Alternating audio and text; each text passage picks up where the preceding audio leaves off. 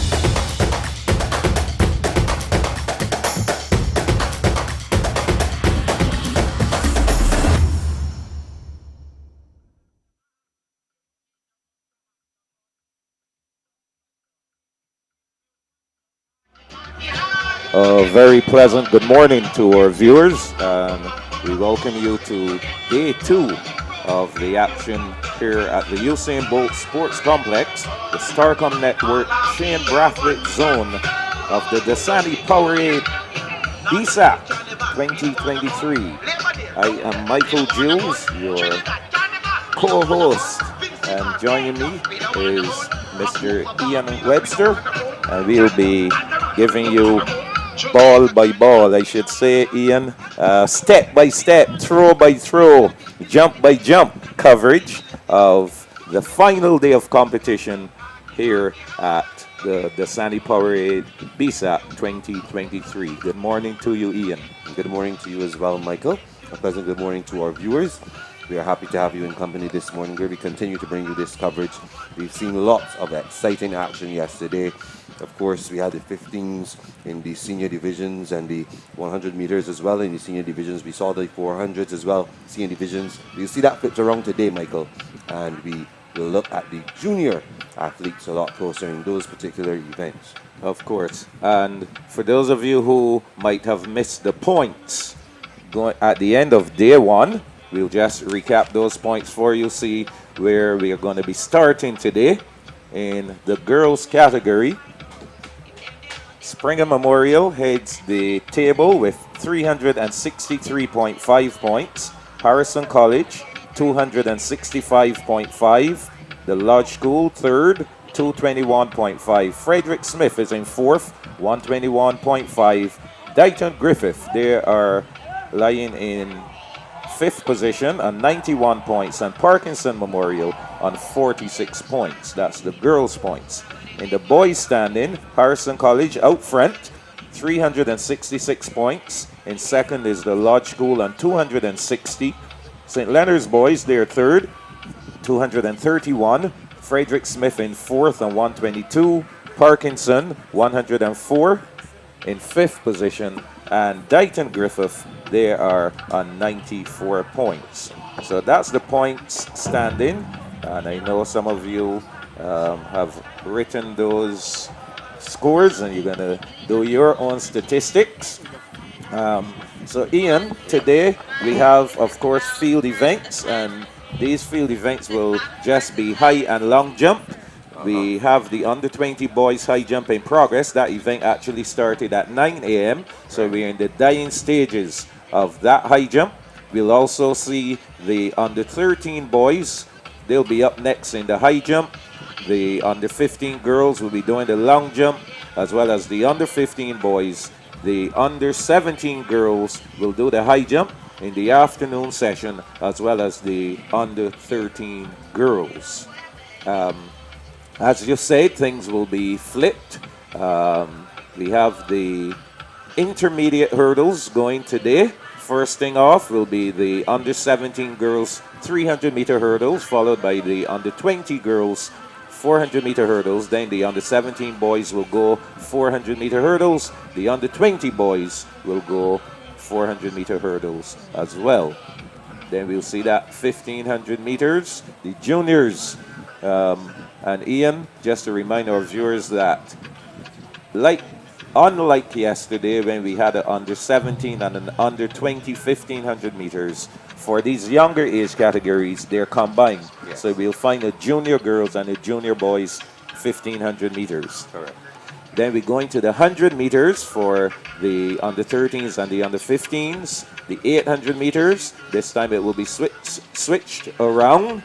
Under 17s and under 20s, followed by the juniors again going over the hurdles. 75-meter hurdles for the junior girls, 100-meter hurdles for the junior boys. The 400 meters, Ian, I know this is an event that we are anxiously looking forward to seeing. Absolutely. Under 13 girls and boys, and under 15 girls and boys, especially the under 15 boys.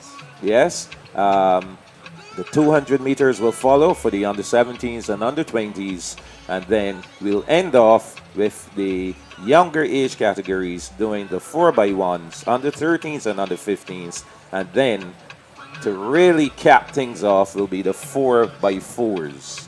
That will be the girls open and the boys open. So loads of action coming up here at the Starcom Network Shane Brathwaite Zone final day, the Dasani-Powerade BSSAC 2023. And of course, Ian, you have loads of people that have played a pivotal role in making this event what it is. Absolutely, those are our sponsors, and we want to say thanks to Dasani-Powerade, Wobisco, Chafet and Frosty, Starcom Networks, Cooperators General Insurance Company Limited, Saul Barbados Limited, National Oil Company Limited, Infinity on the Beach, Sydney Globe Financial, City of Bridgetown Cooperative Credit Union, Bridgetown Barbados Teachers Cooperative Credit Union, Armstrong Agencies Laboratory and Sports, Barbados Light and Power Company Limited, McBride Caribbean Limited, BSL Athletics, Made It Against the Odds Foundation, Premium Security Services Limited, Flow, and of course the Barbados Police Service, they are one of our security sponsors. Each zone is sponsored. The under 13, it's not zone, sorry, zone is sponsored. We had the Babisco Frank Blackman zone, Frosties, Esther Maynard zone, Starcom Network, Shane Brathwaite zone. That's where we are now. But the divisions are also sponsored. The under 13 division is sponsored by Armstrong Agencies. The under 15 division is sponsored by Laboratorian Sports. Under 17 division is sponsored by Infinity on the Beach, and the under 20 division is sponsored by the Barbados National Oil Company Limited. The relay series, that which we will see toward the end of today's proceedings, is sponsored by Cooperators General Insurance Relay. The Cooperators General Insurance Company Limited. The relay series, Michael, getting myself in a bit of a twist there. The relay series is sponsored by Cooperators General Insurance, and we want to say thanks to them. This stream that you have been enjoying over the last few days, City of Bridgetown Cooperative Credit Union, we want to say thanks to you. Infinity on the Beach as well, Massey Stores, BNOCL, Pharmacy Sales, and they provide you with, of course, Insurance Pedialyte. And coming on board as well, Sagicor Bank. We want to say thanks to all the persons involved. And don't forget, folks, you can go on to our YouTube page. You can go on to our YouTube channel, rather, and you can give us a like, subscribe to that channel, like us on IG as well as Facebook. And you can also click the notification button so that you can get notifications whenever we are bringing you some live sporting action. Yes, Ian, so things are getting ready to go, just about a minute away. And I believe they will be on time. They have been on time pretty much throughout the days of competition. Indeed, so I'm seeing the athletes to the eastern side of the stadium. The under 17 girls going 300-meter hurdles. And this event, like all the other events for the Shane Brathwaite zone, the winners will be the record holders as well. Yes, indeed. So for the next few years, we'll probably see a lot of records being broken. Yes, as the zone is new, yeah, we will definitely see that happening. And of course, many of these records that we've seen in, I'm talking about the BSSAC records now. There's some that have been standing for a while, and it's about time that we see the records go by the books. Records are made to be broken. That's what they say. But, yeah. One record that has been seemingly invincible is that which is held by Yolanda Strong. Oh, 1985 it is. That 100 meters under 20 girls. Yep.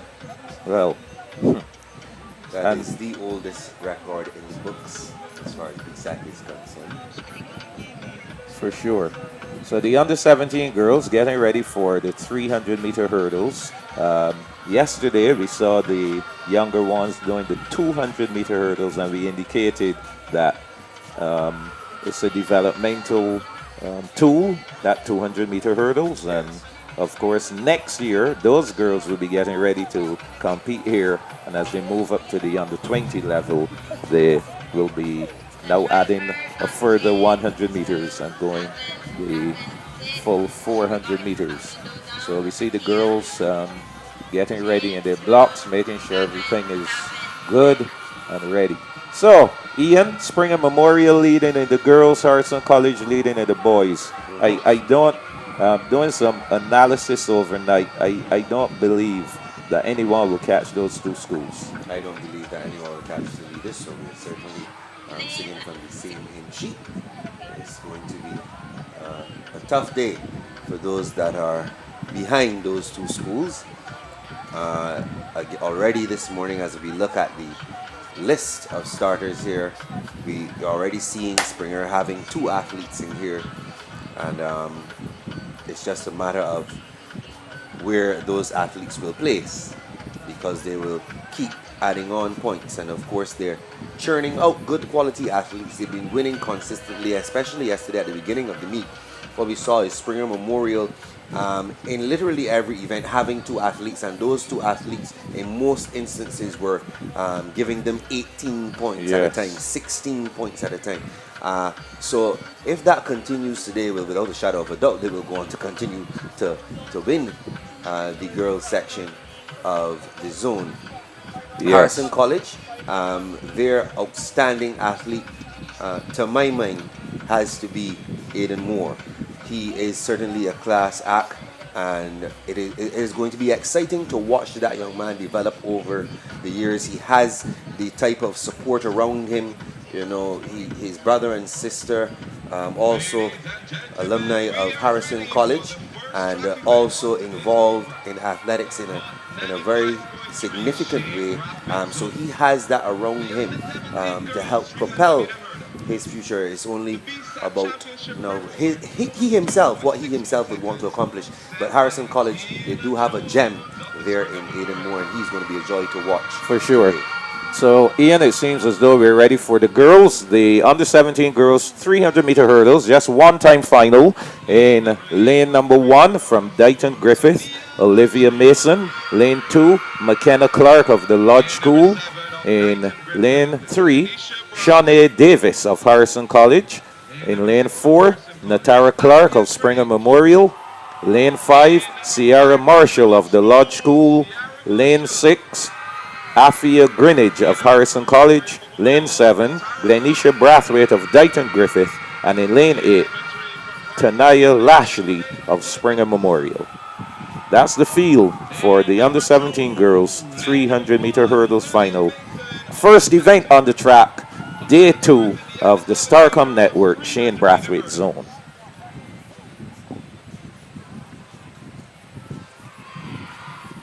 All right. So 8 athletes. About to face the starter.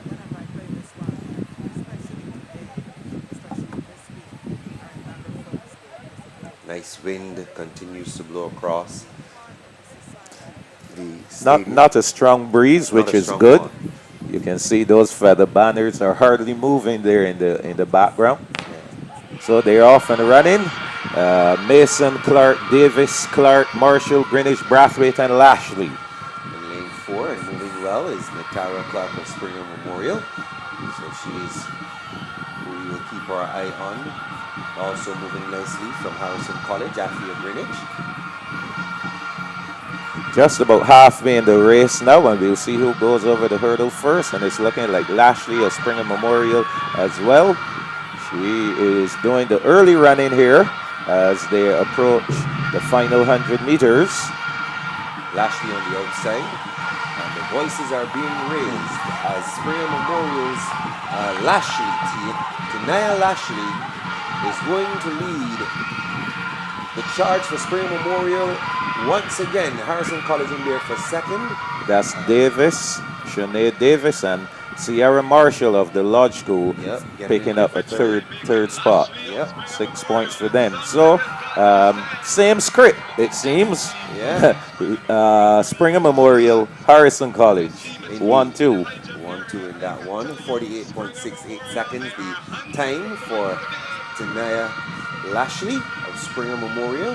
Her teammate probably came in about 5th or so, so that means that they again carry more points to their cause. That would be 14 points to get things off. So Shanae Davis, 50.31 seconds, coming in there for second from Harrison College. In third, Sierra Marshall of the Lodge School, 51.54 seconds. Afia Greenwich of Harrison College, fourth, 52.04 seconds. Those are the top 4 finishers. So Harrison College raking in 13 points in that event. Springer Memorial, 14. You can see the Springer girls having the ball, and Ian, yes, I must tell you, I found out that while we were here and while there were a set of Springer Memorial students having the ball at the stadium, there were a set of students at Springer Memorial with a big screen TV in the hall, watching the sports and having a ball as well. I like that. Yes. I like that. So the spirit of the sport was extremely alive in Government Hill. That is Yes. fantastic. So the principal, I understand that the principal, some of the teachers, and the students had the hall packed, and they were watching the TV. They were just celebrating there in Government Hill. So that is wonderful. yes, That is extremely. absolutely wonderful, man. And whoever came up with that idea, kudos to them. That is absolutely brilliant to have the students gathered, even though they're not physically at the stadium, and still allow them to watch the sport. So kudos to the folks over at Springer Memorial. And you know, we were talking yesterday about schools. You mentioned a good word, ethos, and we also talked about schools with great programs. And I know Springer Memorial is one of those schools with a great sports program. And one of the excellent things that's happening at Springer Memorial is that 200-meter track, Yeah. which is going to be a 5-lane 200-meter track. That track is being worked on. I'm sure that I will be told pretty soon when it's expected to be completed. But for sure, once that is completed, that is going to take things up to a completely different level, Yeah. Ian, in terms of a school having its own track, able to probably host some small meets. When we talk about schools with tracks, I understand that Harrison College has a facility there as well that is paved and rubberized and everything, and that's where they would The, have the held. jump, you're talking the about the jump. runway. Yeah, the runway. Yes. So Yeah. maybe that's part of a developmental Yeah. plan for them as well, starting with that and then moving on. I was told to inform you, though, and directly inform you, that there was a big screen at Parkinson Memorial yesterday as well. Oh, well, And sweet. The Well, I'm glad to hear that. and the principal and students were gathered, and they're also gathered there now, so they're listening Oh, to so you. they. Oh, well, Michael. well. Hello to the principal, staff, and students of the Parkinson Memorial.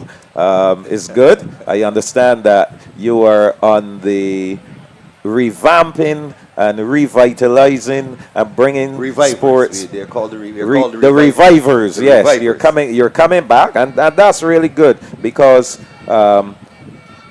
we talked about Janelle Innes, we talked about Sonia Gaskin, and Parkinson Memorial did have some good athletes in the day, and I have seen some over the past day. Yes, Yesterday we saw some bright spots, so that's good. Terrell Johnson Rose, I believe. Oh, We saw for him in sure. 400 meters yesterday for under 17 boys, and he is certainly a bright spark. There is also young Kevin Webster that I believe, not because he has the Webster last name, but he genuinely has some talent, and I believe that he should have been a little bit more involved, but I'm not sure if athletics is his thing. Understood. It may not be his thing, but he's built built like a sprinter, and he has good genetics for sprinting. And the thing is, Ian, you know, sometimes people expect that you will get results instantly. It doesn't work like that. No, no. Over time, and you will see that development occurring. But the key thing is for the athletes to hang in there, to stick with it, Yes. to trust the coaching, to trust the training. And so maybe it won't happen this year, but or maybe not next year, but as the athlete gets into the under 20 division, for example, then you start to see, you know, that training really working and really paying off. When I think of an athlete, one young lady comes to mind that when she started out, you know, she wasn't doing well or winning, because, you know, everybody loves a winner. Of course. And I'm talking about a young lady named Tricia Phillips. Oh, I remember. When Of course. Tricia first started running, she wasn't winning and doing well and that kind of thing, but she stuck with it. And by the time she was in senior school, maybe even before then, she was dominating. Oh, yes. And that, to my mind, is testament to what you would have just spoken about You know, you may have a skill set. You want to work on it. You do decide to work on it. You have the coaching and the assistance that is necessary, and you want to see results. But as you mentioned, it doesn't happen overnight. You have to stick with it. You have to keep going at it, improve, and eventually, you will see the type of results that you would want to see. For sure. So,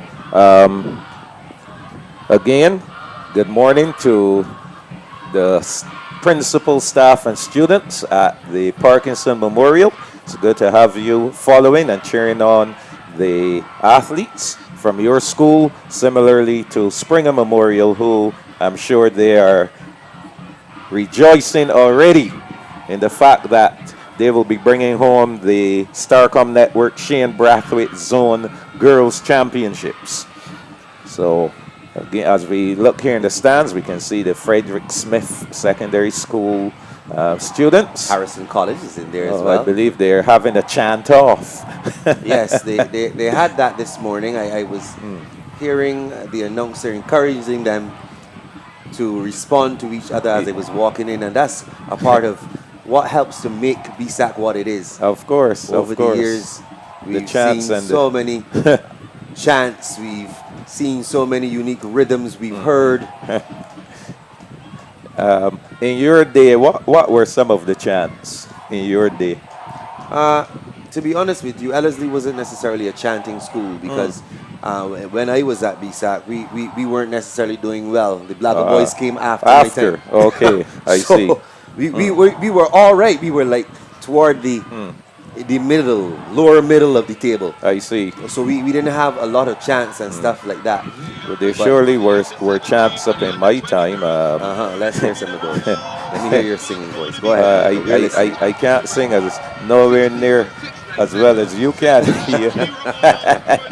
I think I will have to talk the chant. But there was one about go back. Oh, really? Go back into the bush. Sorry. Go back into the woods. Your feet ain't got no power and your athletes ain't no good. Oh, really? Wow. Yes, that was a chant. There was one at Springer. Of course, this was at the time when we were by the National Stadium. And the girls would say to the school that they were chanting against to go home, to Tucson's funeral home. I was about to over there. Yes. Over there. Yes, that's one. Okay, so we'll get back to those chants as we prepare for the under 20 girls 400-meter hurdles. I'm sure our viewers are reminiscing at this time too about some of the chants. Some we can't say on air. So the under 20 girls, they're off on a running. Roach of Harrison College in 2, Pollard of Springer Memorial in 3, Blackman of the Lodge School in 4, Austin of Harrison College in 5, Holder of the Lodge School in 6, and Herbert of Springer Memorial in lane number 7. So paying attention to the athlete from Harrison College, that's Nija Austin. She's looking pretty good right now, moving up in the standings right now from the Lodge School. Adriana Holder sticking very close to Rishana Herbert of Springer Memorial, but we can see at this juncture Harrison College has fallen off. They're not there, so it's going to be Herbert of the Springer Memorial at this point, still followed by Holder of the Lodge School. Springer Memorial's Pollard is also coming up in there. And we can see the tiredness on these young ladies here now. 400-meter hurdles is not a joke, Ian. No joke whatsoever. Oh my goodness, the athlete from Springer Memorial came to a full stop. As I said, it's not a joke. This is not an easy event at all. So Herbert of Springer Memorial will take this one. Another 10 points going to Springer. Close one there. Seems like Springer managed to finish up. They should get 4th. Yes, but for sure, Rishan Herbert, 117.26, the winner. So 10 points there. This we have one more young lady to finish up now. Seems like she's from the Lodge School. That's Blackman in lane 4. Yes, so she crosses the line and she will get some points. Yes, absolutely. And so as we said, Ian, to today's event, for those athletes who probably belong to clubs, etc., you will find that they will be looking to better their performances, looking to run a better time, a personal best, etc. But for the majority, it's all about getting points for your school. Yes, it's about getting them to win this championship. So the under 17 girls done, the under 20 girls done. We'll have the boys coming up next, and of course the hurdle heights will change. The under 17 boys will be going 84 centimeters. The under 20 boys will be going 91 centimeters. So it will get a little higher. Now, you can go ahead and give the results there, Ian. So in first, officially with a time of 1 minute 17.26, we have Rishana Herbert. Second went to Zanaya Roach of Harrison College, 1 minute 19.94 seconds. Third was Ariana Holder of the Lodge School, 1 minute 19.96 seconds. And fourth, Dazaria Pollard of Springer Memorial, 1 minute 24.54 seconds. Fifth from the Lodge School was Aziza Blackman, 1 minute 44.14 seconds. And coming in sixth from Harrison College, Najeda Austin, 1 minute 58.06 seconds. Yeah, so that's that first set of hurdles done. I was reminded of another cheer. I hope this isn't the one that you can't see on here. No, of course not. 5, 4, 3, 2, 1. We are the boys from Up St. John. LODGE. College boys can't mess with we. That was another chat. Yeah. Remember That's that a nice one? one. Yes, of course. There were tons of chants, and you know, the guys used their creativity on the day, sometimes getting over exuberant with the chants. I was thinking, Michael, now that we know that Springer Memorial is watching and we know that Parkinson Memorial is watching, it makes me wonder who else is watching.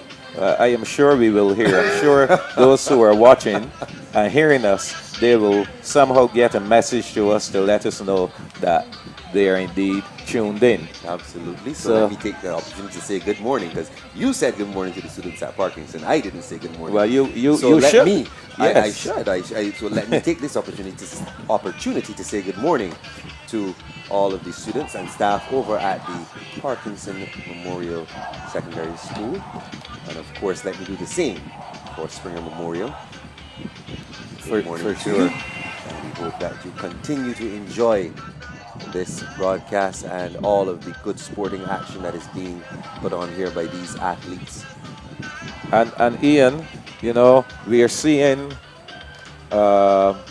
victories coming here. This zone, you have followed the other two zones, and we have seen some pretty good performances from some of the zones. You know, come next week, some of these folks who excelled in a particular zone, the story is going to be slightly different when you look at the performances. And what made me make that point is something like a 117 winning hurdles event. And when you compare it to some of the other zones and what the times that were recorded for those other zones, next week is going to tell a completely different story.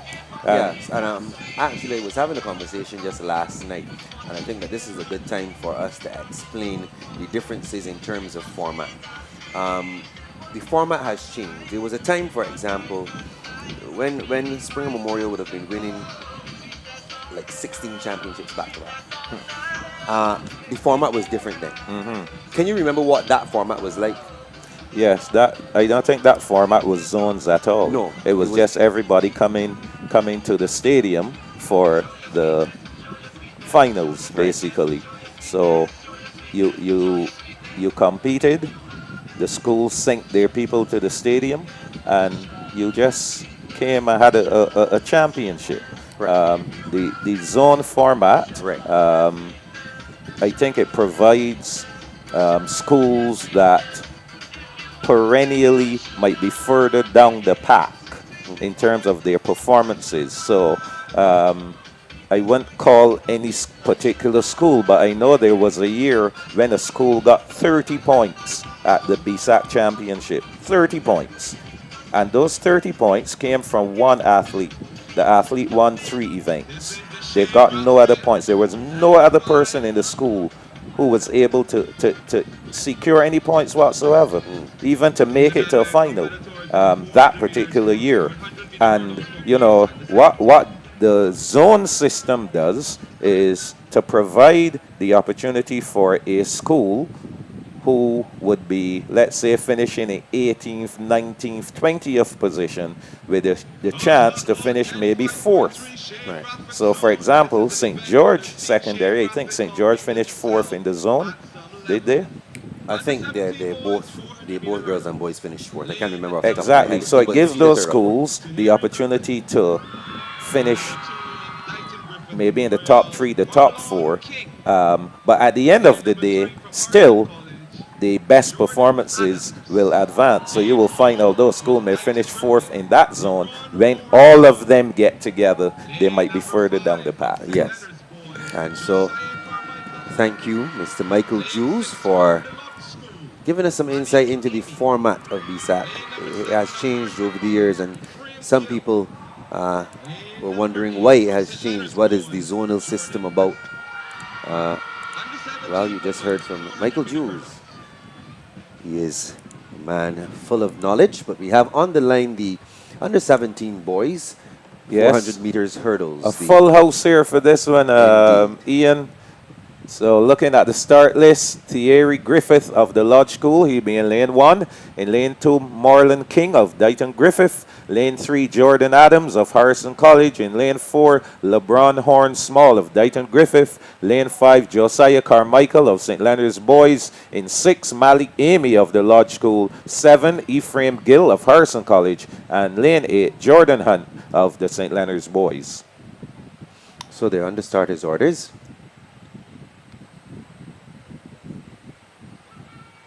It all seems to be ready. There is a hush across the stadium.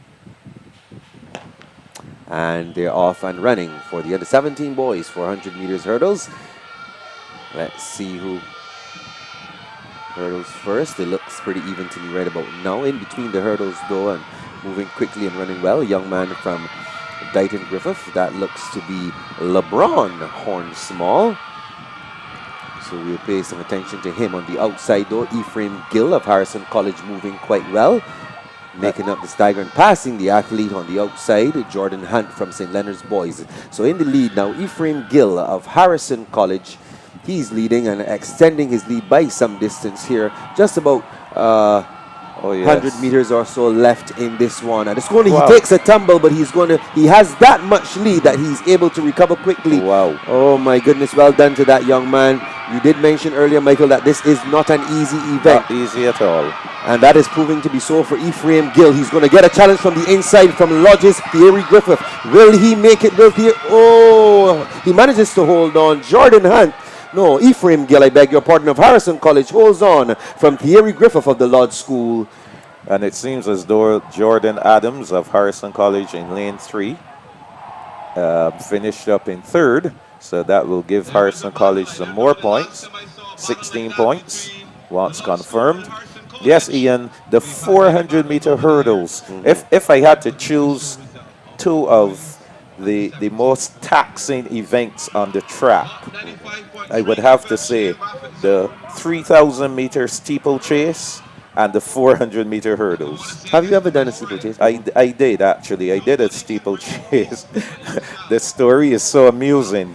It was back in 1982. I had never done a steeplechase in my life. And Barbados hosted the CAC Juniors. Okay. And so we had people from Central America who normally compete quite well in the middle and long distance events and inclusive of the steeplechase. I had never done the steeplechase, and the night before actually, I was told that I will be entered in the steeplechase after a lot of, I really don't want to do this, but you're going to do it because we are at home. And so, God rest his soul, Mr. Sinclair Cox, he was the coach, and he presented me with this little booklet. There were these booklets that came from the UK with learn to play the sport. So he presented me with this booklet about how to hurdle, how to do the steeplechase. And he said, lad, take this and read it. You'll be doing the steeplechase. And poor Michael Jules out there. I finished fourth though. Oh, I was not about to ask you that because after all of that long talk, the people really want to know how you did. You understand? Well, I think fourth was commendable for someone who had never done the steeplechase. Very well done. That was back in 1982. 82. My goodness, I wasn't even in existence. Here in Barbados. Barbados hosted the games. Yes. Oh, wow. So you've heard it, folks. You've heard it first here on sports.bb. Michael Jules did a steeplechase back in 1982. And oh, my goodness. And, when you think back of those days and how certain things were done, it was really unfair to me. I have a fascination with pole vault. Yeah? Yeah, I do. Interesting. I have a fascination. I actually look forward to the Olympic Games to see the pole vault. Well, I watch the pole vault. I can tell you this, Ian. There is masters or what they call veterans track and field. So persons over 40 years old have the opportunity to compete in track and field events. Of course, the senior games will be coming up in June this year in Barbados. I am actually coordinating. I'm not competing. I can't coordinate and compete, but I'm suggesting that you can if you want me to coach you, I can work. You want to coach me? Yes. I don't have my BART card as yet. Oh, give me a little time. I said over 40, 40 and over. Okay. Yeah, so you are eligible. No, I'm not eligible yet. You're not 40 as yet? No, I'm not. Oh my goodness. I apologize. You're rushing me, Michael. Don't do that. I apologize, but well, I can train you and get you ready for when you turn 40, so that you can be ahead of the game. But nevertheless, the seniors compete. There's seniors who compete. There's a 100-year-old lady who recently I saw something with her running the 100 meters, and she ran took her a while, but she finished, and it was really good to see that a 100-year-old can still be extremely active and out there, that is competing. impressive. So the under-20 boys are ready. They're going 91 centimeters. In lane 2, we'll see Joshua Dottin of the Lodge School. Lane 3, Jaziel Ford of Harrison College. In lane 4, Dario Gaskin of Frederick Smith. Lane 5, Tyja Bishop of St. Leonard's Boys. Miles Aline of Harrison College in 6. In 7, Ethan Thompson of the St. Leonard's Boys. And in lane 8, Mario Inks of the Lodge School.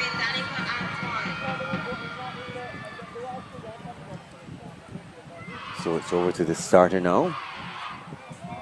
To get this one underway, the hurdles have been raised to a height of 91 centimeters. Hurdles stand at 91 centimeters. The BSSAC championship record, 50.75 seconds, set by Rasheen Griffith of Corjan Barnes. So, getting the in-house announcer, the stadium announcer, introducing the athletes. They get ready for this hurdles event. And Ian, I can tell you, hurdles, no joke. I never attempted to do 400-meter hurdles. I tried the sprint hurdles back at school. I was not a fan of the distances after third form at all. But these courageous young men now on the line, ready to do battle, get some points for their school. Under 20 boys. Under starters' orders now.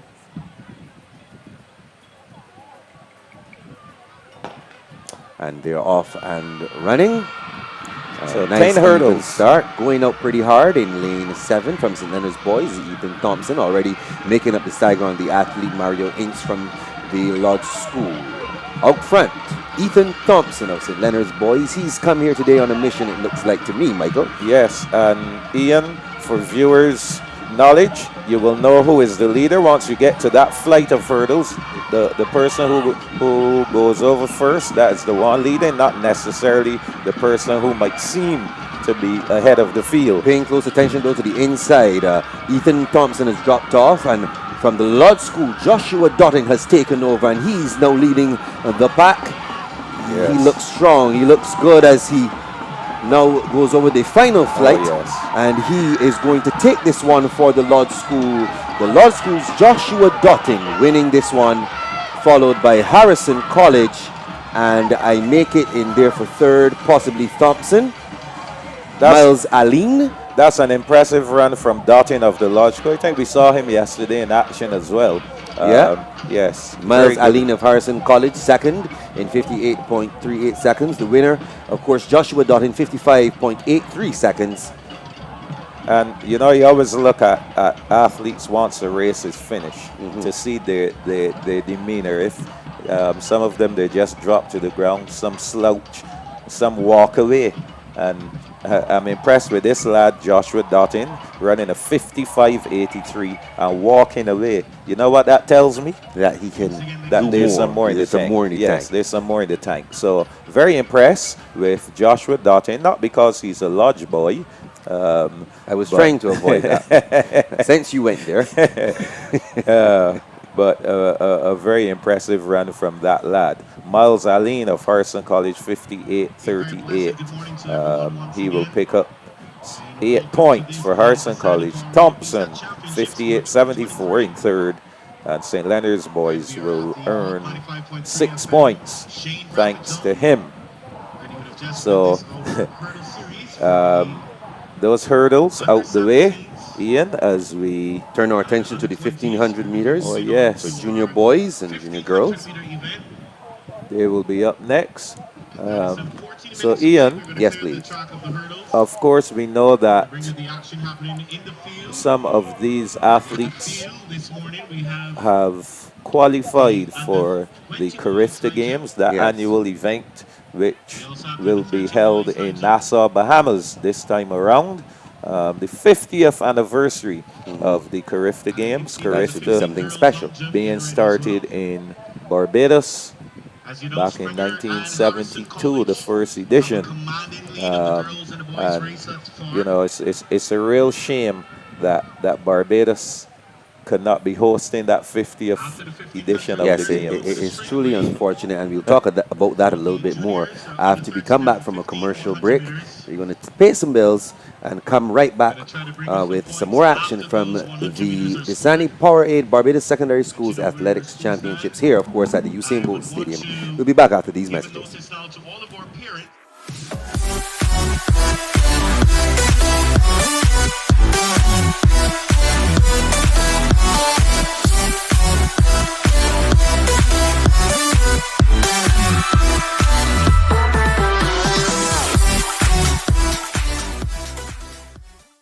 COB for all your financial needs, making your dreams a reality, helping to achieve prosperity. COB for all your financial needs. City of Bridgetown, Cooperative Credit Union, measuring success one member at a time. Telephone 430-5900.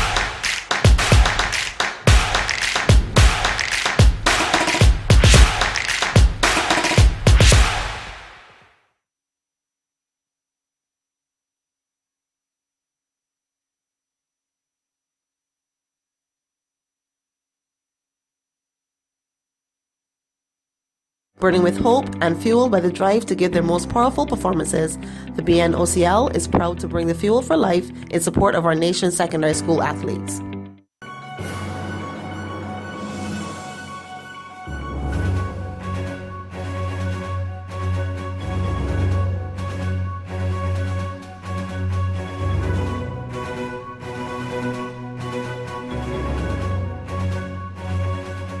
We move to discover Barbados.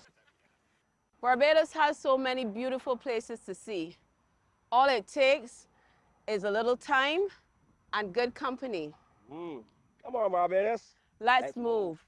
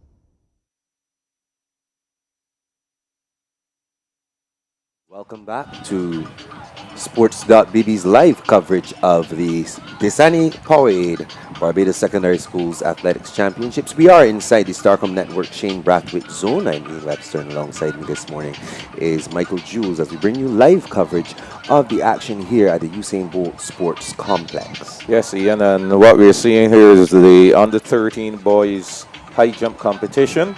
The bar is now at 1.25 meters for these youngsters, and that competition still in its early stages. 1.25 meters should be quite comfortable for these under 13 boys. Next event on the track we should see at 10:50 is the junior girls 1500 meters. They're not out as yet. We still have some time, so we're going to follow a bit of the action here at the high jump. See if we can get some names of the athletes in this under 13 boys high jump event. The athlete there from the Lodge School. A total of 10 going in this event.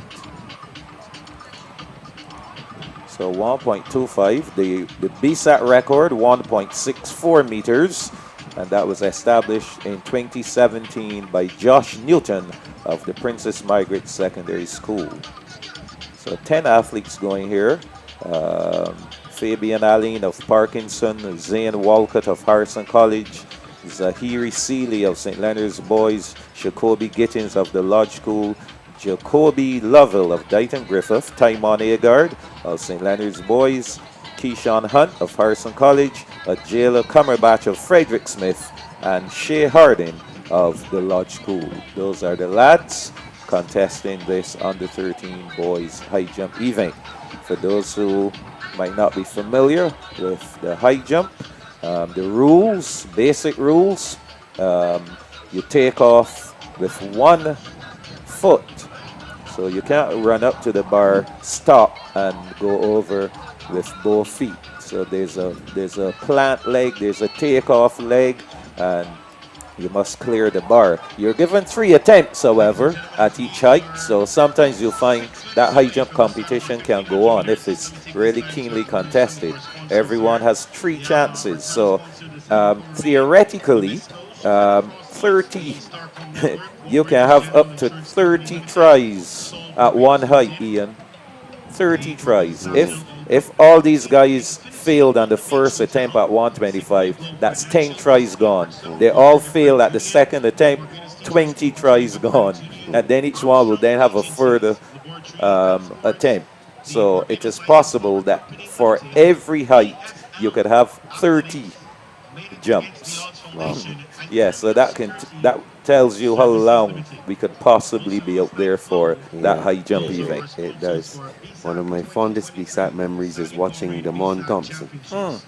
Huh. I am glad you mentioned Damon Thompson because I have some things to talk about, and Damon Thompson is actually part of what I will be talking about. Oh, really? Yes, because Damon Thompson in 2001 set a Carifta record in the high jump, 2.20 meters. Yes, where were you in 2001? I was at BSAC watching him. That's what I just said.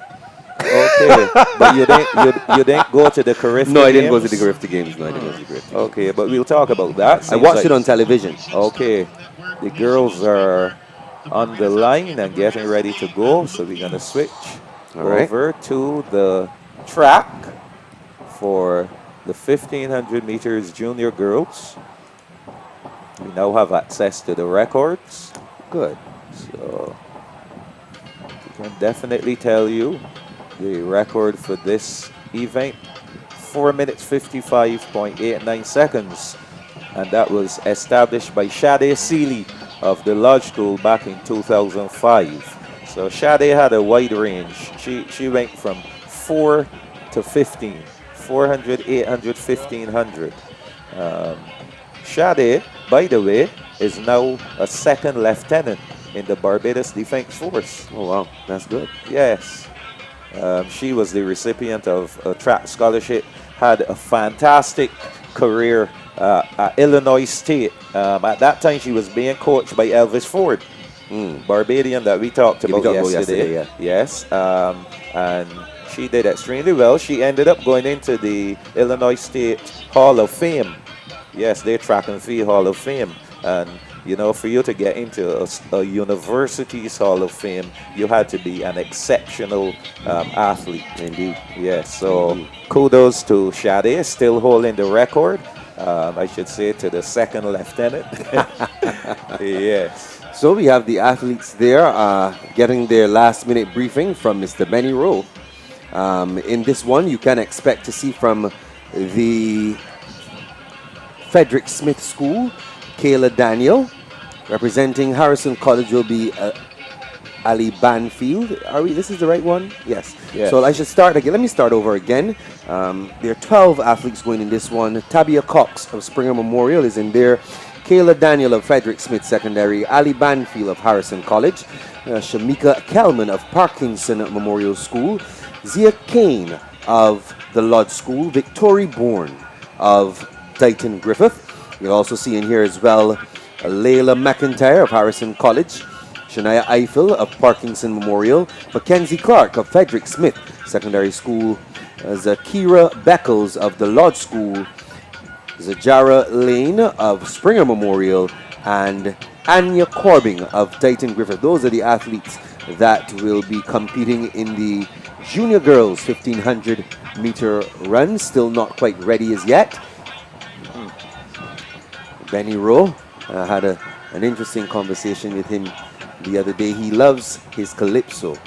Okay, Michael, he's been following the calypso in Barbados for some time now, it seems. So he, outside of athletics, he does have some other interests. I see. And I did mention that Benny Rowe was a 1500 meter runner. Yes, we did mention that. Yes. That is good history to know. Yes. I actually saw, you mentioned, and it hasn't left my mind yet, the fact that Mr. Basil Cox was the starter. When I was running, yes, that is so true. You ask Basil, he'll tell you. And Basil Cox took over from Frank Blackman, the late Frank Blackman, who one of these zones is named after. Right. Frank Blackman was the starter back in the day, and then he actually taught Basil Cox all of the rudiments of starting. Yes, he handed over to I recall the days when Frank Blackmon would come out, and as he decided it was time to transition, because again we talked about when that time comes that you must, hand over the mantle to someone else. I mean, when it came to that time, Mr. Blackmon would just go on the cycle track and stand and watch Basil do his thing. Yeah. And then Basil Cox took over, and I think that's what Basil is doing now. He's training up some young people. Of course, Sharon Strawn, who we saw, she would be the one to do the check-in, and now she has gone to the point where she is a recall starter. Of course, my good friend Benny Rowe, he has also benefited from the tutelage of Basil Cox, and so he has actually gone overseas. I'm sure that there are got people the training, viewing and probably saying to themselves, is there a course? Where can I go to learn about the sport? If I wanted to become involved in starting or officiating, how do we point such a person? Right. So of course, the governing body of the sport is World Athletics, and World Athletics, they lay on several courses through the national bodies. In our case, the Athletic Association of Barbados. So they have coaching courses. They have courses for persons. Once you pass the level of coaching, and now you want to get into where you become a tutor. Okay? That's another level that you can go to. And then there's the official aspect of it. Esther Maynard is one of the stalwarts in that area.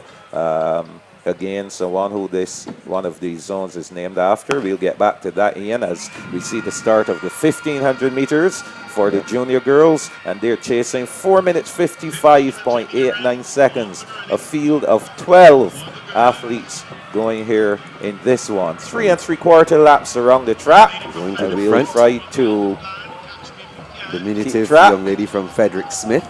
Oh yes, going out into the lead here. So it's either Daniel or Clark. Our cameraman has been doing a pretty decent job. We'll see if he can bring us a little closer to this athlete as she turns the turn for the first time. Coming around the bend, if we can get a little closer to her. There we go. Well done, cameraman. This is Kayla Daniel of Frederick Smith. She is followed by the athlete from Parkinson Memorial. That's Eiffel. All right, Shania Eiffel. Yeah, Shania Eiffel. Yes. I wonder how you feel when you see some of these athletes from Parkinson that you teach. Well, I always like to see young people doing well, but it's different because, you see them every day. So you feel a sense of pride, yes, because, those are the ones that you interact with and you spend most of your time with. So it's always a pleasant feeling to see the schools doing well. Obviously, my history with Springer Memorial, and I was saying to Julie Phillips only last night that I'm extremely happy to see Springer doing well, because it's been some time, since they've been at the top of their game. So it's great to see them resurging and performing exceptionally well here. Of course. So Eiffel talking about Parkinson. Yeah, talking about Parkinson. Eiffel has taken the lead. We got to watch out for this young lady from Harrison College, Layla McIntyre. She's moving up. Remember, we had Luke McIntyre. Yes. This is the sister. All right. Yes. So McIntyre is moving up here and taking over the lead. So she goes right into the lead. And moving up into second, competitor from Dighton, Griffith. We'll get to see her bib number. Cameraman. There we doing go. A great job. She's number 7, so Victory that's Bourne. Victory Bourne. Is that Victory or Victory? Victory. Victory Bourne. Victory Bourne. Yes. It's a powerful name, Victory. Yes, it is. So 2 laps remaining for the junior girls. McIntyre in first, Bourne in second, and Eiffel of Parkinson Memorial in third. So this we young see lady the flash McIntyre is time impressive, though, Michael, I must say. Pardon? The young lady McIntyre, she is impressive. Oh yes, I think both of them are triathletes. Oh, I think yes. they do some triathlete training. Yes, I think Perry or yourself did mention that at some point. But the McIntyres, Yes. they certainly are doing well. They look good. Look like they've been putting in some good work, Michael. And of course, Luke McIntyre, the one we saw in action yesterday, he has made the Carifta team. He'll be competing in the 3,000 meters for under 17 boys. Yes. So Layla McIntyre doing well. And talking about Layla McIntyre, of course, Layla Haynes of Harrison College fame. She's doing pretty well in the U.S. Of course, she went to the IGA Academy, and she's on her way to be a Gator. She's earned a track scholarship, so she'll be going off there in Florida, yes. In the meantime, Layla McIntyre of Harrison College taking up the lead here and really showing her class and her stamping her authority on the field. 1 lap remaining. 3:58 on the clock. Remember the record 4:55.89. So McIntyre heading around the turn for the final time. Who's in second? Second place is about 100 meters or so behind. And that's Victory Bourne of Dighton Griffith. Nowhere in sight on our screen. This young lady is running very well, Michael. I'm looking at her stride frequency and how her hands are moving. She looks comfortable. And she seems to be still running strong, even though she has a significant lead on the rest of the pack. Just about 200 meters now left for McIntyre, Layla McIntyre of Harrison College. She's going to lap the athlete from Dighton. Not she's going to, she has. She's lapped the athlete from Dighton Griffith. And she's going to get a cheer here as she heads toward the finish. This is a fantastic performance. Look at her. And she's encouraging the crowd to cheer her on. Look at that. She's a bit of a show girl. She can afford to at this point. Oh my goodness. She has class, she has speed, she has style and personality. She is Layla McIntyre of Harrison College, winning this one and giving them that 10 points. Oh yes.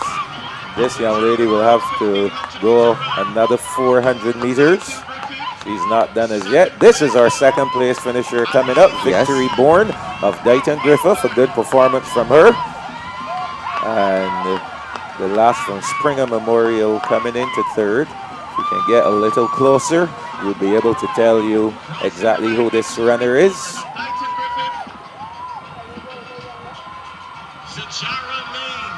Didn't get to see, but we know for sure it's some points for Springer Memorial. The other was Zajara Lane from Harrison College. No, the young lady from Springer Memorial that crossed just now. Lane. Okay, Zajara Lane. So this is Ali Banfield now crossing the line for Harrison College. Competitor from the Lodge School coming up next. That's Zakira Beckles. So she'll get some points for the Lodge School. Parkinson's athlete comes in there. This must be Eiffel. And now the young lady from Frederick Smith who had really got things going. So we've seen young lady from Springer down. I think another young lady from the Lodge School is down as well. This is, I make this to be Kelman from Parkinson Memorial. Yes. It is. Taking her time and coming in.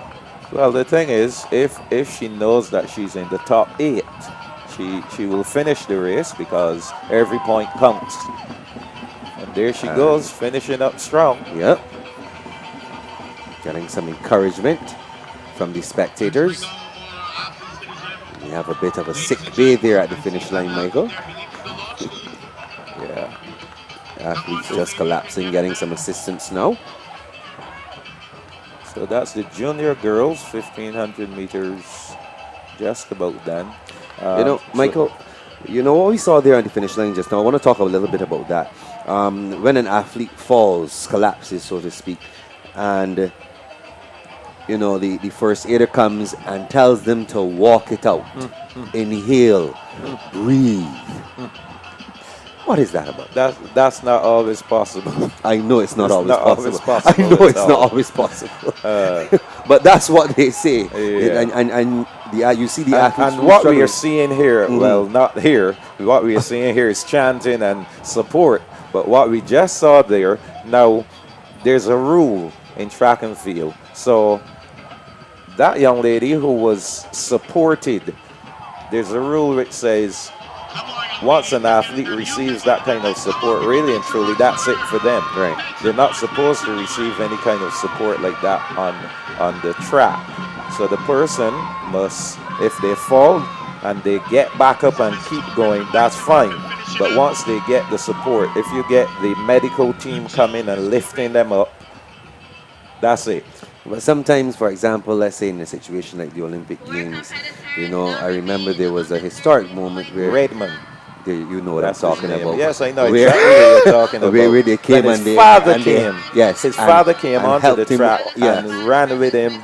Yes, but, all the way to the finish. that was just emotional. That was emotional. But at the end of the day, really, there would be nothing. The spirit of the games is in Yes. keeping with the spirit of the games. But and the spirit of remember, there are rules. Yeah, of course there are that, rules. that govern the sport. But I do recall that moment that you're talking about Yes. quite well. Yes. Yes. A touching moment at the Olympic Games. Yes, indeed it was. And it was amazing how his father got up there so fast. Indeed. Yes. Because at those kinds of meets, you have all kinds of restrictions. Security, and correct, security. correct. Yep. So the junior boys are getting ready to go next. 4:27.48, the record established in 2009 by Gerard Mason. Gerard Mason was a very, very outstanding runner. Again, he also had a good range, 400, 800, 1500 meters. Ended up doing the 400-meter hurdles. Don't know why he didn't stick to the 8. I think he had a really bright future in the 800 meters. For a lad who has an under 15, ran 2 flat, and I went on to Carifta and won. I think he got 3 gold medals in the 800 meters. But things happen.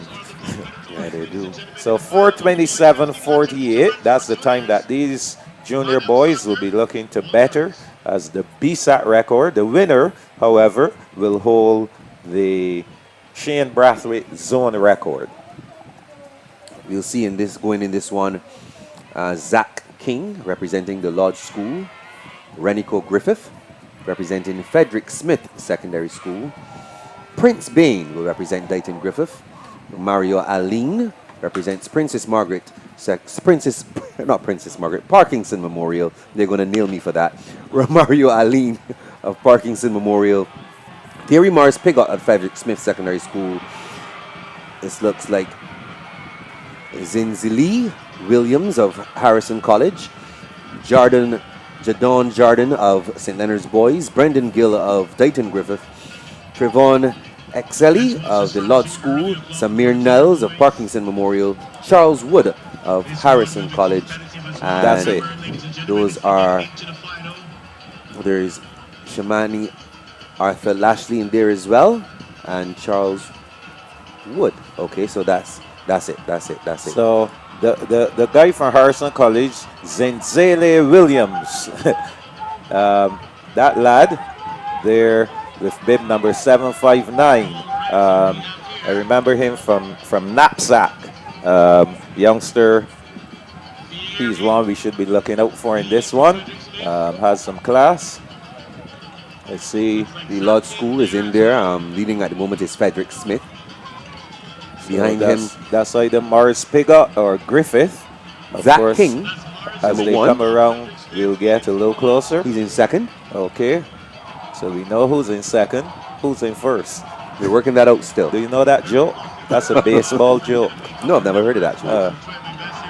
Yeah. Frederick Smith, Lodge, Dighton Griffith, and Lodge. The Harrison College lads are sitting currently in 5th and 6th. So a close bunch here. Yeah. The Harrison College boys seem to be moving up now. And just as we speak, over by the water jump, Harrison College going into the lead. We'll get to see which one of the lads is leading. Cameraman, do your stuff. There we go. Thank you. Number 11, that's Wood. So Charles Wood of Harrison College leading. Then we have Zach King of the Lodge School. And then Zinzele Williams in third. Now looking to move up into second. And Ian, if these guys, 2 laps remaining for them, if these 2 college boys can work hand in hand, then maybe that will be another 18 points for Harrison College and strengthening the lead which they have. Yes, indeed, Michael. They're certainly looking poised to get some good points out of this 1500-meter run. We're occupying positions 1 and 2 at the moment, but Dayton Griffith and the Lodge School athletes are just looming in the wings and waiting for an opportunity to strike. Dayton Griffiths, that should be the Prince Bane or Brandon Gill. You will get a chance to work out which one it actually is, but he's occupying the 3rd spot right now. Yes, so the college boys still large and in charge here. Charles Wood and Zinzele Williams. A 1-2. Dayton Griffith now moving into the picture. This lad here from Dayton Griffith is Brendan Gill. So he's in third. I think this separation is going to continue. I don't think we'll see any of these guys moving up. But Charles Wood, he's looking really impressive here. 3:35 on the clock with 1 lap to go. And Williams in second. Third is Dayton Griffith. And that lad from Dayton is Brendan Gill holding that 3rd spot. So Ian, as this lad heads down the backstretch, seems like he's going to open the gap even a little more, just glancing over his left shoulder to see where the others are. Williams will have to do some work as I see Gill trying to move up. Of course, this is the time when you make the kick. Absolutely, and Gill is looking to make his move now. Is past the athlete there from Harrison College. It's going to take a lot of work for him to cut down the lead. He looks as though he's willing to try, though. So we're going to see if this is Williams. Is this Williams? Yes. Williams leading them. Let's see. No, not Williams. Wood. This is Wood. Charles Wood. Yes. Charles, and he too. Is that maybe this a Harrison College It thing? seems to be a Harrison College thing. That's the cue that the Harrison College athletes give to their supporters when they want some support. And he's crossing the line now. Charles Wood, the winner of the junior boys 1500 meters. Gill comes in second for Dayton Griffith, and in third is Williams of Harrison College. So they should get 16 points from that. Here comes the Lodge School's Alexi Trevonte Alexi. He's going to get in there for the 4th spot. 5 points going to the Lodge School. The other lad from the Lodge School, Zach King. So he will earn 4 points. Is this a Parkinson lad finishing up?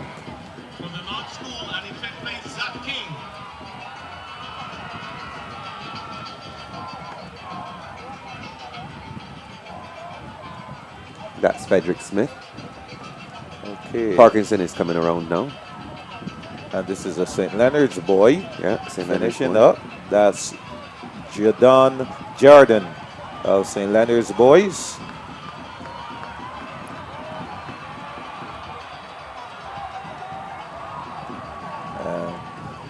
Another lad there. I think this is a lad from Parkinson Memorial finishing up. So this is Frederick Smith, Michael. And now Frederick Smith. Yes. Yeah. So. Oh my goodness. Wow. Somebody needs to tell him that he should actually go over the line. So half of his body is behind the line, the other half is over the line. So we have some results. Charles Wood, 451.93.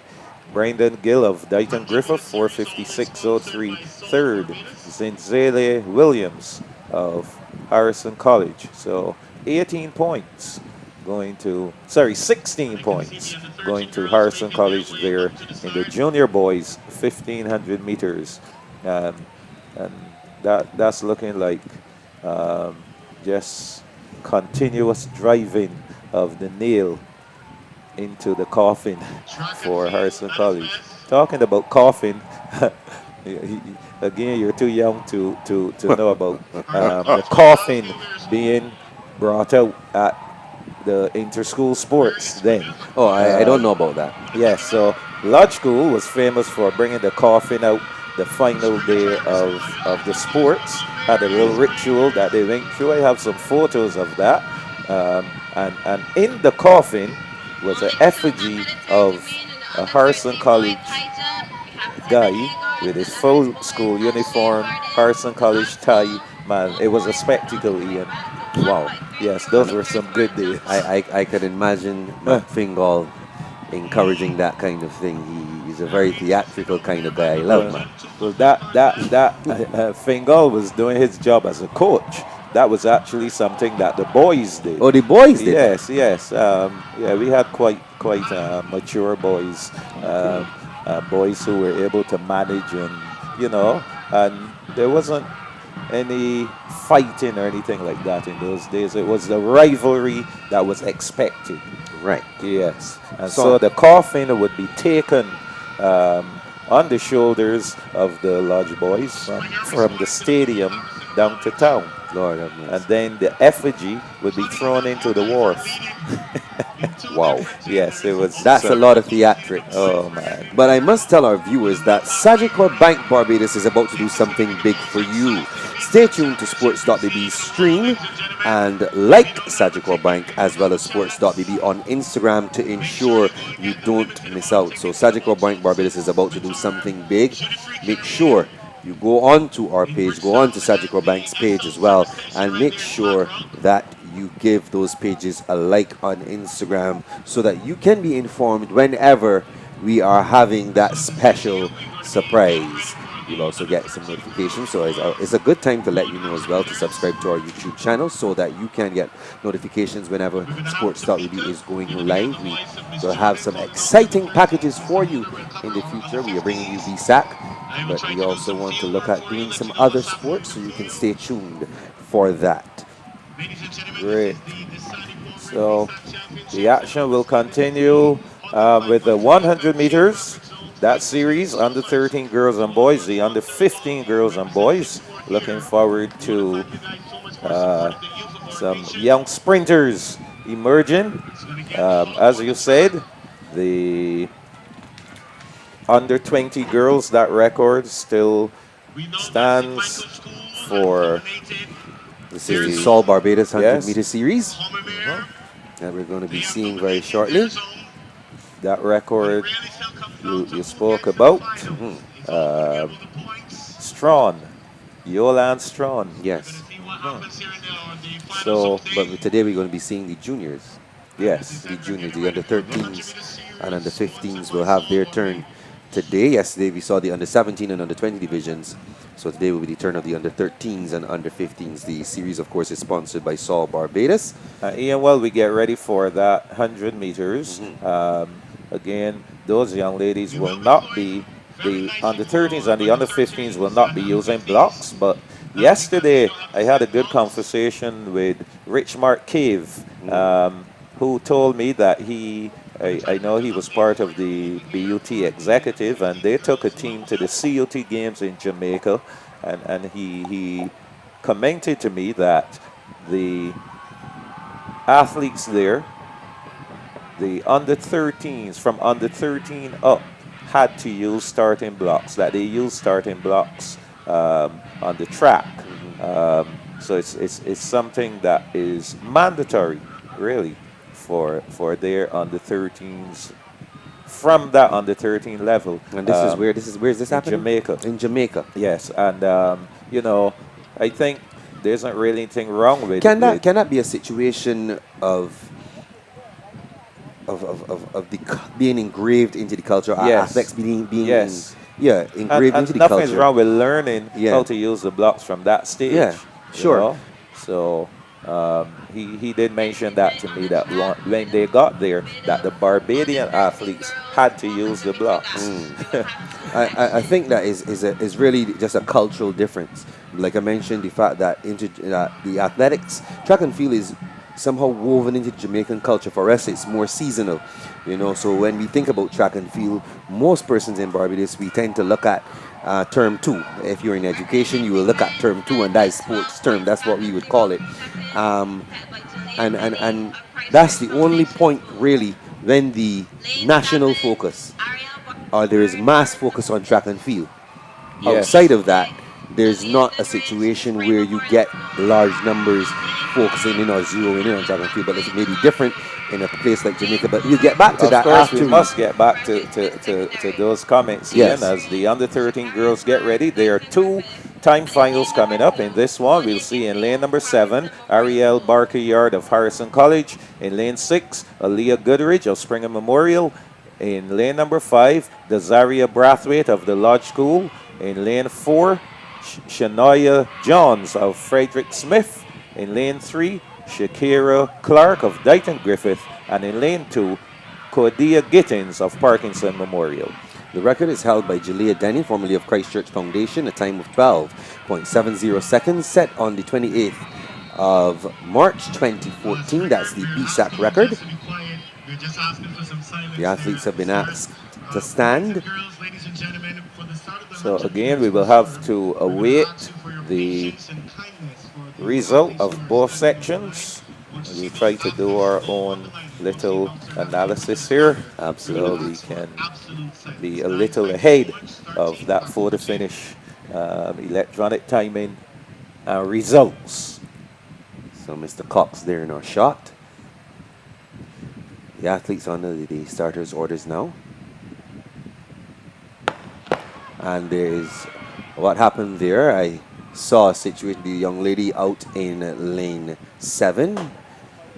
Looks like Ariel Barker-Yard. She flinched a little bit when she was in the set position there. And there's replay shows it again. Can we get it one more time? So, from our team, just look at it one more time if we could.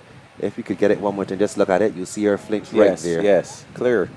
What happened there? I saw the Harrison College athlete. No one ejected. It would have been a different story if it were under 17 or under 20. But this is a good clean start. They're off and running and looking good from Dayton Griffith Secondary School is Shakira Clark. Clark is leading them now from Dayton Griffith. Shakira Clark, she's going to lead them home from Parkinson's Cordia Gittins. So A time of 14.06 seconds. That's the flash time we're seeing here. So that will be the time for the next set of girls coming up to challenge. Cordia Gittins of Parkinson Memorial getting in there for second.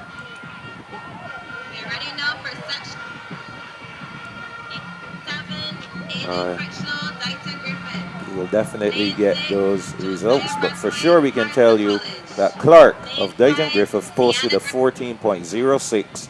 These girls will have to go faster. Our next section in lane 7, we see Adiane Critchlow of Dighton Griffith. In lane 6, Josiah Brathwaite of Harrison College. Lane 5, Tiana Griffith of Parkinson Memorial. Lane 4, Daria Goodman of Frederick Smith. In lane 3, Jalique Archer of the Lodge School. And in lane 2, Danica Brathwaite of Springer Memorial. Well, there's a little break here. Can we get the replay? I think the replay for the other one is available. Not sure as yet. No, not seeing it. Would have been good to have a look back at that one. See Clark of Dighton Griffith, 14.06 seconds. That's the time that these young ladies are going to have to beat. So, believe we're going to get those athletes coming forward now as the stadium announcer gives the starting lineup. So this is under 13 girls, our second section. Remember, 14.06, that's the magic number.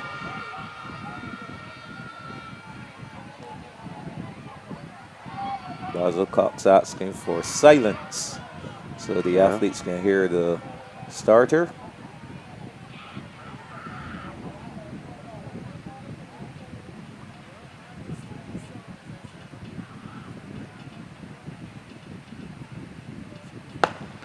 Off and running. That's a good start. So Yeah, the very young good lad from start. the Lodge School there, Archer in lane 3. Yeah, Jalika Archer. Very good start from her.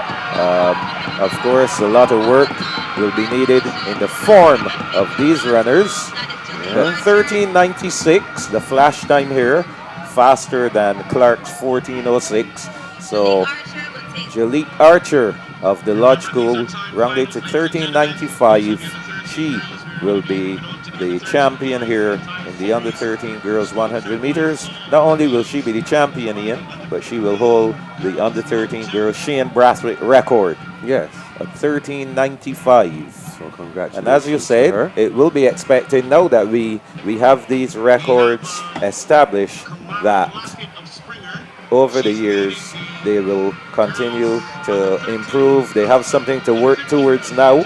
So you will know that you need to have athletes in these events who can run anywhere close to, and for me as a coach, I won't be thinking about a third place. I'll be thinking about, I want girls who can run close to the record. Right. So we have the replays available now, Michael. So let's take a look at the first section very quickly. This is it, the first section here. So this was the race with the young lady from Dighton Griffith, Shakira Shakira Clark. We talked about improving in terms of her running form. Parkinson and Lodge getting in there.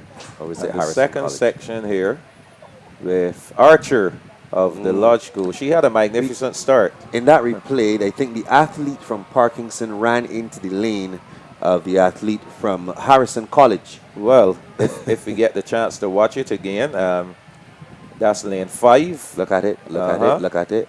Did she infringe the... Look at it. Which, very closely. She's... Yeah, she's actually in... Yes, here we go. Oh, thank you to our crew. Yep. This is good stuff here.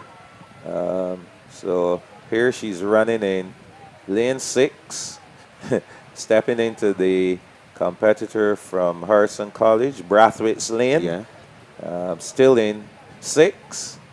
Then She crossing runs over across into the- 5. Yeah, she but the crosses question back into is, her though, Ian, did she impede the progress of Brathwaite? It doesn't appear as though she impeded the progress of Brathwaite. But it is good that the officials caught that. But the thing is, if she impeded the progress, she never crossed ahead of Brathwaite. So, I mean, that would be up to the officials. Yeah, the officials would have to decide that, The yeah. track referee will determine that after looking back at the evidence. So that's the under 13 girls done and dusted. Next up will be the under 13 boys. They also have 2 sections.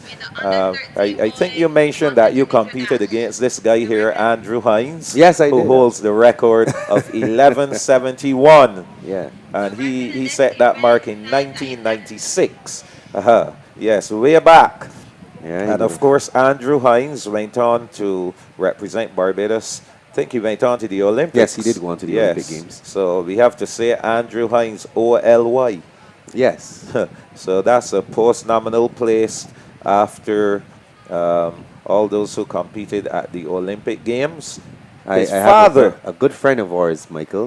We say good morning to Mr. Alvin Haynes. Oh, who yes. also has OLY. OLY. And he behind still it. holds the national record in the triple jump, by the way. Oh my goodness. Yes, he still holds the triple jump National record. record in triple jump Yes. is held by Alvin Haynes, and all of Pork and Wine in Lodge Road knows that now. Of course. And he's going to walking there like a lord. Well, he is a lord. He will be a lord until someone breaks the record.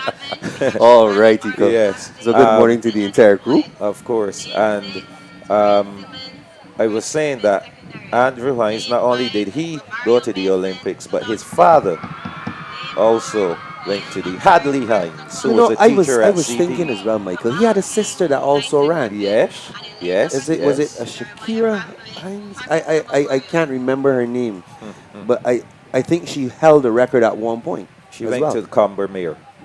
She represented Combermere. but what was her first name? You can remember her first name? Let's look at these lane assignments. We'll get back to that. The under 13 boys 100 meter dash. Kira Hines, that's the name. Kira Hines. We are still inside, of course, the Saul Barbados 100 meter series. In lane 2, representing Parkinson Memorial, Jeremiah Brathwaite. In lane 3, Kemal King of Dighton Griffith. In 4, Yaled Uford of Harrison College. In 5 is Romario Mason of the Lodge School. 6 is Torian Simmons and Shamani Lashley of St. Leonard's Boys. Looking good in the middle of the track from the Lodge School. That is going to be Romario Mason. The hand of Michael Jules goes up. He is going to run to victory from the Dighton Griffith lad. That's Kemal King. The top two finishers, Romario Mason, Kemal King of Dighton Griffith. So Romario Mason of the Lodge School finishing in 13.27 seconds. And second place should go to Dighton Griffith. So 13:27, the time to beat here for this next section coming up. The replay is available for us, Michael, so we can take a look back at it and break this race down. A good start from the lad from Queen's College. I was impressed with not the Queen's start. College. These uniforms. Kemal King too of Dighton Griffith. This is Dighton Griffith. You're Yes. actually right. Those colors are worn by Queen's College, and when we see when they converge next week, it's going to be interesting. Because here I am calling Queen's College. the same colors. You know. Yes. So the mine is a strange thing. It's a strange thing. It's a strange thing. But that is Dighton Griffith. Yes, for sure. So these guys getting their final instructions. I really don't know what she could be telling them at this stage. Run as fast as possible. I think she may probably be telling them about the lines on the track because there are the lines that are separated. Maybe, you know, for some of these lads, this is their first time doing this. This is their first time. Michael gives me a face. But I'm being honest, Michael. For some of them, this is their first time. So they may have been at, for example, house sports. Let's say house sports was held at a different ground and not necessarily at Usain Bolt. Just getting a bit of an explanation as to, you know, how to sing your lanes, what to follow. They might be telling them. Remember, every official at this meet has a specific function, and they have terms of reference for their functions. Yes, believe it or not.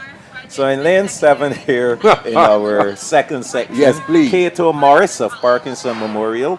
Lane 6, Hanico Proverbs of the Lodge School. In lane 5, Ethan Wickham of St. Leonard's Boys. In lane 4, Brandon Holder of Dighton Griffith. In lane 3, Rosari Moore of Frederick Smith. And in lane 2, Franklin Duran of Harrison College. So remember that time from the first section, 13:27, was recorded by Mason of the Lodge School. Let's see what these lads will do here. And there's a display clock at the finish line, so I think these guys will be able to see what was the time recorded from that previous section and know how fast they need to run. I think that gives us a little insight into the mind of what the athletes may be thinking. Do you think they're thinking about time right now or winning this? Right? No, I don't think they're focusing, especially these under 13s and under 15s hardly are thinking about times. They're thinking about, I want to get there before those other guys.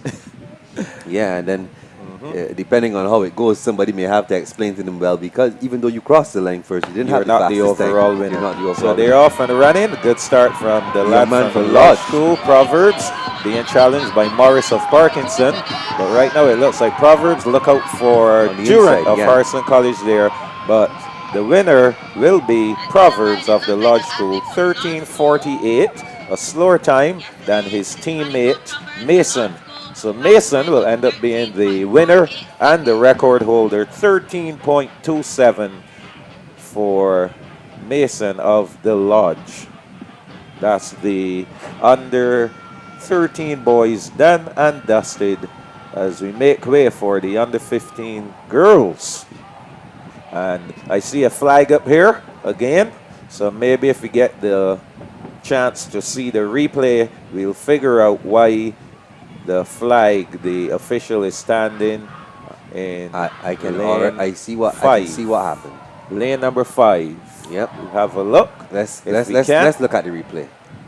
The young man. Well, we'll definitely have to go We back. have to go back. We have to see. go back.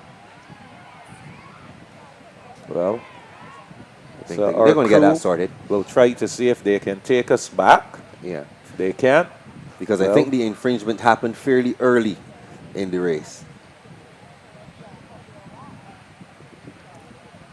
So you're going to get that replay they're for standing you. in lane 5. Yeah. That was St. Leonard's boys, I think. Who was St. in Leonard's. 5. Yes, Wickham of the St. Leonard's boys was in 5. He's drifting to the right.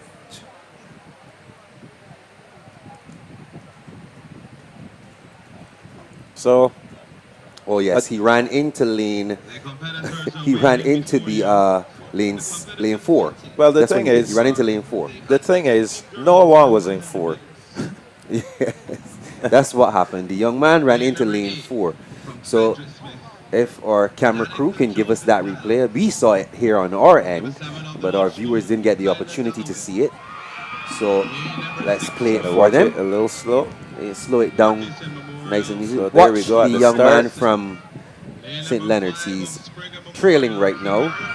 So he's in the blue lane. He's going to drift to his left into that yellow lane pretty shortly. Watch it. There he goes. He's in. Couple of steps. Yeah, a couple More of than steps. a couple now. Yeah. And drifts back then into his lane.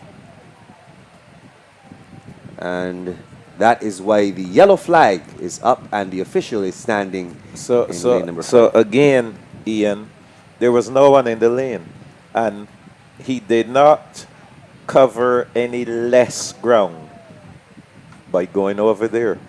He didn't run any more or any less. Remember, it's a straightaway. Yeah. It would be different if we had a turn. So if it was the 200 meters and he had moved to his left, then it would be a case of him running a little less.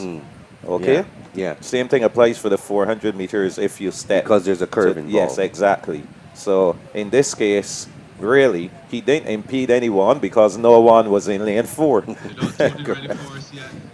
But the officials are there. That's that again, as I say to you, everyone has a job. Yes. So the job of the officials there in those lanes is to make sure that if they see any infringements, then there is a flag. And so that official is actually correct by pointing out what the infringement was. It doesn't mean, however, that the athlete would be disqualified. But it's just a case of this person ran out their lane. Don't know exactly what rule they're using in that regard. I know at knapsack, it's slightly different because for those little ones, and what you started to say earlier about having the you see the difference of the colors on the track, especially down there at the start. Yeah. That creates a problem for the under 9s, especially. They have a lot of difficulty. Even some of the under 11s have a challenge where you're starting in blue and then immediately you're going into yellow and then back into blue. It's a little confusing. I remember back in the day with being at Christchurch Boys with Mr. Dial. Oh my, you're going back, man. Yeah, Mr. Dial. He was our physical education teacher, and one of the things that we did in PE class was get into the habit of running in a straight line.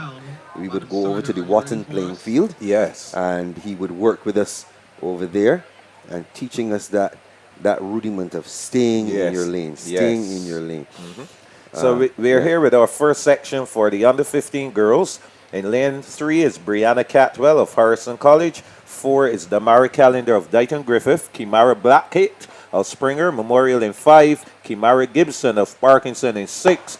In 7 is Yukaila Dalloway of the Lodge School. And in 8, Dania Joseph Niles of Oh my goodness, Frederick Kimara Smith. Blackett is looking good. She went out like a shot from a gun, Michael, and she took control. She's leading them easily. Oh my goodness, what a performance from Kimara Blackett of Springer Memorial, leading the pack home, stamping her authority. And I believe we should have the replay coming up in just a little bit, so we'll wait for that to load. Well, I can tell you that time of 12, if that is correct, that 12:82, that's a good run from Blackett there at Springer Memorial. And as you said, she was out from the start. Yeah, she was out from the start. And Tristan Evelyn of was Springer about to get to Memorial that, yes. holds the record 12.13. And of course, we know of the great progress that Tristan Evelyn made. Right now, she's playing her trade as a professional athlete, professional track and field athlete. So kudos to her. And I think you mentioned yesterday that she was doing pretty well in her exploits. Yeah, she recently did some indoor stuff. I saw that Hurdles. on Instagram. Yes, I think she did the hurdles. She's looking pretty good. I must let our fans know as well, our viewers rather, that the replay for that race is not available, so we won't be able to bring that up for you. But back to Tristan Eveling. Tristan, I remember her as a student at the Springer Memorial School, and one thing I must say to you about her is that she was always very quiet, and very mild-mannered. We see the young ladies for the second section. Yes. And they are already on the line. Of course, that record held by Tristan Eveling, 12.13 seconds. In lane number 2, Sadia Edwards of Springer Memorial. In 3, Ralia Ellis Nurse of Frederick Smith. In 4 is Natalia Hunt of Harrison College. Shakira Hinkson is in 5 of Parkinson Memorial. Zalissa Headley of the Lodge School is in 6. And in lane 7, Rianne Maloney of Dayton Griffith. And they're off and running on the inside and looking fast. From Springer Memorial, that's Sadia Edwards. She's leading them at the moment. So Springer won the first section. Will Springer make this as tumble over in lane 7? Oh, Dayton Griffith goes down. But Springer Memorial is going to be jumping once again with Sadia Edwards. 13.21 seconds. Yes, so not as fast as Blackett.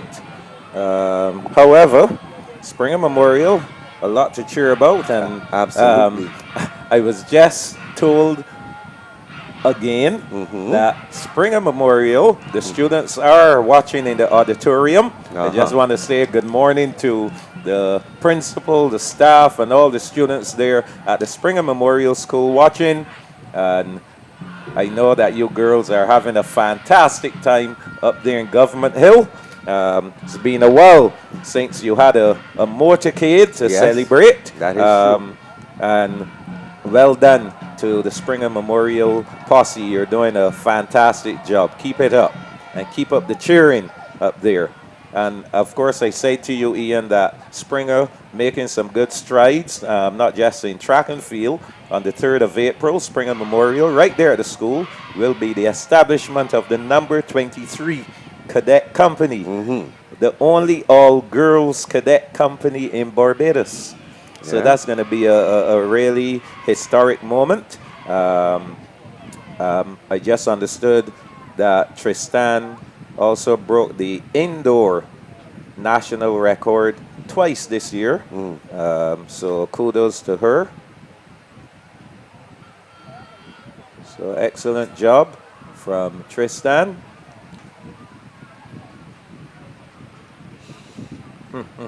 So the girls are done and dusted. We move our attention over to the boys.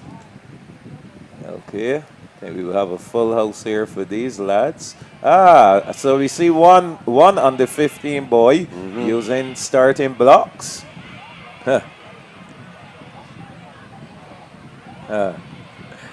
So yeah, spring. Ian, so watch this. I'm watching it. Talk to me. The principal of Springer Memorial and the principal of Combermere are sisters. You're aware of that? I am. Good.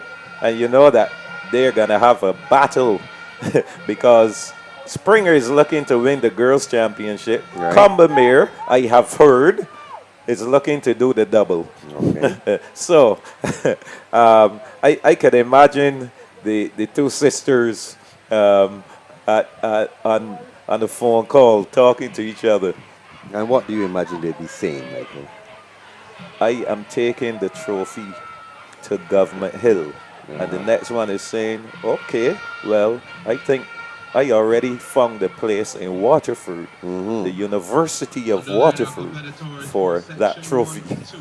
You think they're negotiating who will take it in what year? I think both of them want to take it home this year. But We shall see.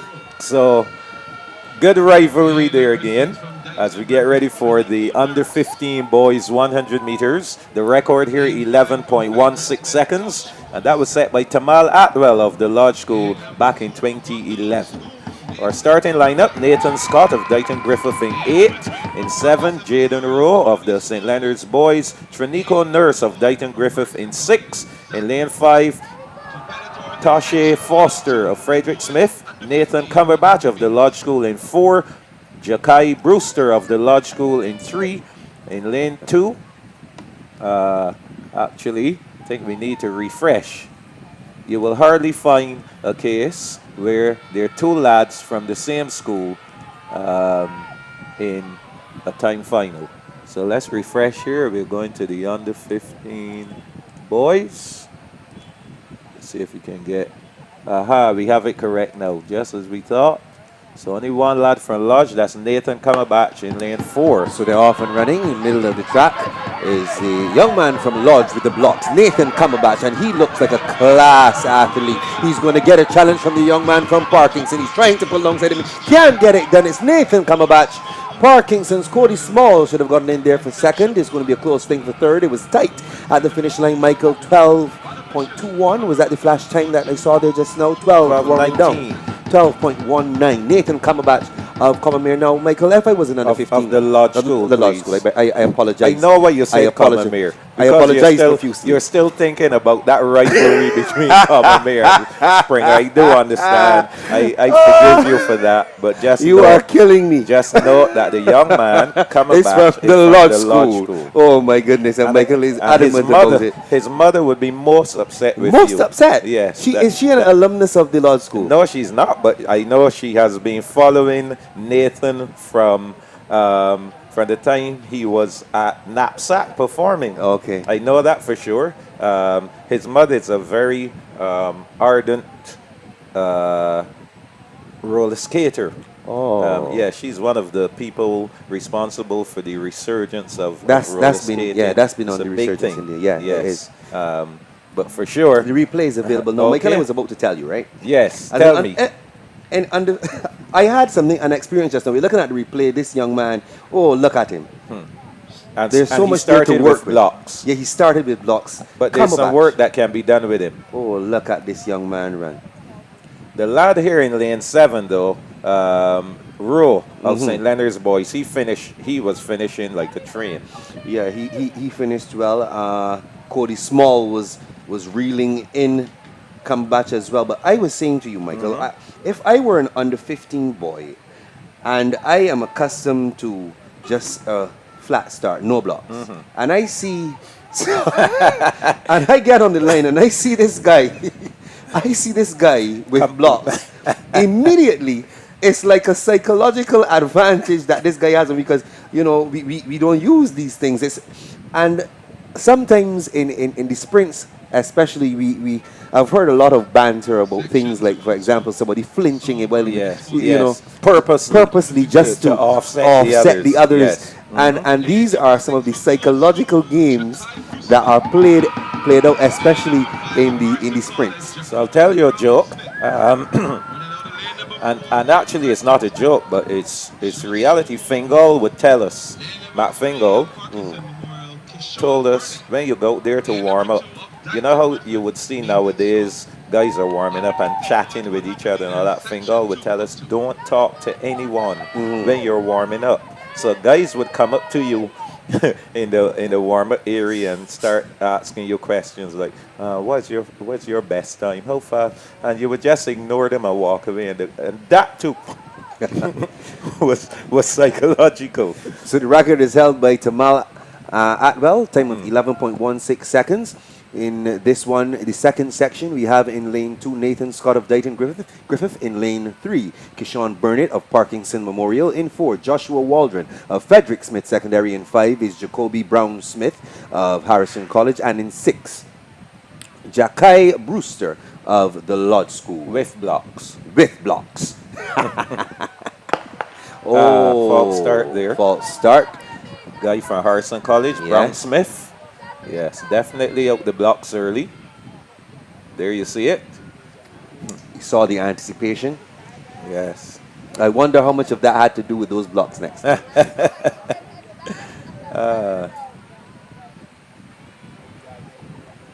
let me tell you.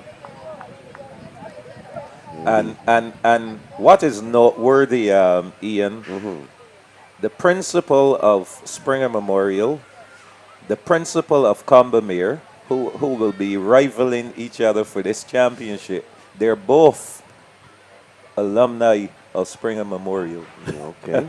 so can't lose. Yeah, Can't pretty lose. much. Unless of course, St. Michael's has something to say about that.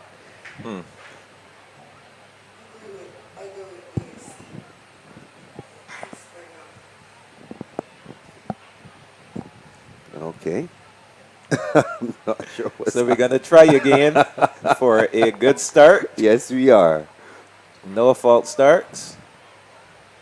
And the starter's orders now, so let's see how this one goes. And there they go, a good clean start this time around. And the young man from the Lodge School, they're producing some sprinters. That arm from Michael Jules goes out again. Look at this young man, Jakai Brewster. He crosses the line now from Parkinson Memorial's Kishawn Burnett. So even a faster time. 11.87 seconds. Yeah, 11:87. Yeah. 11.87. So things are looking good for the Lodge School in the under 15 boys category, for sure. That makes you feel good, doesn't it? But of course, and you made a point, Ian. Yes. Regardless, you will always support your school. Yes. Regardless, win, lose, or draw. And you know, there's some schools where the guys get very upset when the school is not doing well. And that's just the bond, because it's a type of traditional kind of thing that you have. Yes. If you go to school in an era where the school is doing well in sports, and that ethos is there, and you feel that sense of pride in your institution. I'm a part of this. This is my school. This belongs to me. You see a lot of it with Combermere. The same Combermere you talk about.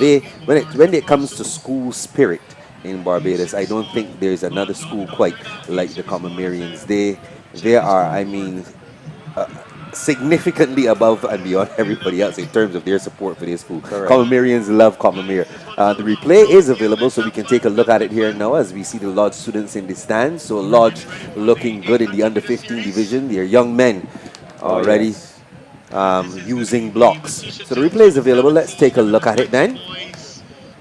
Here we go, nice smooth start. Look at his acceleration. Brewster, good form. He has good form. Yes.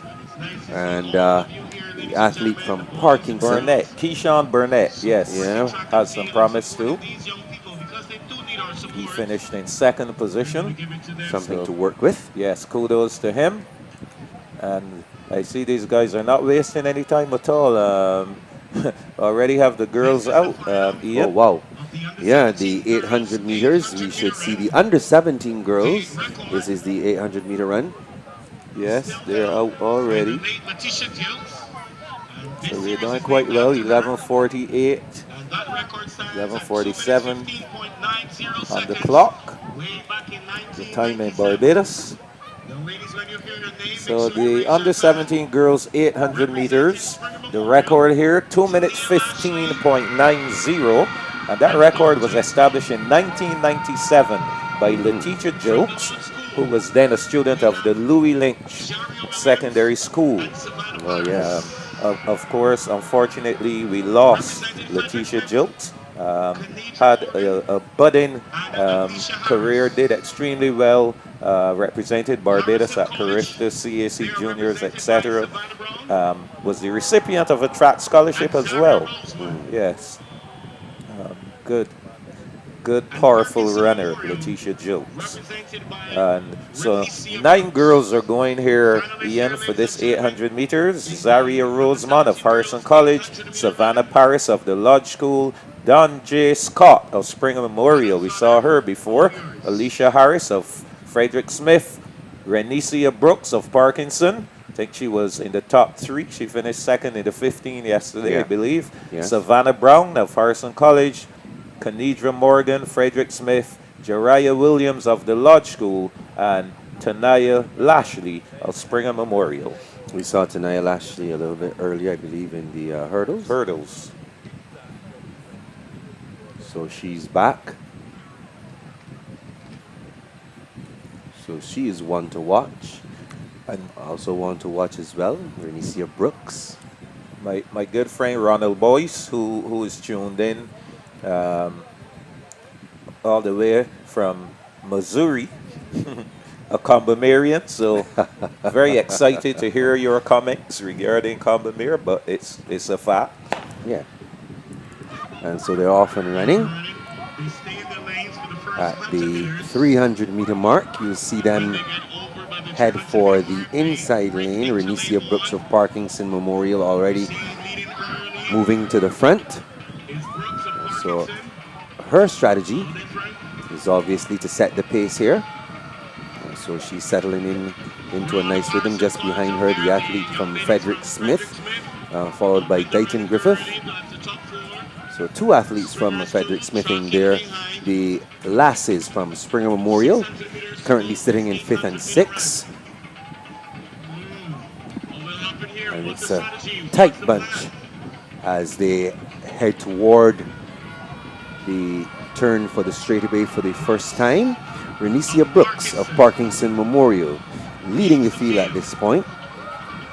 And Brooks probably have received her instructions from Coach Ellis, Lennox Ellis, who is a former Carifta gold medalist in the 800 and 1500 meters. So he would have a really good idea of how to execute this race.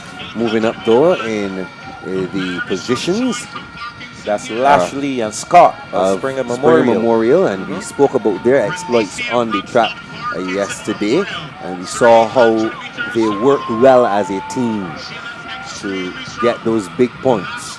Oh yes. And to maintain that lead. Renicia Brooks though putting some daylight between herself and the Springer Memorial athletes, and so that would certainly give the folks over in the Pine something to shout about. Renicia Brooks of Parkinson Memorial with just 200 meters left, and she leads the pack. Renicia Brooks, we saw yesterday in the 1500, I think she placed about 3rd, and she really has come out today and put her foot down on this 800-meter event. Renicia Brooks of the Parkinson Memorial School, she's going to go on to win this one. Would she get a challenge from Springer Memorial? Is that gap closing? We're not seeing her in the frame, so it doesn't suggest that it is. Yeah, she may try. She's going to try, but I don't think that she'll have, as Perry would say, enough real estate. Renicia Brooks crosses the line in 1st. 2nd from Springer Memorial. We should soon see the name pop up. Springer getting 2nd and 4th in that one. I think the athlete from Frederick Smith would have split up the 2 girls. So Springer Memorial, 8 points for them. Definitely a good finish from Renicia Brooks of Parkinson Memorial. She ran the race pretty much from start to finish ahead of the field, and impressive. And of course, the posse up there at Parkinson Memorial must be having, I think the folks at CBC must be wondering where all this noise is coming from, because they're going to be cheering. I'm sure that they're cheering and chanting and making lots of noise, Ian, for Renicia Brooks. A good run from her to claim victory there in the under 17 girls 800 meters. The boys are coming up next. Should provide just as much excitement. So the results: Brooks 2:33.29, Lashley of Springer 2:35.05 for second, Kenedra Morgan of Frederick Smith 2:38.49 finishing up in third, and the other Springer athlete giving them some more points as well, finishing in fourth. As we get ready for the under 17 boys, the record, the BSAC record, 152.74. That was set by Gerard Mason back in 2011. So we said so much about Gerard. I think as an under 17, he was a gold medalist. He went on to be a gold medalist at the Carifta Games in the 800 meters. So let's see who we have competing in this one, Ian.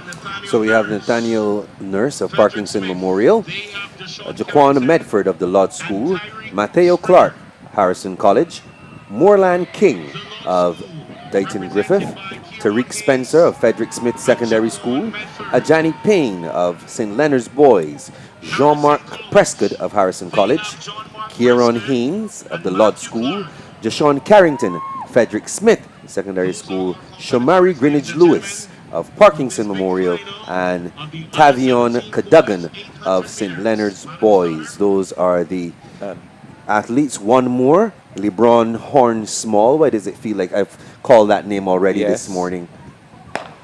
So they're off and running here, the under 17 boys. Pretty pedestrian start for this 800 meters for under 17 boys. Hopefully things will pick up.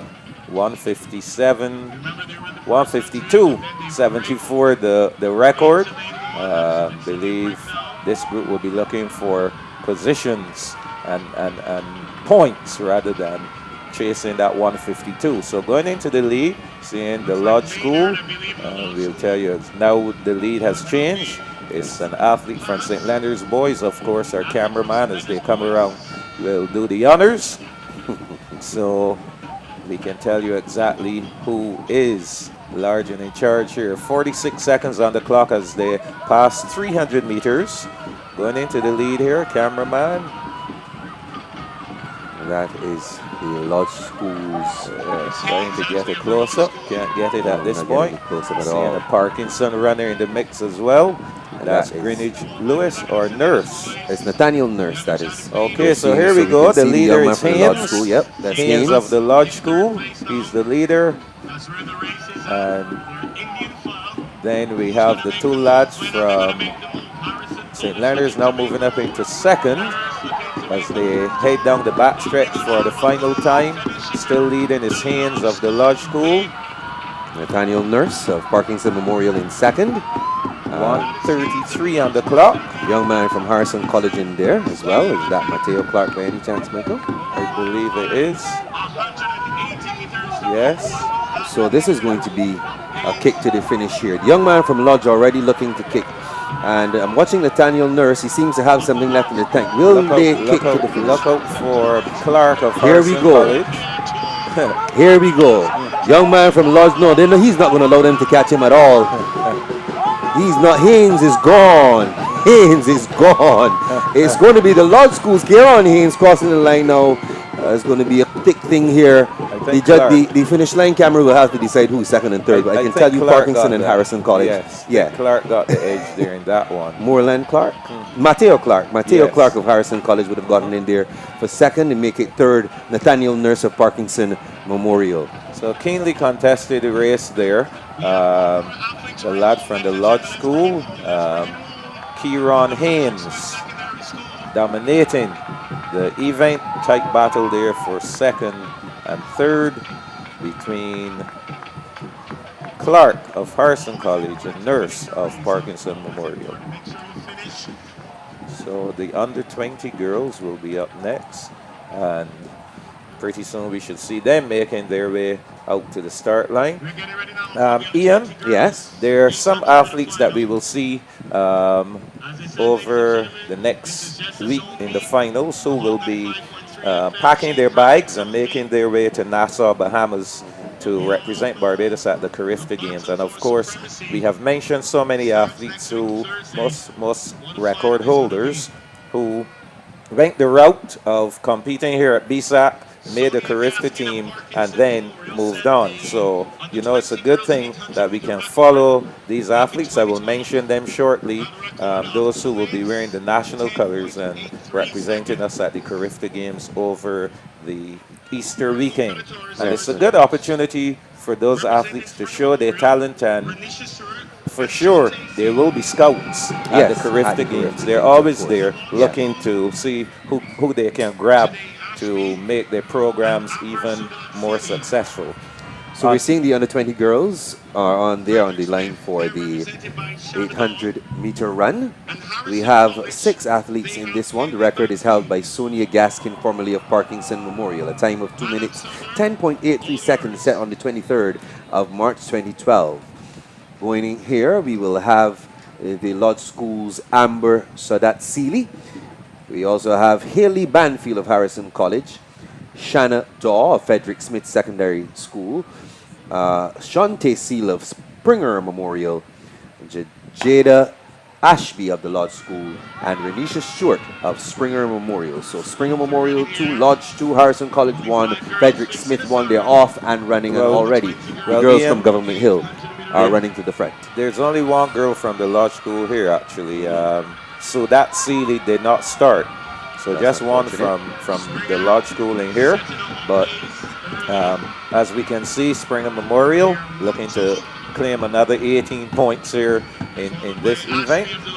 We have Bailey Banfield, of Harrison College. Saw her running the longer distance before. This 800 meters, although it is classed as a middle distance event, and a lot of speed is still required for this. Yes. And we saw this combination yesterday at work. Seal and Short. Yes. And they're working in tandem again today. So Seal is the leader here Seal now. is in the lead. Yes. Remember that glove. So Seal and Stewart with coming up to take the bell. 1 lap to go, 1:11, 1:12 on the clock for these girls. They won't break the record. That was a lot of running by Sonia Gaskin, 2:10.83. And here we see in 5th position Banfield of Harrison College. All she has to do is finish. Yes. She'll get 4 points. Everybody in the race is guaranteed of points here. Yes. Just finish the race. In the meantime, up front, on the business end of things, Seal and Stewart still going 1-2, looking to get another 18 points for the girls from Government Hill. You know, Michael, I was thinking back on the meet, and I remember in this zone we were supposed to have Codrington High, but I have not seen them. They have not competed. They haven't competed, but they were supposed to be in this zone. But what we are seeing, though, is that Springer Memorial is going to continue to dominate here. They're going to decide between themselves here who's going to take first and who's going to take second. Yes. But they understand collectively they're going to give Springer 18 points. Seal sits back and allows her teammate to go ahead. This is teamwork. Yes, Stewart. Renisha Stewart of the Springer Memorial. Springer Memorial winning this one, the 800-meter run. And Seal of Springer Memorial coming in there for 2nd place. 18 points. And Ashby of the Lodge School, she will finish in 3rd. 4th will go to Daw of Frederick Smith, and Banfield of Harrison College will finish up, and she will get some points there for Harrison College. The under-20 boys, they will be coming up next. And in the meantime, just to let you know who made the Carifta team, in the under-17 girls category, Alika Herwood, Anaya Nurse. Now, Anaya Nurse. Yes, very good. That is a young lady I can't wait to see come next week. Talent. Yes, she is 12:08. Anaya Nurse is a very, very good athlete. Ashlyn Simmons, another one. Ariel Archer, Shanicia Bryan, Kadia Rock. In the under-17 boys, Aaron Messiah, Caden Dorich Roach, and Luke McIntyre. And of course, we saw Luke McIntyre yesterday. Yeah. The under-20 girls, Asabi Calendar, Brianna Boyce, Layla Haynes, Crystal Martindale, Naya Brown. And the under-20 boys, Amari Knight, Amir Gustav, Aragon, Straker, Fabian Gollop, Finn Armstrong, Jadon Pierce, Josiah Paris, Nikolai Kennedy, Tashawn Seeley. And there were 2 names added. I think, well, actually, Amani Maskell Beckles. That was the lad who was added. I think he had some medical issues, but we got those resolved, and he was added to the team after. One of the things, though, Ian, about our Carifta team will be the absence of relay teams. When you look at the under-17 boys, for example, the under-17 boys is basically 3 athletes. So there will be no under-17 relay team. That is unfortunate. Yes. So those are, for me, those are worrying. We see, though, the young men for the under-20 division. They're on the line. They're going to get their turn to go around the track twice. Oh, yes. Of course, you see in this one. So in this one, we should see Shamar Blanchard of Parkinson Memorial from the Lodge School, Camille Brathwaite from Harrison College, Finn Armstrong, we just called his name. Finn Armstrong. Travon Wickham of St. Leonard's Boys, Trayvon Wickham from Frederick Smith, Alexander Deshang Fenty, Shataran Williams of Parkinson Memorial, Tyrese Lane of the Lodge School, Kai Brathwaite of Harrison College, and Ethan Thompson of the St. Leonard's Boys. Should be a very exciting race here. Under 20 boys, 800 meters. Jonathan Jones holds this record. Time of 1 minute 51.01 seconds. Toes. Toes. That's all I can say. Toes. Yes. So they're off and running here for the under 20 boys 800 meter run. Much like the ones who went before them, they too will head for that inside lane around the 300 meter mark and try to get themselves in a good position in the race. Finn Armstrong sitting back. These are early days yet as they head across the back stretch. Not a quick pace by any stretch of the imagination, but the young man from Parkinson Memorial, that is Shataran Williams, at the front right now. He's being closely tracked by the Lodge School. Finn Armstrong now making his move and surging to the front.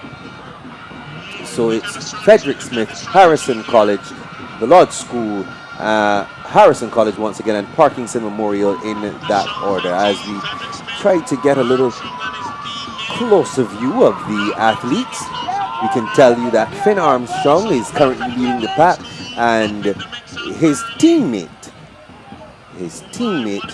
Kai Brathwaite is looking to pull alongside him to give the Harrison College lads that extra points. Well, but Frederick Smith, the athlete from Frederick Smith, he's going to have something to say about that. I can tell you this race is not done yet. Not at all. Not done. We still have this back stretch to go.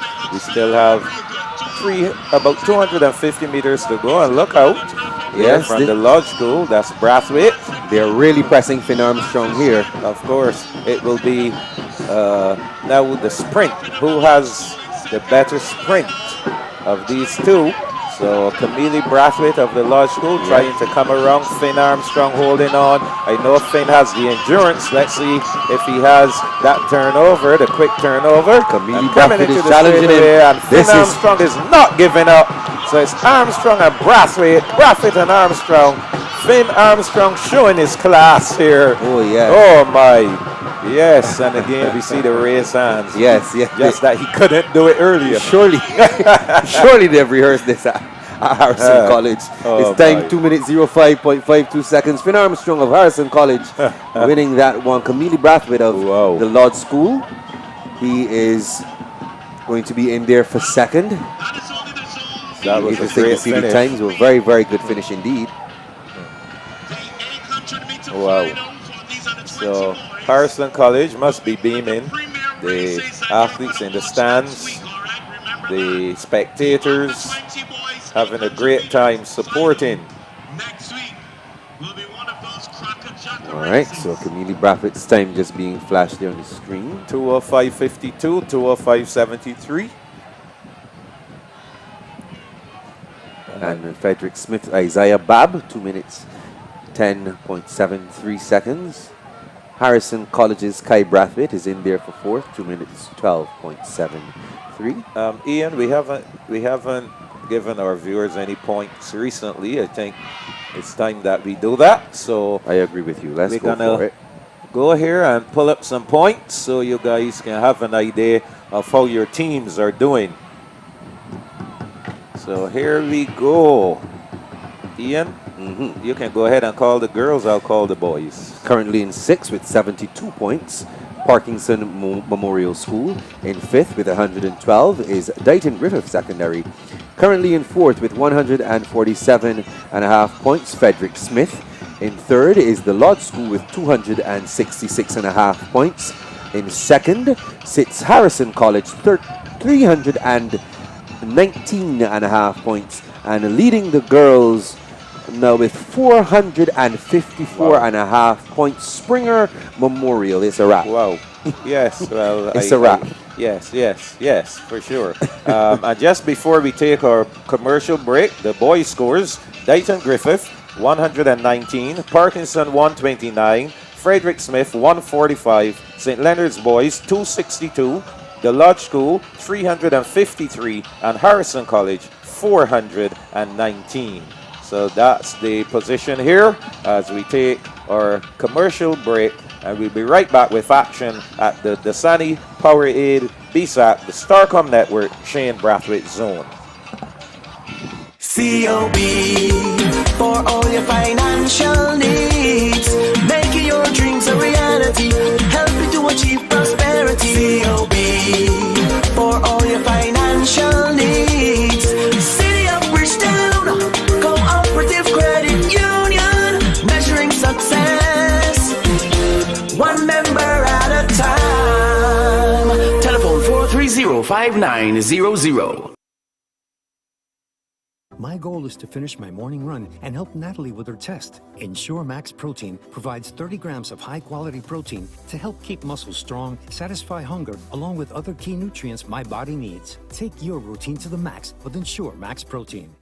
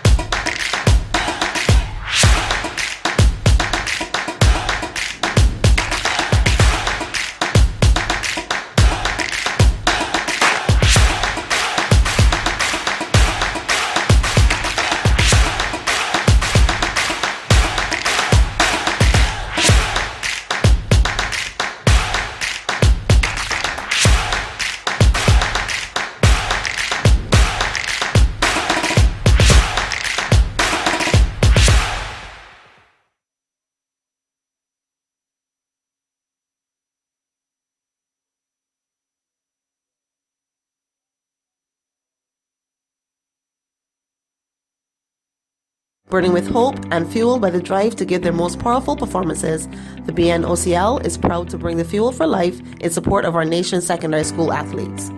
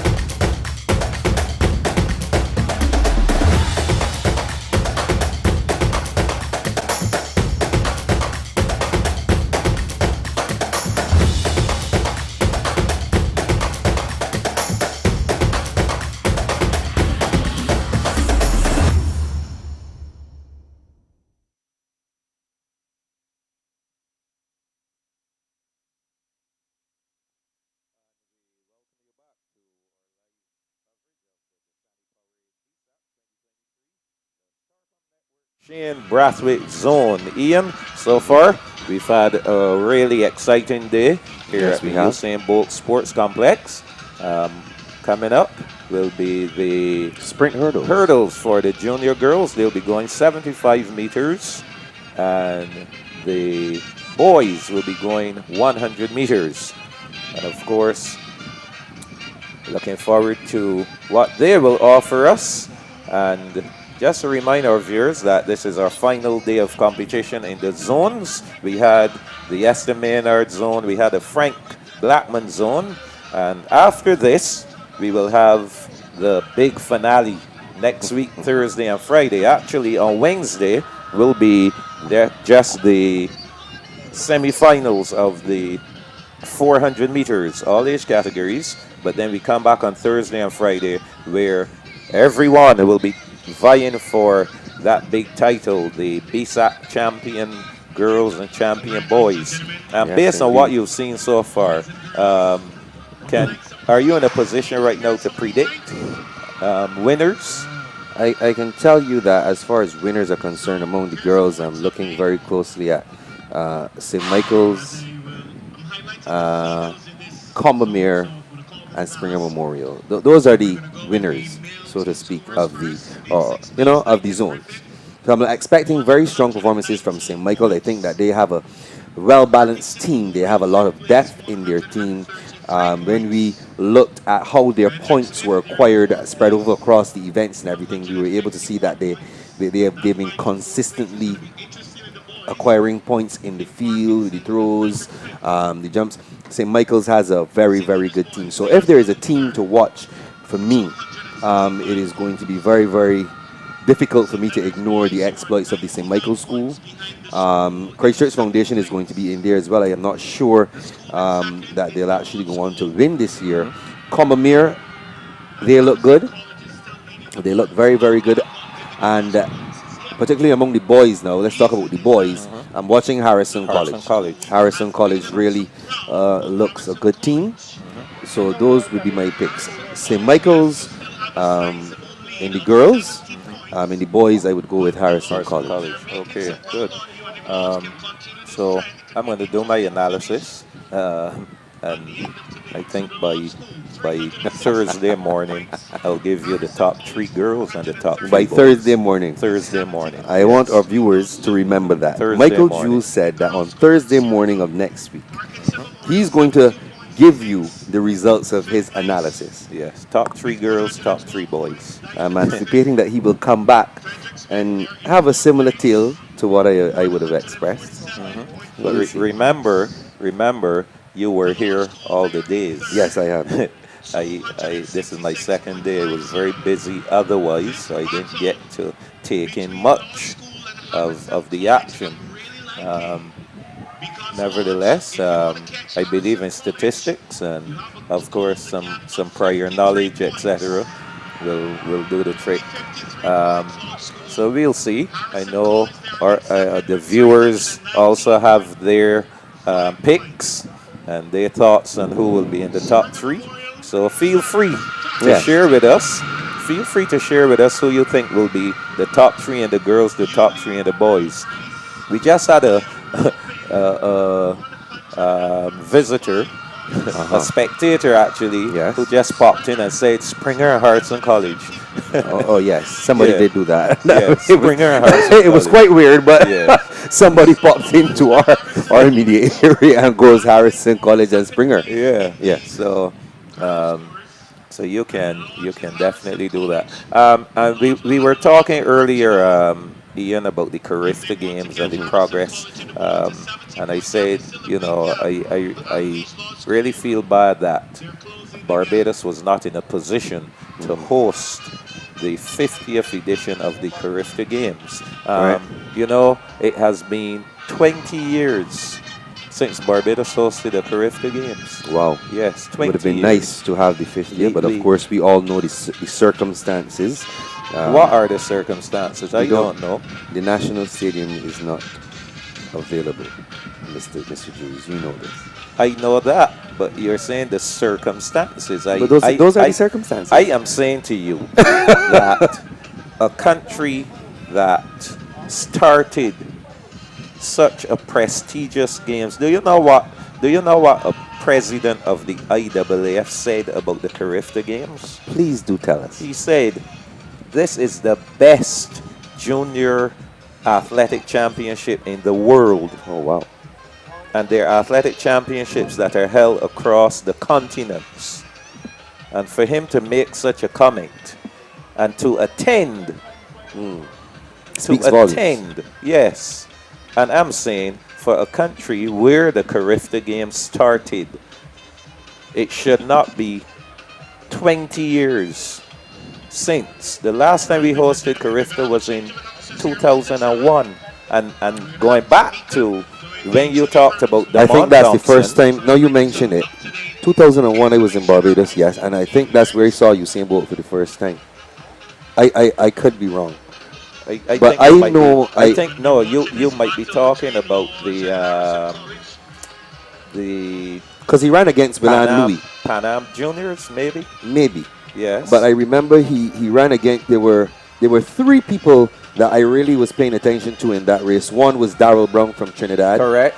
The other was Milan Louis from Barbados, and the third was this stringy Jamaican lad named Usain Bolt.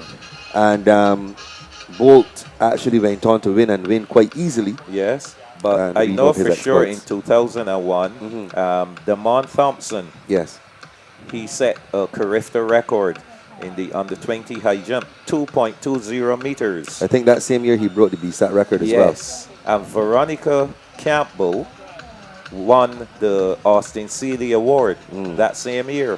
So when you start to put things in perspective, Damon Thompson, since he was competing in front of a Barbadian crowd, no Barbadians have had the opportunity to witness a Carifta Games in front of, no athletes could come and compete here, bring their parents out, bring their families and their friends out. 20 years. Think about it, Ian. That is a very long time. 20 years. And to be honest with you, I can understand why now. Yes. But why not before? There you go. What went wrong? And that was the 30th Carifta Games then, in 2001. And since then, Bahamas has hosted the games. This will be the 4th time in that period, from 2002 to 2023. Bahamas hosted the Carifta Games 4 times. Wow. Jamaica, Bermuda, St. Kitts, and Cayman Islands hosted the games 2 times. And then there were 8 other countries that had their first shot at hosting: Turks and Caicos, Curacao, to name some. And I'm saying we have to make the effort to bring a Carifta Games to Barbados. I agree with you. 20 years is a have very to. long time. 20 years is way too long. And at the Carifta Games, there's a bid for the next games. Right. So at these Carifta Games, I remember Bermuda was looking to host the games, and don't recall exactly what transpired, but Jamaica hopped in and Jamaica took the games. So at the Carifta Games this year, there will be countries putting forward bids to host the games.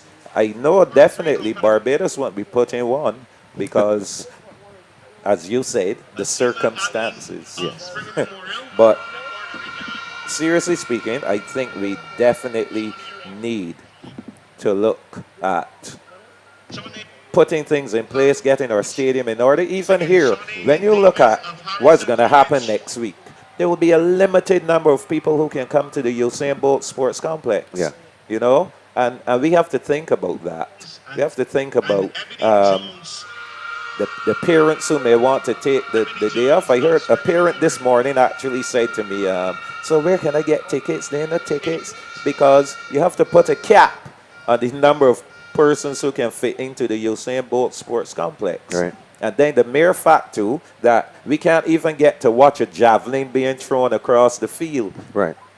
We can't get to see anyone competing in the discus. Those are separate and distinct.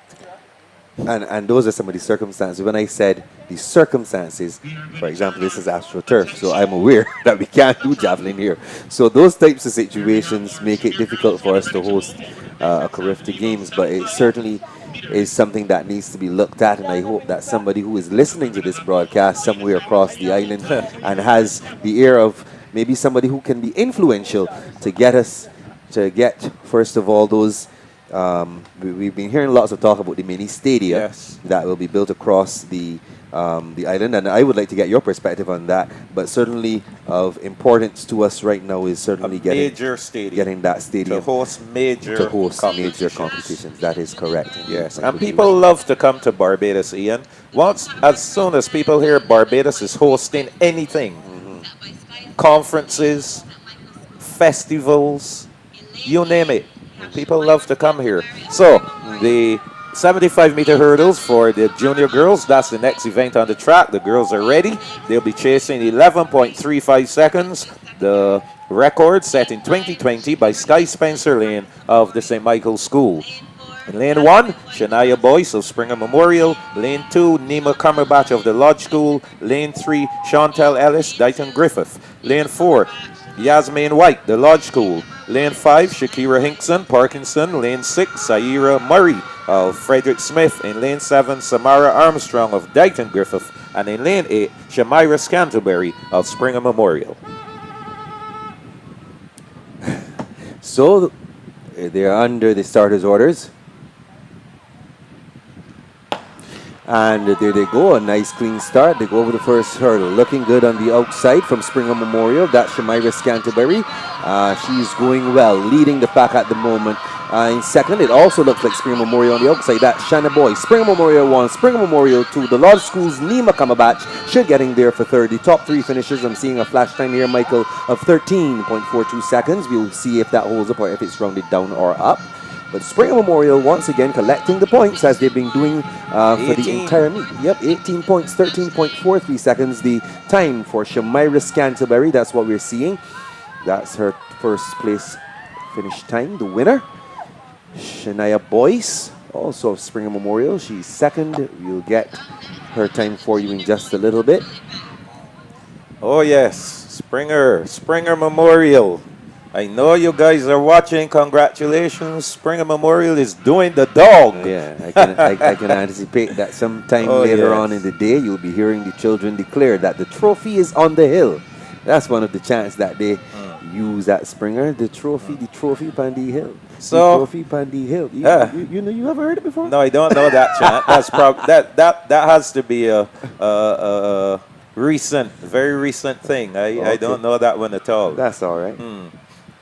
So I am getting some feedback regarding who people believe will take the championship. I got from, I won't say who I got it from, the St. Michael's School Combermere QC Foundation. I don't know if that person is referring to boys or girls. All right. And then the St. Michael Combermere HCQC. So that person will have to tell me which one is girls, which one is boys. But that person seems to think that the St. Michael School is going to do the double. It is possible. They have a very good team, Michael. St. Michael's really can't be ignored. That is the truth. Across the girls and boys, when you look at these events and how many points they've been able to acquire across each event, St. Michael's cannot be ignored. So we'll be looking forward to seeing them as well. The spoiler for me, if there is somebody to upset the apple cart among the girls, that's going to be Springer Memorial, as far as I'm concerned. Okay. But I like how Springer is looking. I like how I like how things are shaping up for Springer Memorial. But like I said, allow me to do my analysis. Springer Memorial looking good so far. Right. So Ian, the boys, we are setting the hurdles have to be set up for the boys. That starting crew there having some discussion. They're in the red shirts. Yeah, they're having a bit of a break because they're going to take some time to obviously set up the hurdles. Yes. We had the 75-meter hurdles just now. So they have to add some more of a flight Yeah. of hurdles being 10 for the 100 meters. Yep. So they have to put 80 hurdles out. So that gives the starting team a little opportunity to rest, To breathe. get some water, For sure. chill for a little bit. Yes.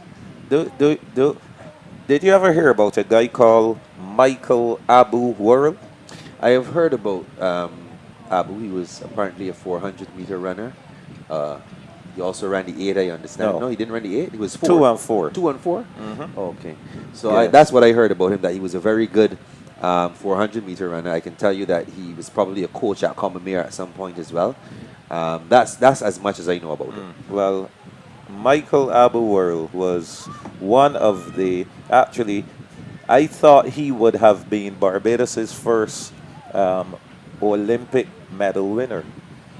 He's a lad who went from, he won 400-meter gold in the under-17 division, stepped up to the under-20 first year and won gold again. And that's a feat that not many persons can claim that they've done. He was outstanding. Outstanding 400-meter runner. Went to St. Leonard's Boys and then went to Coleridge and Parry. You said that you thought that he would bring us Olympic gold? You Yes, said? he was that good. What happened to him? He had a medical problem, and that curtailed his furtherance in track and field. Yes, Very well. but outstanding runner, top We'll class. take a break here, Michael, and continue our discussion. Give our sponsors an opportunity to, shine. We'll pay some bills, come right back, and continue the conversation, bring you more of the action here from the Usain Bolt Sports Complex, where we are inside the Starcom Network, Shane and Brathwaite zone. We'll be right back after these messages.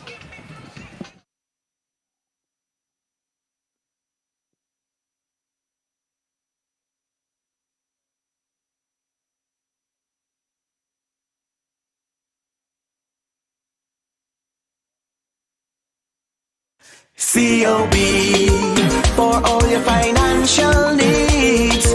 Making your dreams a reality, helping to achieve prosperity. COB, for all your financial needs. City of Bridgetown, Cooperative Credit Union, measuring success, one member at a time. Telephone 430-5900.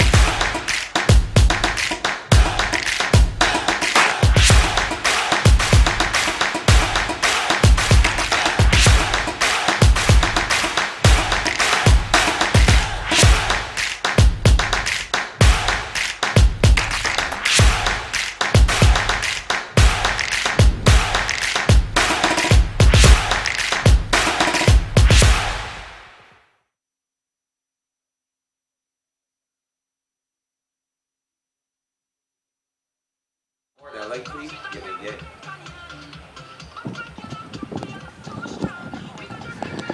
And we welcome you back. Ian, of course, we're getting very involved in our off-air discussion. Yeah, we had a good discussion there. Yes, looking at the meat and analyzing the meat. Yes. You were telling me, Michael, that you did some analysis because you were able to be there at that competition for knapsack and see the various days of competition and do a good analysis of those athletes, and you were able to call the top two places for both championships. That's why I told you give me some time so I can do a proper and it is vital that you know, sometimes people tell you, oh, this body's gonna win, but they just tell you that of emotion, right? Because I would never sit here and tell you that the Lodge School is gonna win the 2023 championship because I don't see it. I would love for it to happen, of course, but I don't see it. But what I'm seeing is a very fighting Springer Memorial. Yes, they are. Yes, they are fighting. You know, and as I was saying to you off air, there's some cases where I'm seeing two athletes who are, and that is the key.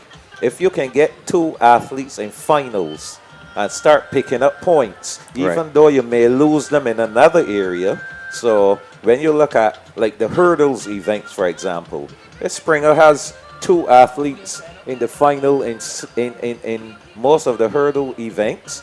They're in the money. They're in the money. And similarly for the field events, the jumps, high and long, same thing. So, you know, but we'll see. It's a strategy, really. Of course. And something that must be employed by the coaches as well. Yes. You know, I call it the luck of the draft. You know, when the children sit. When the children sit common entrance. Yes. And they then go to the various secondary schools. The luck of the drafts. You get sometimes some outstanding athletes coming through. Yes. There are situations, for example, where transfers and these types of things have happened. Yes. So the child passes for one school, but then is transferred to another. And those types of dynamics make these situations really interesting and add a bit of excitement too, because Of course. when you have good, keen competition, that's the type of thing that brings crowds out. That's the kind of thing that piques people's interest, and it's fantastic as well that sports.bb and of course our corporate supporters, our sponsors and these things are on board with this, because this has been generating a lot of interest across the island. Everybody's talking about BSAC and they're looking forward to those finals next week. Oh, so, yeah. so this is fantastic, and that's what this is all about. Giving our young people as well an opportunity to shine and do their thing.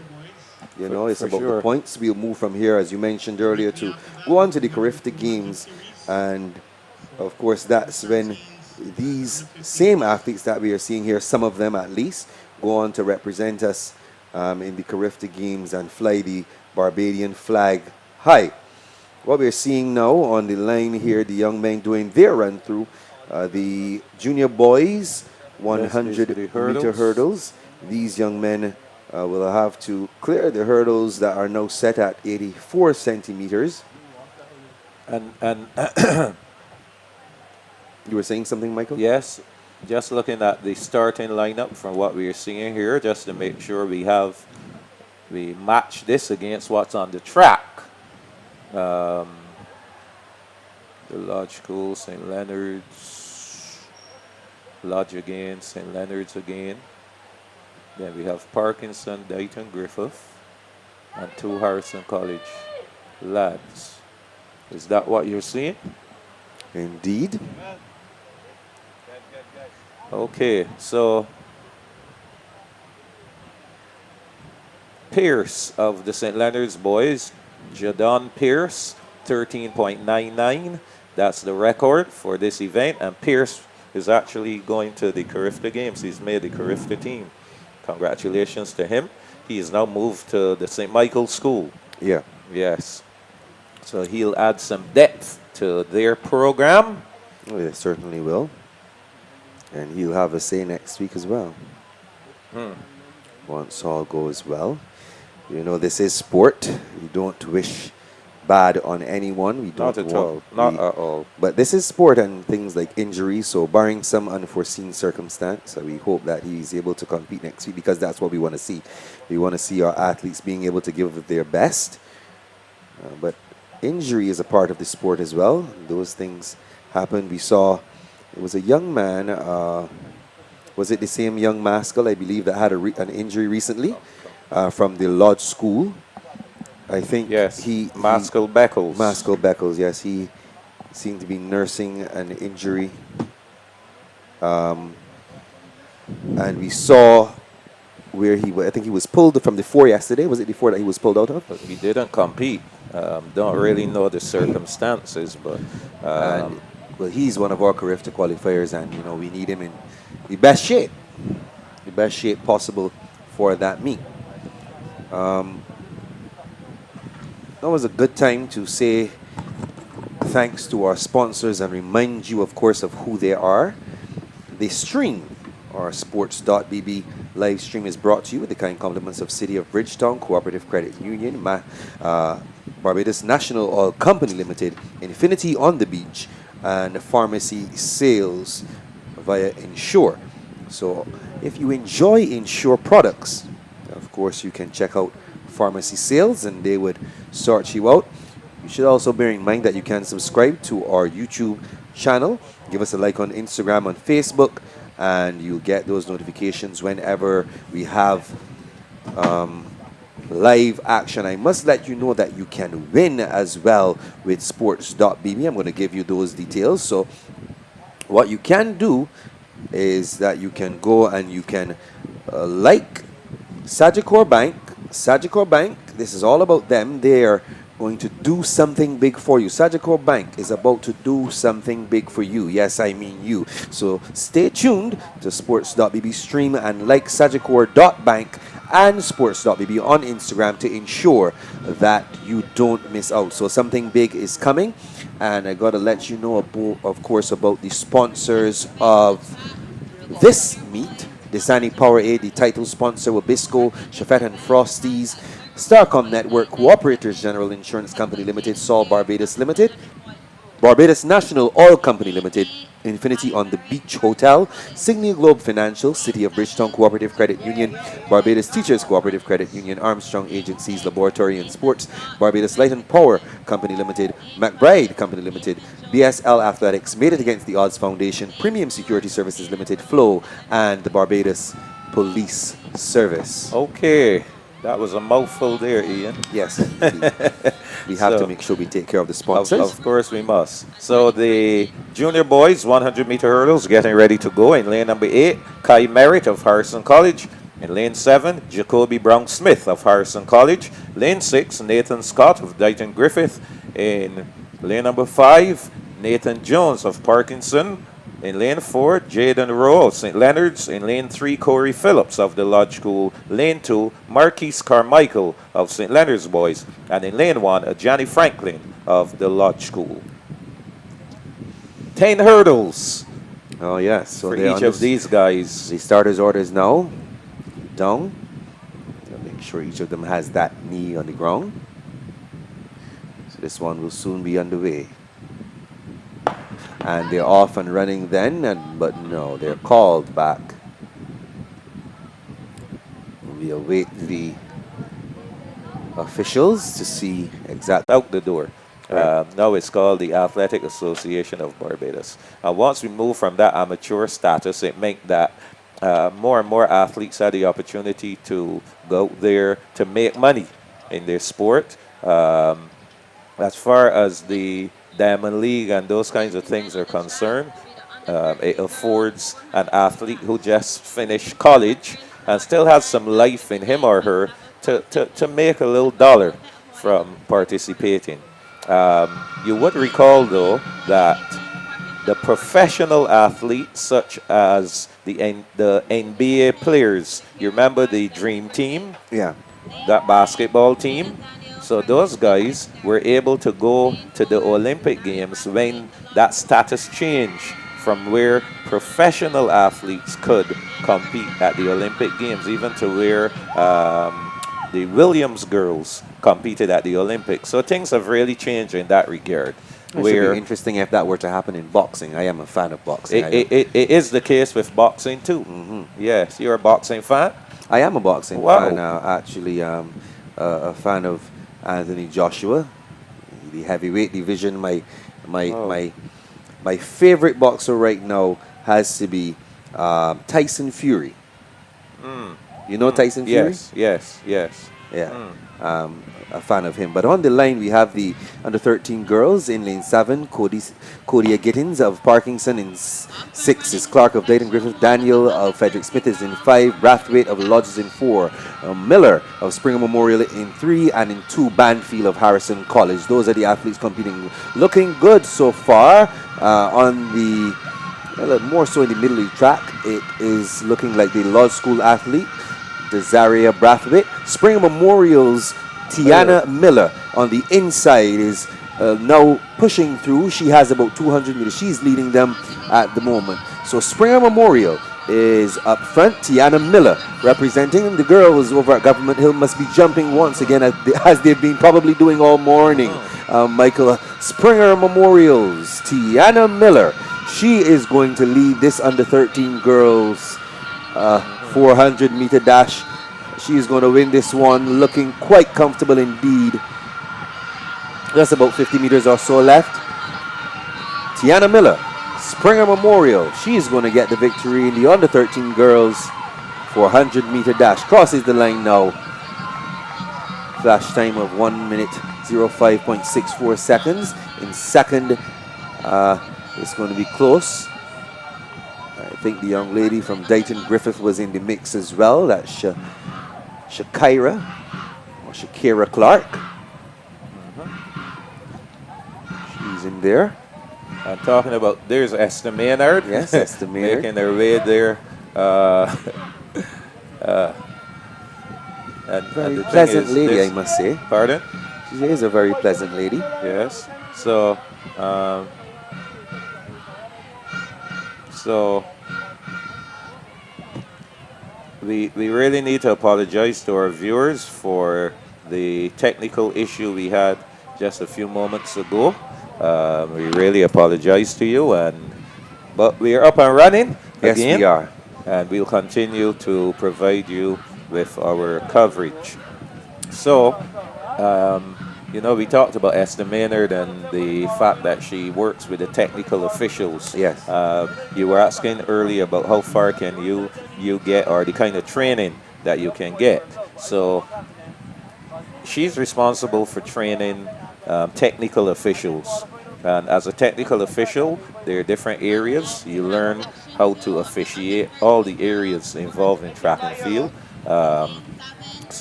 And then you can move up to different levels as well. So you can become a technical official, and you get the chance, once you're good, to become a technical delegate. And you can go on where you would be in charge of a specific area, let's say at a Carifta Games, at a Pan Am Games, and even all the way up to the Olympic Games. Are there courses that are offered, let's Yes. say, from the National Sports Council No. and this kind of thing? Who No. offer the courses? For the benefit of the the different AAB? associations. In this case, it will be the AAB. If you wanted to do the same thing in basketball, if you Right. wanted to be a basketball official, the BABA will Right. lay on a course for you. Right. Yes, so it's across the disciplines. As we get ready here now for is the second section. second section in the under 13 girls, 400 meters. Give us those lane assignments, Michael. Yes, Go ahead. Lashana Mondizero of Springer Memorial. She's in 3. Kaya Moore of Parkinson in 4. Anya Corbin of Dighton Griffith in 5. In 6 is Zaya Kane of the Lodge School. Zakaila Thorne of Frederick Smith in lane number 7. And So the these running girls, here being done by the Lodge School, Zaya King. they're chasing 59.74, the BSAT record set by Rosette Hoyt of Springer Memorial in 2012. So these girls are rolling, heading down the back stretch. Seeing here now our leader looking like Kane of the Lodge School. Giving pursuit is Thorne of Frederick Smith on her outside.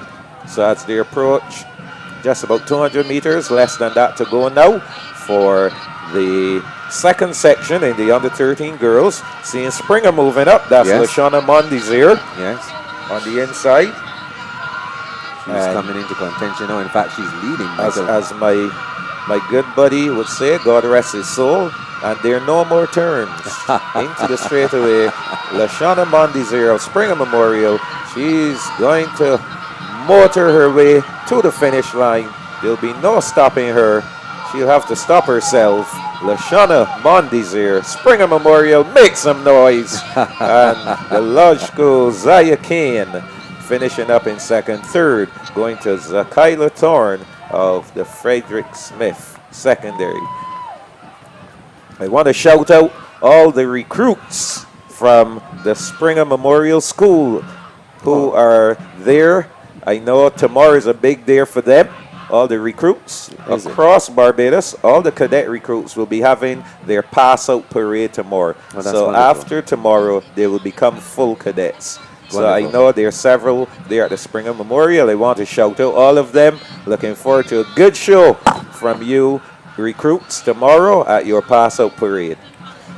We are having a good show here at the Usain Bolt Sports Complex inside this Starcom Network Shane Brathwaite zone. We are seeing the under 13 boys, the first section of 2 on the line. The record for this event is held by Willan Louis, formerly of St. Leonard's Boys. The record set in 1995. That's the year that I entered secondary school. Wow. On the 18th day of March 1995, a time of 56.67 seconds. That is the record.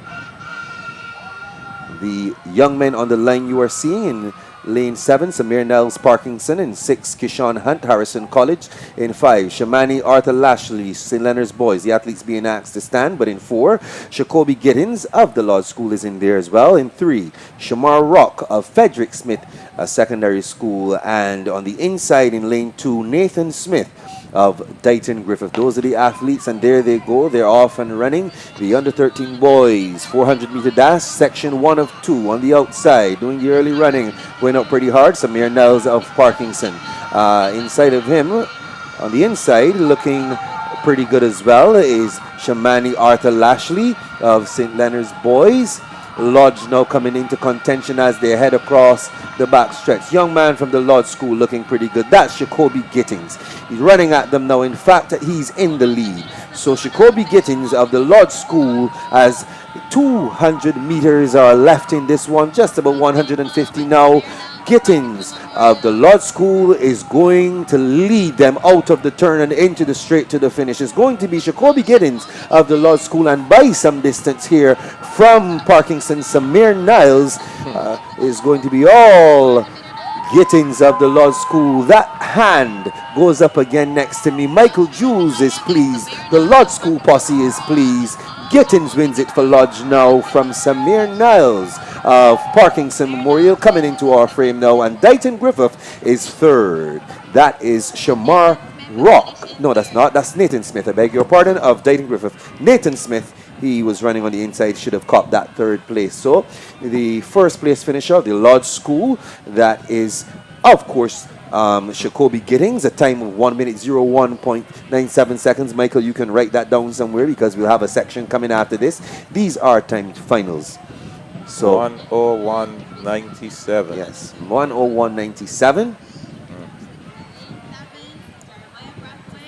And that is Jacoby Gittings of the Lodge School. Yes, our next section coming up here. Yeah, we should see in lane number 2 from the Lodge School, Shea Harding. From the Frederick Smith School, Ajayla Cumberbatch. She'll be in lane 3. And lane 4, Franklin Duran of Harrison College. Lane 5, Amir Brathwaite of St. Leonard's Boys. In lane 6, Prince Bain of Dighton Griffith. And in lane 7, Jeremiah Brathwaite of Parkinson Memorial. Again, shouting out the Parkinson posse watching. They're still there?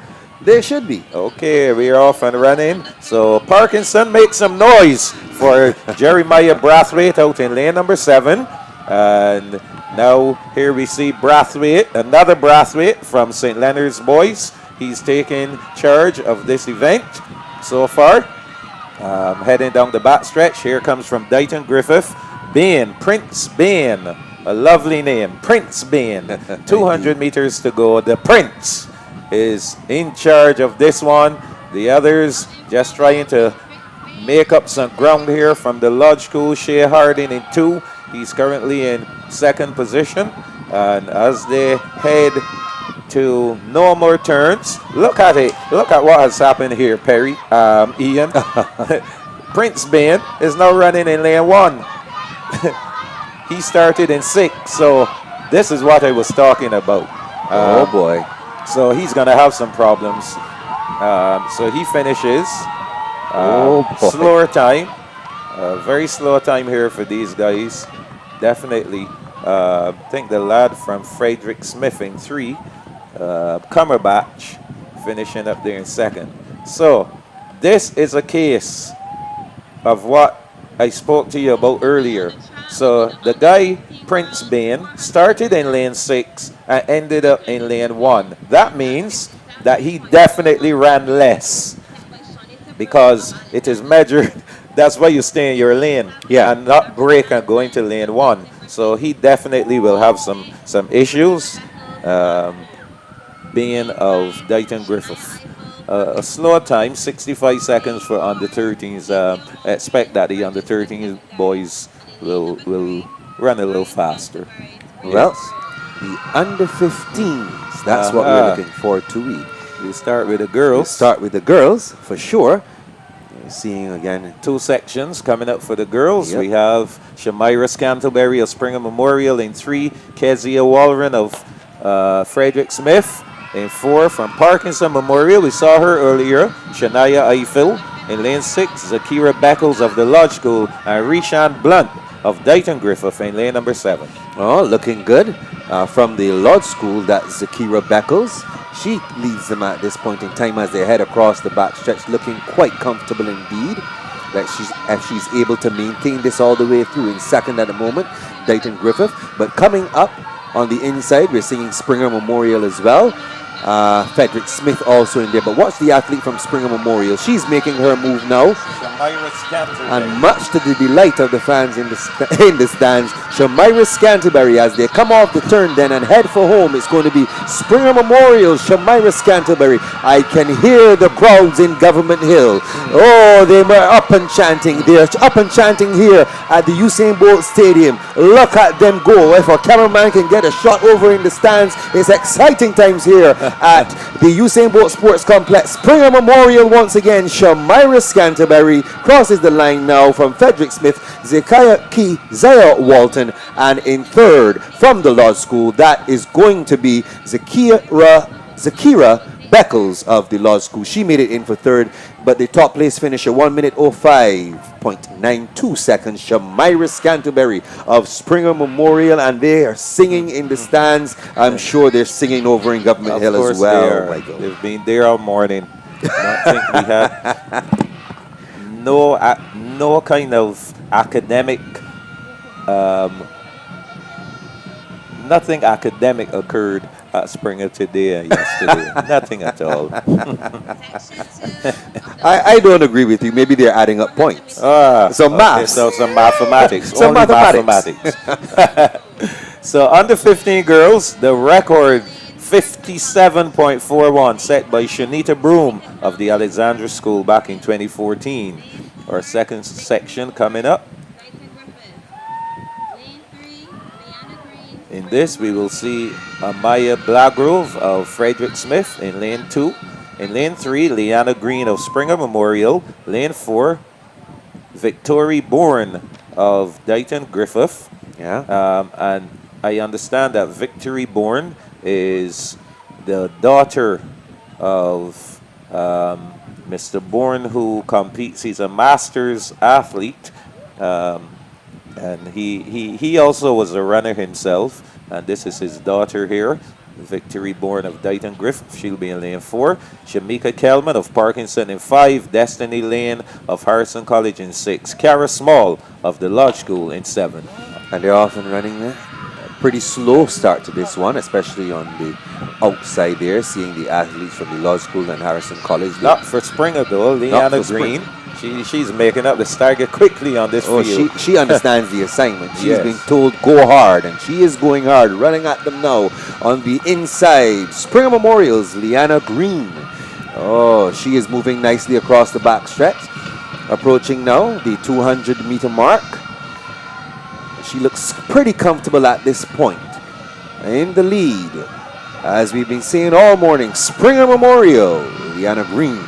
She leads them as they turn now for home. It's all Leanna Green by her lonesome. Nobody on her left, nobody on her right. All she is seeing is that finish line and hearing the cheers of the girls in the stands. Victory is mine. Victory is mine. Victory belongs to Springer once again. It's going to belong to Leanna Green as she crosses the line right about now. 1 minute 01.24 seconds. That's the flash time that we are seeing. Second goes to Harrison College's Destiny Lane, and third, running in lane 7, the Lodge School's Cara Small. Those should be the top 3 finishers. Leanna Green of Springer Memorial finishing in a time of 1 minute 01.22 seconds. Again, they're jumping in Government Hill, I tell you. They have a lot to jump about. Green's time of 1:01.22, the fastest, and that will give her the win as well as the zone record, the Shane Brathwaite zone record going to her. Congratulations.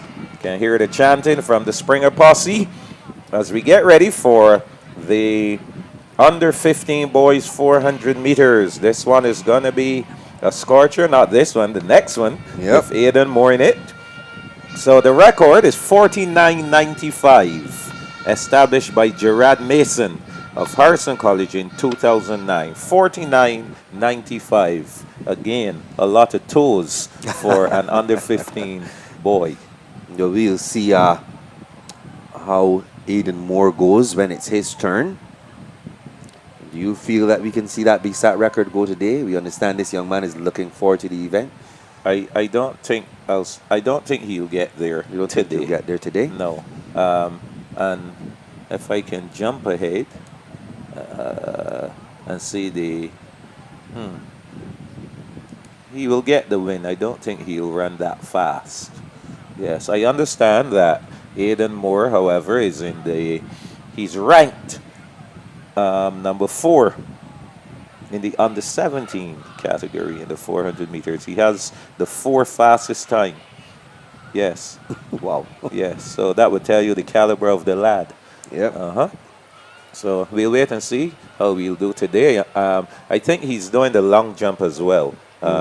So he has to come over from the long jump. I don't know if he has completed a jump as yet or 2 jumps or whatever. But when you have an athlete who's doing multiple events, you know, you have to manage that athlete quite well. Yeah. And pay special attention to what event can they really get maximum points from. So is it the long jump? Is it the 400? But when you have an athlete like Moore, who is going to give you 40 points 40 possibly. points possibly. It's going to be difficult for a coach to really, you know, say no to a young man like that. Yes. So this is our first section coming up. Cristiano Cox of Dayton Griffith. He's running in lane 2 from the Lodge School, Daquan Holder Brathwaite. He's in 3. In lane 4, Kai Merritt of Harrison College. Lane 5, Jadon Jordan of St. Leonard's Boys. And in lane 6, Keyshawn Burnett of Parkinson Memorial. Keyshawn Burnett, Parkinson Memorial. Lane 5, Jadon Jordan. So, Gerard Mason, record holder, 49.95. Record set back on the 20th of March, 2009.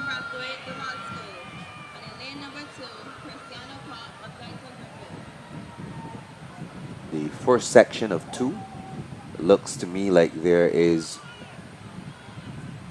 a vacant lane 5. So they're off. Leonard's lad has been moved to 6. Yes, they're off. The first of 2 time finals for the under 15 boys. Wow, this lad is really going at it. Lad from Dayton Griffith, that is. Cox. Yeah, yes, on the Cristiano inside. Cox. Yes. Going out pretty hard. And I believe this, again, a strategy that could be used in the 400 meters where you take off, you relax a bit, yeah, down St. the back Leonard's boy. stretch, and then you start picking up again. So we'll see The athlete what's from happening. St. Leonard's came in the middle there, or is that Harrison College? It's a little Harrison difficult to see College. from this angle. So, leading without a shadow of a doubt is the young man for the Not Cristiano anymore. Cox. Watch out From Parkinson Memorial. Burnett. Watch this young man. This is Krishawn Burnett of Parkinson Memorial, giving the Pines something to talk about, giving the Pines something to celebrate. Parkinson Memorial crossing the line. The lane assignments have been changed, Michael, Yes. for some reason. Well, so it's a little tough to follow, but we're seeing the athlete from Frederick Smith there in our shot. The flash time we're seeing for Parkinson Memorial athlete is 57.57 seconds. That's Krishawn Burnett. Keyshawn Burnett. Yes. 57.57 seconds. He is the winner of the first section. So that's the time to beat, 57.57. I can tell you that's going to be very easy for Aidan Moore. Yes, very easy, 57. And I'm saying that against the background It's your of what he description ran. of it, though. You make it sound like such a light matter. Oh, Yes, he's but gonna- it is. I mean, I tell you, I deal with facts, Right. Ian. After seeing his performance in the 200 yesterday and the 800 meters, 57 seconds is a piece of cake for Aidan Moore. Telling you, we'll see. Well, we'll see how fast he'll go. He is in this second section. Of course, the viewers have been hearing that name all morning and wondering, who is this Aidan Moore? Who is this young man? Well, you're about to find out. They're under starters' orders. You have the lane assignments for us there, Michael? Of course. We have Norville, Javonte Norville of St. Leonard's Boys in 2. In 3, Thierry Haynes of Parkinson Memorial. In lane 4, Nazario Prescott Moore of the Lodge School. In lane 5, Element Walcott of Dayton Griffith. Aidan Moore of Harrison College. He is in 6. And Joshua Walleran of Frederick Smith in lane number 7. So we are going to see. Pay very close attention, ladies and gentlemen, to lane number 6. And they're That's off. where Aiden Moore resides. He is already out and gone. It's going to be a fight for second place. They're really going to have to deal with second place here because this young man is an exceptional athlete. Watch him going across the backstretch, looking quite easy. Beautiful strides. Look at that young man run. 22 seconds, just around the 200-meter mark. I told you 57 seconds is a walk in the park My for goodness, this lad. this young man is slamming He's this all field. alone. 35 seconds on the clock. Aiden Moore, a class act here. He's one that I am looking for to be Victor Ludorum. He should win his 4 events pretty easy. So it's all Aiden Moore, 48, 49, 50, 51 or thereabouts. We'll see the time. And he did that by himself. By himself. So 51, 41. Yes. You were quite correct. So piece of cake there for Aiden Moore. 51-4. What else really can we slammed say? the field, though. I mean, there's really not much to say about What this else young can man. we say? He literally just slammed the field. Yes. It was over literally from the start. Yes.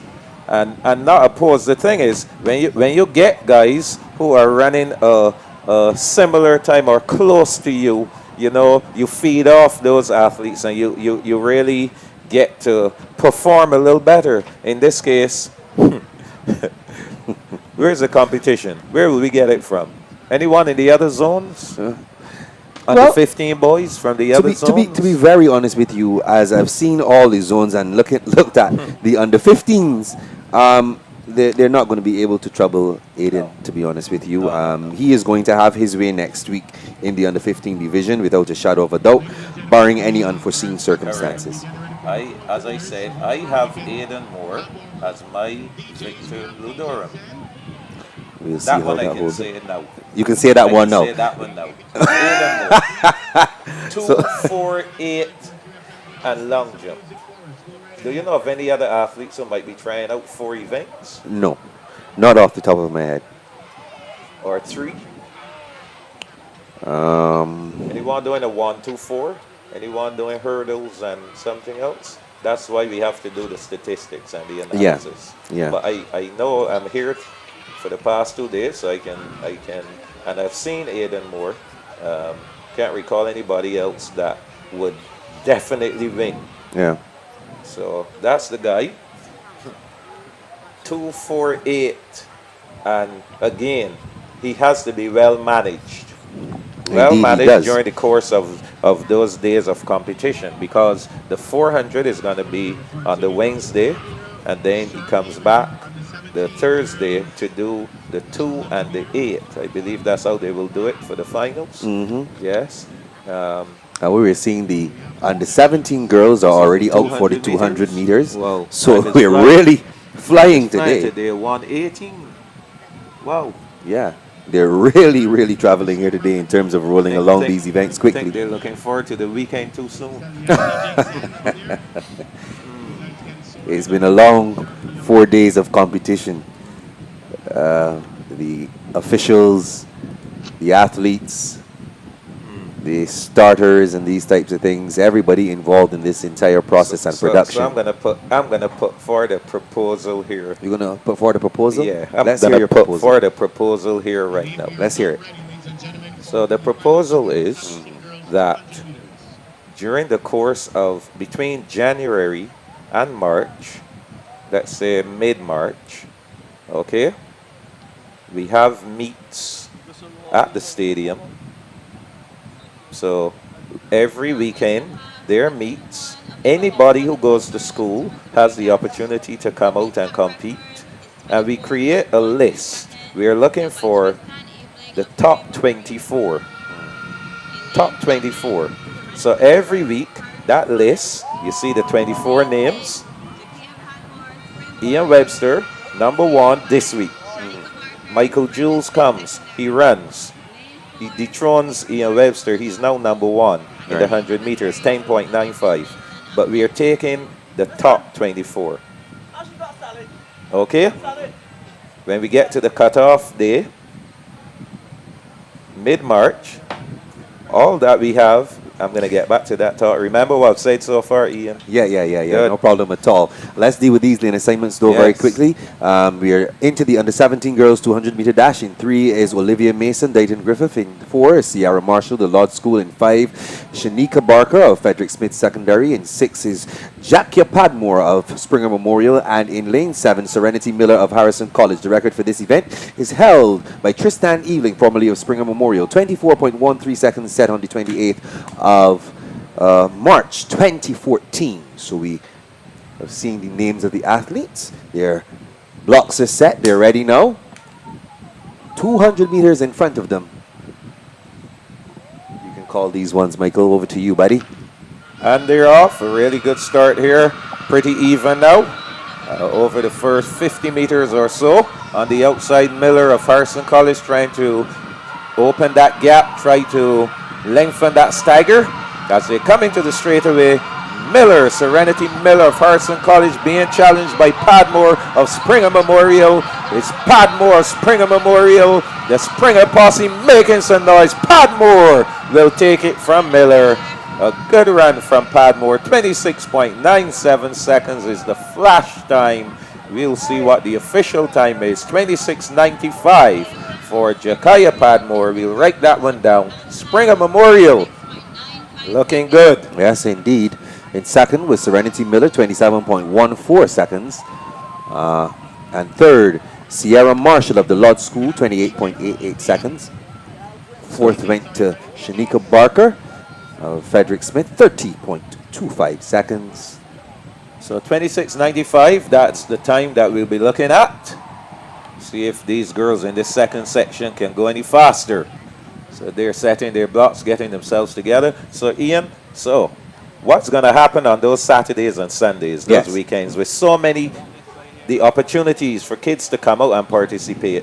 I think we will see a revival of what used to be a schools league, where tons of kids will be at the National Stadium. School league was like a BSAC. Right. But what it does, it provides the opportunity and keeps the excitement building, okay, over a longer period of time. So imagine every week you're seeing in the newspapers, you're seeing on a website, these are the top 24 right now. So some people can fall off, some new people can come in, and the names are being posted week after week until you get your 24. And you said this is a proposal. Yes. So yes. are you a part of the proposal, meaning are you going to be the coordinator? I am talking to you. What is this? So, listen good. So, when we get to that point now, this championship would just start from 24. So you will have semifinals and finals. I would hold it a weekend, starting the Friday evening before distance races, get them out the way. Kind of like Glow Sports, you're starting in the evening. Like the Glow Sports? I'm not calling it a Glow Sports because I don't know what a Glow Sports is. Well, that was in Michael Sports. It was held in the night time. I understand you, but I'm just saying to you, I would start the meet in the evening. Afternoon, going into the evening. Okay. Because it's going to be cooler for those distance races to run, and then we come back the Saturday and the Sunday and run the event. All right. So we have the lane assignments here for the second section. In 3 is Alyssa Weeks of Dayton Griffith. In 4, Aaliyah Wilkinson of Harrison College. In 5, Sierra White of the Lodge School. In 6, Zuri Alice of Frederick Smith. And in 7, Ebony Jones, Springer Memorial. The record, of course, is 24.13 seconds. And that time that they're chasing, Michael, 26.95. 26.95. And so, how are things shaping here as they come off the turn? On the inside from Dayton Griffith, leading the pack is Alyssa Weeks. On the outside, giving a little fight is Ebony Jones of Springer Memorial, but it's going to be from Dayton Griffith, Alyssa Weeks, and second goes to Ebony Jones. Missed the third place there, but we'll get that for you in just a little bit. Good action on track, Alyssa Weeks. I think that's probably the first time we've seen Dayton Griffith among the girls. Well, they've had a couple of girls. No, I'm talking about coming out on top in the section. Well, let's see. I haven't seen the time posted as yet. No, the time hasn't been posted. So we can't tell you if Padmore or Springer Memorial from that first section was the overall champion, but a great effort.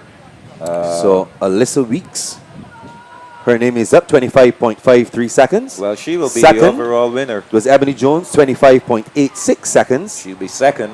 Yeah. So those two definitely first and second from that section, a faster section. Yes, indeed. So the under 17 boys, they'll be coming up next. Wow, a long-standing record here. Dario Aline Oh, yes. of the Lester Vaughan School, 21.13. Do you know that Dario Aline won 4 medals at one Carifta Games? Well, you were always there to give us the history, but Yes, I Dario remember, Aline. I remember watching him in 2004. I think he was, like you said, he was under 17 at that time, and he was built. Yes. I mean, Still built. built like a machine. Dario Aline, and he was very, very powerful that particular year. Oh, yes. 21.13 seconds is the record set back in 2004. So these young men in the under 17 division will be going after that. We're going to see here in this one running out of lane 3. You should see Shane Hines in this one as well, the young man from Parkinson. We talked about him yesterday, Terrell Johnson Rouse. Oh, he's here again. He's in this Lovely. section. Looking forward to seeing him run. I think he's better at the 2 and 4 than the one. But we'll see. You'll see how he goes here. The athletes now being introduced by the announcer. So let's take our time to give you the announcement, the lane assignments rather. In lane 3, the Shane Hines of St. Leonard's Boys. In 4, Terrell Johnson Rouse of Parkinson Memorial. In 5, Damani Lane of Dighton Griffith. In 6, Amari Ford of Harrison College. And in lane 7, Kieran Haynes of the Lodge School. So we saw Haynes earlier. We saw Johnson Rouse. It should be interesting. They're under starters orders now.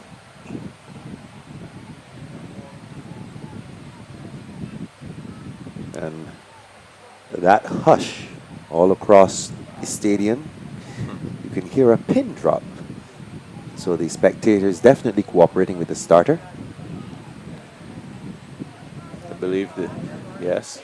And once that gun goes, they will erupt. Yes, yes, they will.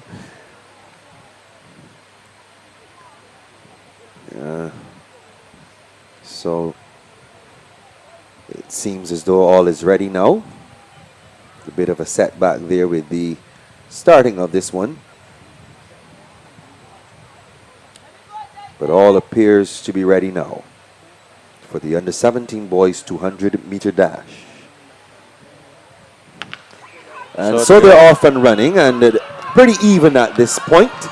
On the outside looking good, Kieran Haynes, we saw him earlier, Michael. On the inside coming is Terrell Johnson Rouse. As they come off the turn, it's going to be Terrell Johnson Rouse of Parkinson Memorial leading them. He's going to be challenged though on the outside by Kieran Haynes. Let's see who is going to win this one, Michael. It's going to be a fight to the finish. I give it to Haynes of the Lodge School. Saw Harrison College's Amari Ford get in there as well. And Johnson Rouse may have gotten in there for third. I agree. So as using the coaching eye, I would say that Terrell Johnson Rouse will need to do some work on that last 50 meters of his race. Yeah. Focus on his form. His form started to fade a bit there. I have noticed that. I've noticed that whenever he's under pressure, he tenses up. Yes, there you go. And he loses his form. I think I think I can turn you into a coach. Yes, I can turn you into. I'll tell you what, my coach is standing outside right now. My former coach, Mr. Dave Carter. Dave Carter. Yes, he was my physical education teacher at LSD. So he's looking at me. He's looking at me now.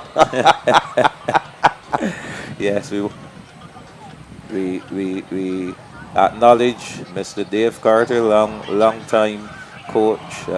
He's been around for eons. Still doing some work in the area of sports massage. I think that's the area he's into now.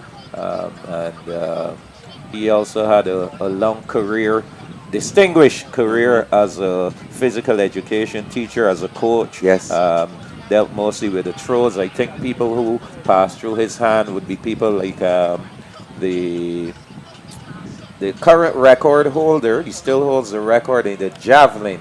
I think he worked with Patterson and Ollie. What's Ollie's real name? Davidson. Yes. Andre Davidson. Yes. So a lot of those guys passed through the hands of Dave Carter. And, you know, we need to acknowledge people like Mr. Carter. And of course. Who made a difference in the lives of a lot of young athletes. I have a joke I'll share off air with you. There's something that he did years ago that has not left me till this day. Well, please don't tell me that on here. I'm going to tell you off air. Very good. I'm looking forward to that. So the under-17 boys, our second section here, Ephraim Gill of Harrison College. He'll be in 2. St. Leonard's boys, Jathan Bovell in 3. In lane 4 from Dighton Griffith, Omari Wharton. In lane 5, Zahir Knowles of the Lodge School. Lane 6, Tyreek Springer of Frederick Smith. And lane 7, Isaiah Bolden of Parkinson Memorial. Some of these athletes we are not seeing here. Just seeing 3 right now. Yeah. These are timed finals. Oh, so I see another one up there. Bolden of Parkinson. Yeah, Parkinson is out there in lane 7. So 5 and 6 not present.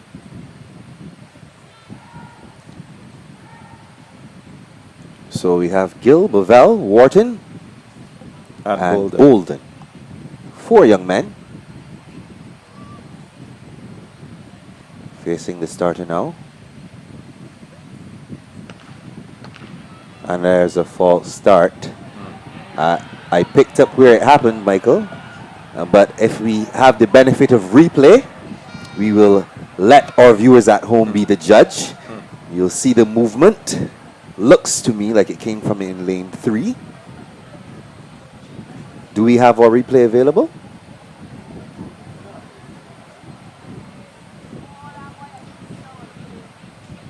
Doesn't seem to be the case at the moment. Would have been nice to have the replay so our viewers could have had a second look at what would have transpired there. So here we go, here we go, here we go. Benny Rowe is walking over.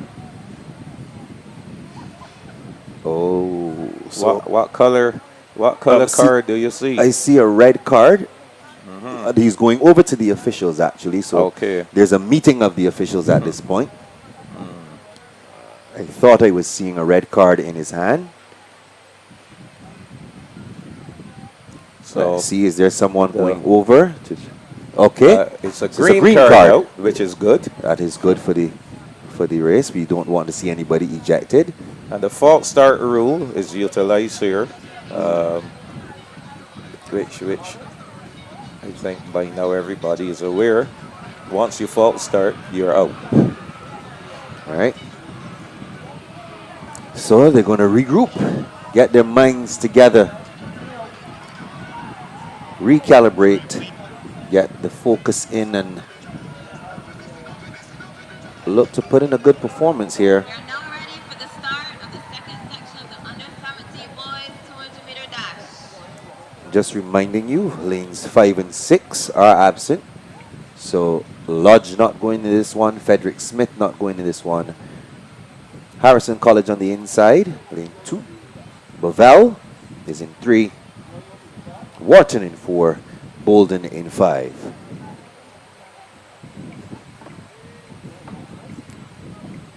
Under the starters' orders once again. The athlete from Parkinson, Bolden. And they're off and running. A pretty even start.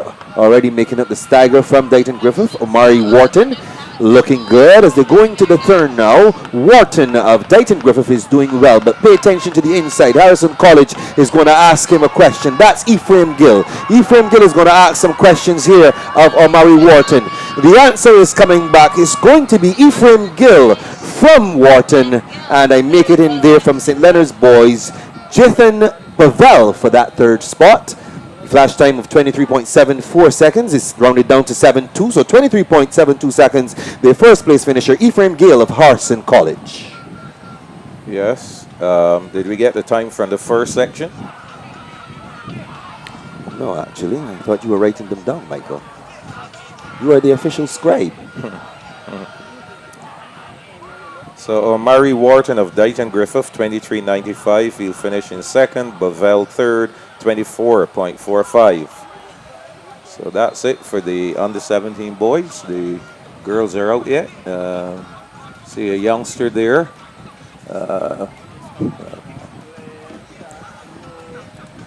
No, he's not in our shot, but I can see what you're referring to. That is Isaiah Bolden. And he seems to be having a little difficulty as far as his hamstring is concerned. Getting a bit of assistance now. So Bolden didn't finish.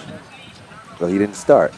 No, Bolden started, but he did not He finish. did not finish. No points. So no there will be points for no him. points for him. Coming up will be the under 20 girls. I just see one section. And these girls will be chasing the BSAC record of 22.61 set by Sade Williams in 2016. What a time. I remember that that race. In fact, when she ran that 22.61, she qualified for the Olympic Games and had a little bit of an injury after that. But she has been turning in some fantastic performances. She was exceptional last year, and we certainly look forward to what she'll do on track in 2023. Commonwealth champion. And she's doing fantastic. We wish her all the best, of course. Looking forward to seeing Sade at the Olympics next year, 2024. See what she can bring back to Barbados. She certainly does have the support of the country behind her. Very much so. Very much so. The Springer Posse continuing the celebrations.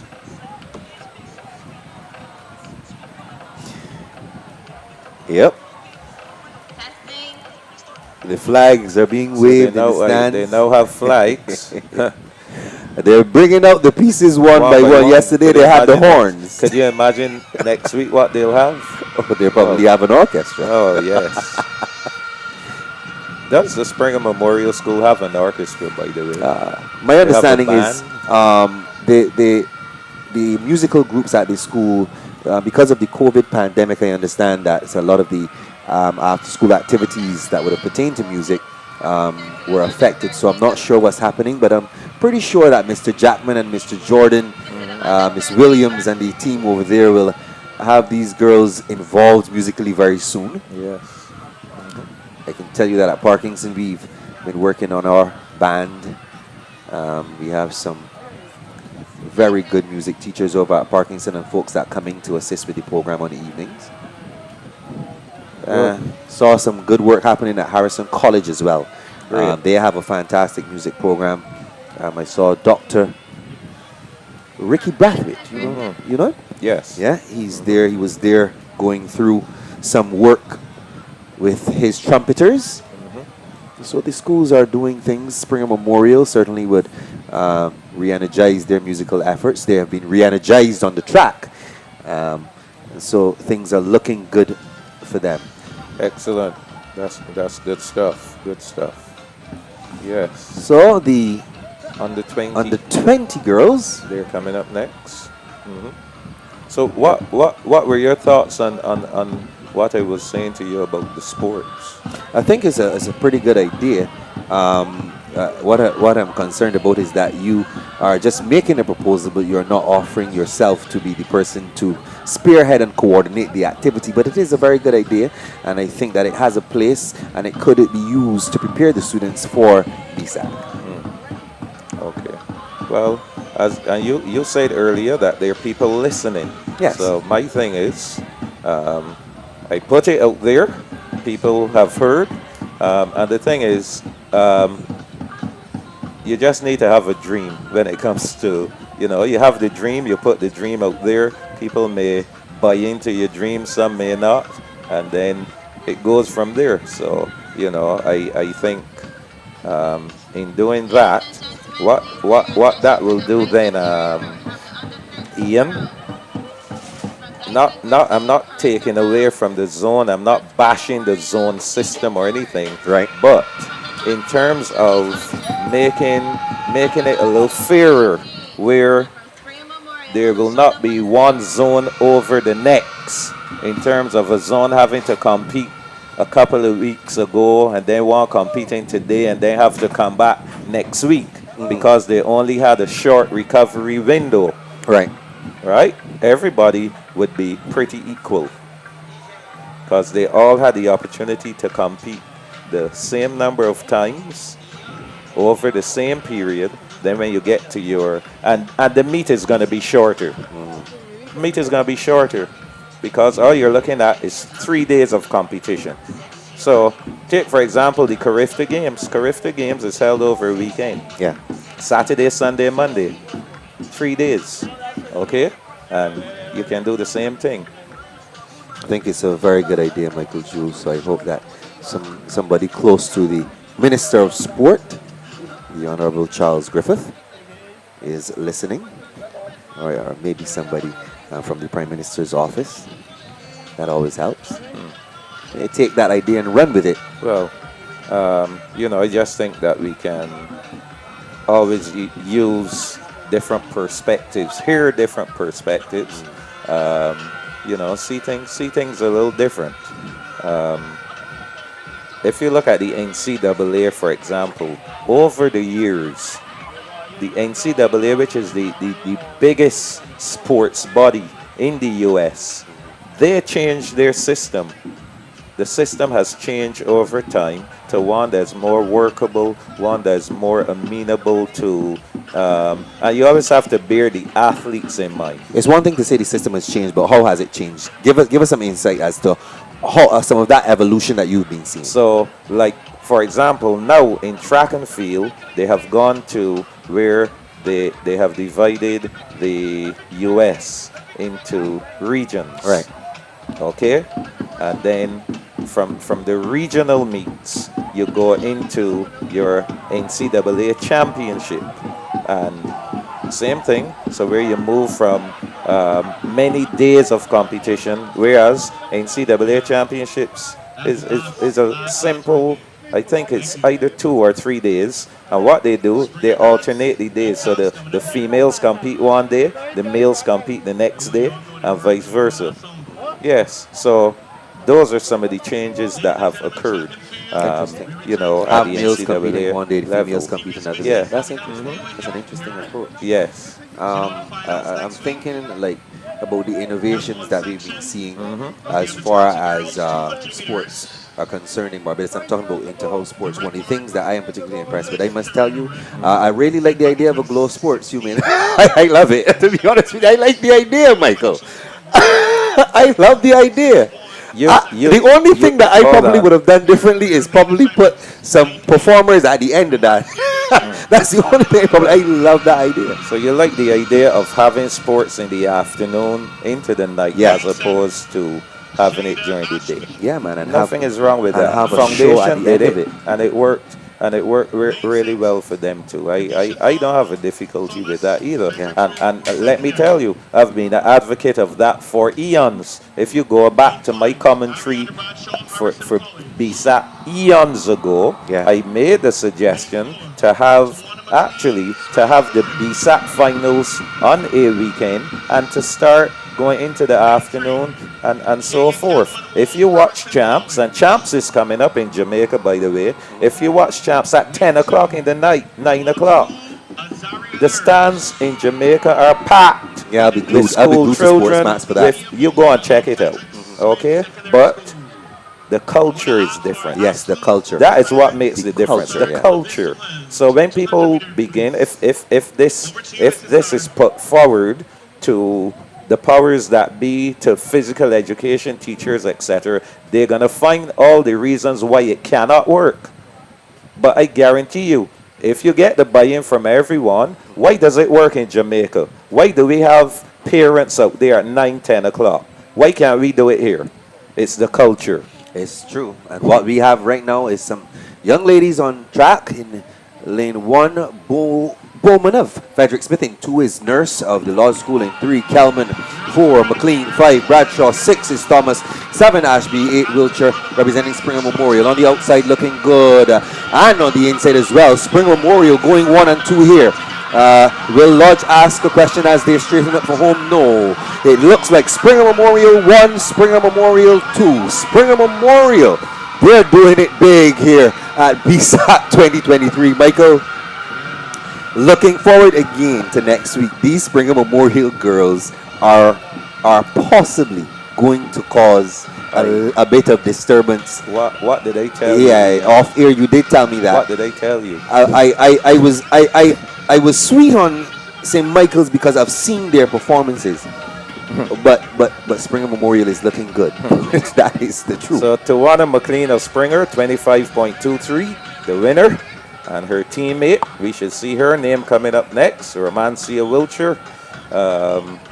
And again, Ian, as I started to go through the statistics, I heard people talking about Combamere and all these different schools, but as I started to go through the statistics, I am beginning to think that Springer Memorial has a really good shot of being in the top 3.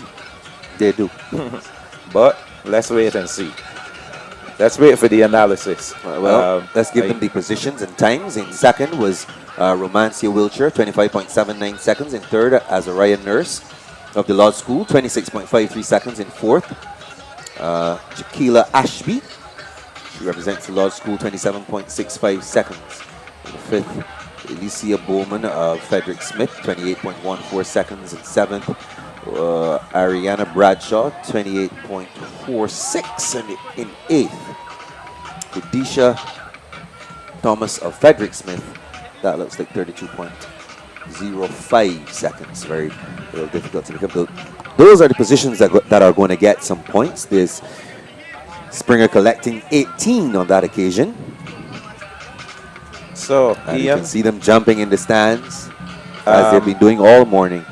So, you see, when you say A, you have to say B. All right, go ahead. So, no C? No, not in this case. Okay. You will probably say the C and the D. So, having a championship event such as this on a weekend will serve several purposes. Yeah. But to do that and really make it worthwhile, you must have the facility. Yeah. So, I've been talking a lot about a stadium. Right. So, imagine a packed stadium with parents, supporters, alumni. Oh my, you're reading my mind. Yeah. And that's one of the big things, because if you look at Jamaica's sports, and what helps with Jamaica's sports is the amount of alumni support. Right. Could you imagine guys like Henry Ennis? You know who's Henry Ennis? Never heard the name. Oh my goodness. You don't know who's Henry Ennis? I don't know who's Henry Ennis. Henry Ennis was an outstanding athlete for the Lodge School. Oh, wow. Yes. So tell us about him. You should know him. Michael, anyway, yesterday I told you that I am an 83 model. Do you know Brian Ben? No, I don't know Brian Ben. Mr. I am Carter. an 83 model. It doesn't matter. Anyway, my point is that some of the outstanding old scholars from those schools, past track and field athletes, outstanding, they will be the ones to come. They will be the ones who will come and support the school over the weekend. Okay? Right. Over the weekend, because during the week, to have the they're championship working. over the week, exactly, Yeah. they're working, they probably won't get the time off. But a weekend, stadium is packed. Right. Ram off. And we can point to something like the relay fair. Thank you very much. Yeah, the relay fair. You saw when Yeah, the relay fair yeah, first started. Absolutely. What happened? Oh, Okay. the cycling, velodrome, and everything. I rest my case. Yeah. I rest my case. Yeah. So, there you've heard it, folks. Mr. Michael Jules has laid his case for the possibility of having this meet in the night time. A weekend. And on a weekend. Yes. So we're seeing here for the under 20 boys, only 4 starters. Wow. This is the under 20 division, of course, sponsored by the Barbados National Oil Company Limited. In lane 3, LaShawn Codrington. 4, Zachary Lawrence. 5, Killian Lockhart. And in 6, Manny Maskell Beckles. On the outside, Manny Maskell Beckles. Good to see him. Good to see him Yeah. here as well. Stamping his authority on this yes. one. Looking pretty comfortable. It's going to be a Manny Maskell Beckles. Crossing the line now for the Law School. Second is St. Leonard's Killian Lockhart. Did you see who got in for third? No, he did not. 21.74 for Maskell Beckles. Now seeing 21.71. So his Okay. time is rounded down. Not a problem there with that time. The BSSAC record 20.80. I remember, I think I might have called that race. Nicholas in Dejean. 2011. Nicholas Dejean. Now I know who that young man is. You know who's I know Nicholas. You know him? Yeah, Nicholas Dejean. I do. Was he going to school in Europe? He's younger No, than you. he's younger than I Yes, am. He's younger than you. Yes. I saw him around 2010-ish. Yes. Thereabouts. And That's that was where, a good yeah. time. A 20.80 for schoolboy is good. Yep. So Manny Maskell Beckles winning 21.71 seconds. Second goes to Killian Lockhart of St. Leonard's Boys. Not able to see exactly who would have gotten the third spot. But the second section is on the line. So the first section only had 4 runners. You took down that time, Michael? You took down the time of a Manny Maskell Beckles? 21.71. Just making sure you remember. It's in my head. All right. You've been taking your ginkgo biloba. I don't need that. All natural. All natural. Ginkgo biloba is natural supplement. Come on. I don't do that, Ian. You don't supplement? No. Oh, that's interesting. You should, when you were an athlete, I don't even like water. You serious? Yes, seriously. I like coffee. Lord have mercy. I drink more coffee than water. Anyone who knows me well will tell you that. Don't know if that's a good thing. I wanna question you about your days as an athlete. Oh my, don't do that now, please. What was your nutrition regime like? I ate a lot of ground provisions because my parents, my father was born in French Guyana and was raised in St. Lucia. My mother is a St. Lucian. Was because she's deceased. And they raised me up on ground provisions. Yams, cassava, edo, dasheen. I still love plantains up to now. I can eat ground provisions and nothing else. I'm not a meat lover either. Was never fond of meat. Okay. Fish, seafood. And those are the things I grew up on. Cream of wheat, barley, oats. You're taking some people back in time. A lot of young people don't know what is Don't know barley, about what those is things oats, exactly. Sega. You know. Oh my! You remember Sega? Yes. So those are the things that I grew up on. Yeah, a lot of soup. Yeah. My grandmother gave me a lot of that stuff as well. And unfortunately, a lot of very young folks, if you see what they have for breakfast, Sometimes they may have some chicken necks. no, I'm telling you. that's what they get for breakfast. Sometimes that's what. Chicken necks, Or fried strip- chicken necks. They like chicken strips. That's Okay. like the chicken breast cut up in strips and that kind of thing. Children like a lot of fried stuff. They like fries, macaroni pie, baked chicken, that kind of thing. Yeah. That's what the youngsters like. When you were coaching at Harrison College, did you have, by any chance, a nutrition plan for your athletes to follow, or you just allow them to eat as they would normally would? Well, I made suggestions. I made suggestions to the athletes and to the parents, but that's all you could do, make the suggestions. After that, it's up to them. So we'll get back to that discussion as we prepare for the under 20 boys 200 meters second section. Shamar Blanchard of Parkinson, he's in 3. In lane 4, Jeremy Small of Farson College. I like this guy. I will tell you about Jeremy Small. Nathan Moore of St. Leonard's Boys in 5. Tyreek Callender of the Lodge School in 6. Dario Gaskin of Frederick Smith in lane number 7. So they're on the starters' orders.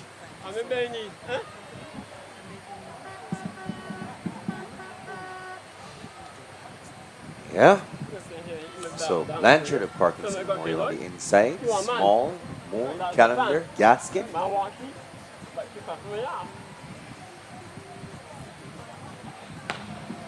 And they're off and running. A decent start on the inside from Harrison College. Jeremy Small already making up the stagger. And as they come off the turn, it's going to be from Harrison College. Jeremy Small, you said that you like this young man. I can see why. He looks really well put together, well organized, relaxed as he's approaching the finish line. Easy does it. That's Jeremy Small of Harrison College, taking that one 22.50. That's the flash time we're seeing. We wait the official time and we'll bring that for you. 22.48 is what they're giving to him. That's Jeremy Small of Harrison College. Well, that one beat the 21.71 we saw from Pascal Beckles. However, what I like about this guy, I like his form. He remains composed, and I think this is a lad. And you mentioned it, I think yesterday, you were talking about scouts, not necessarily wanting the top athletes, but athletes that they can work with. Yeah. This guy, I can see him being developed over time, becoming even better than probably Pascal Beckles, for example. And, you know, if I were a coach in the U.S., I would choose him. He's one guy that I would choose. I would work with him. And I'm quite sure someone like Elvis Ford, if he's still watching today, probably has his eyes on that lad as well. And the thing is, a fella like him, he has the academic background as well, so it would be quite easy for him to secure a scholarship. But Jeremy Small, definitely, I like him. Potential. So, Ian, we're going to take a break here. And when we come back, it will be time for the relays, starting with the under 20 girls. Is it? Or the under 17s? We're going to start, we're actually going to have the junior. Oh, the juniors, 4x1 today. And then you'll have the open girls and open boys 4x4. Okay, so remain with us. We'll be right back. COB for all your financial needs, making your dreams a reality, helping to achieve prosperity. COB for all your financial needs. City of Bridgetown Cooperative Credit Union, measuring success one member at a time. Telephone 430-5900. My goal is to walk Rocco on the beach instead of the sidewalk. Get Michael to school on time. Go shopping with Danny. Finish today's race. What's your goal? Ensure Max Protein helps me achieve my goals. It provides 30 grams of high-quality protein to help keep muscles strong and the nutrients my body needs. Ensure Max Protein users reported feeling more energy in just 2 weeks. Take your routine to the max with Ensure Max Protein.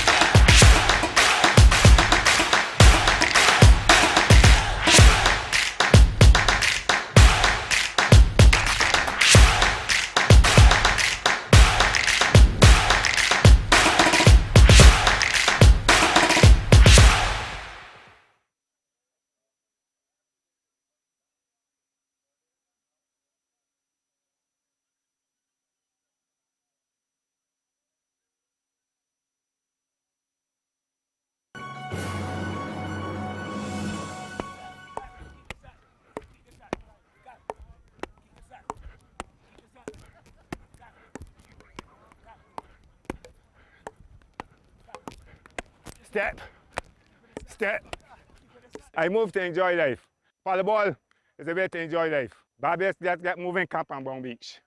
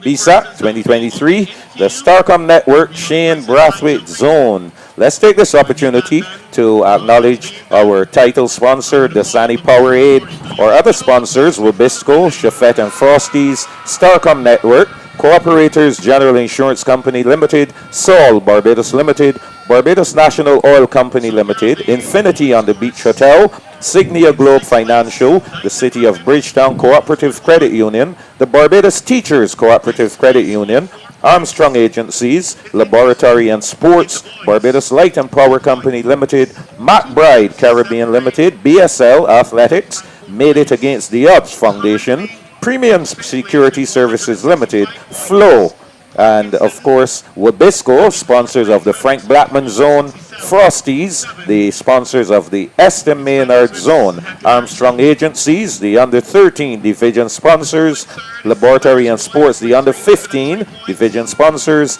the Under-17 Division sponsors, Infinity on the Beach Hotel, and the Under-20 sponsors, BNOCL, of course, Cooperators General Insurance, the Relay Series sponsors, the 100-meter series sponsored by Sol, and Letitia Jokes, under-17 and under-20 girls and boys 800 meters. Our security partners, Barbados Police Service and Premium Security Services Limited. And our media partners, Sports.bb, Caribbean Broadcasting Corporation, Starcom Network, The Nation News, Barbados Advocate, Barbados Today, and Loop News. All right. What we're seeing here, it looks like the athletes for the 4x100 meters, the under-13 division. Of course, that division, as you mentioned, is sponsored by Armstrong Agencies. We also have to acknowledge the sponsors of the Stream, City of Bridgetown Cooperative Credit Union, BNOCL, Infinity on the Beach, Pharmacy Sales, of course, and they are the distributors of Insure. We also want to let you know that the Sagicor Bank has something very special for you, but we want you to make sure you go on Instagram, like our page, as well as like the Sagicor.bank page, and you are going to be positioning yourself to win something very special next week. Those final days of competition. We should have some Insure as well. I anticipate that we'll do a few giveaways next week. So take that opportunity. Know that you can be a winner with Sports.bb. To go and subscribe to Sports.bb on YouTube. Give us a like on Instagram or on Facebook, and make sure you click the notification button so that you can get the notifications whenever we are bringing you some live sporting action. What you're seeing is the girls getting ready for the relay. But what we need to do, we only did it once today. Yes, points. As we are winding down, we basically only have 6 relays left. Yeah. The under-13 girls and boys, under-15 girls and boys, and the 2 4x4s. So here for time, I must Oh, more than. More than. Here is fantastic. More than. I think that will give you and I an opportunity to do something we haven't done for the week, Ian. Huh? Go and have a beverage. Oh, a beverage. Yes. Cup of coffee. A cup of coffee.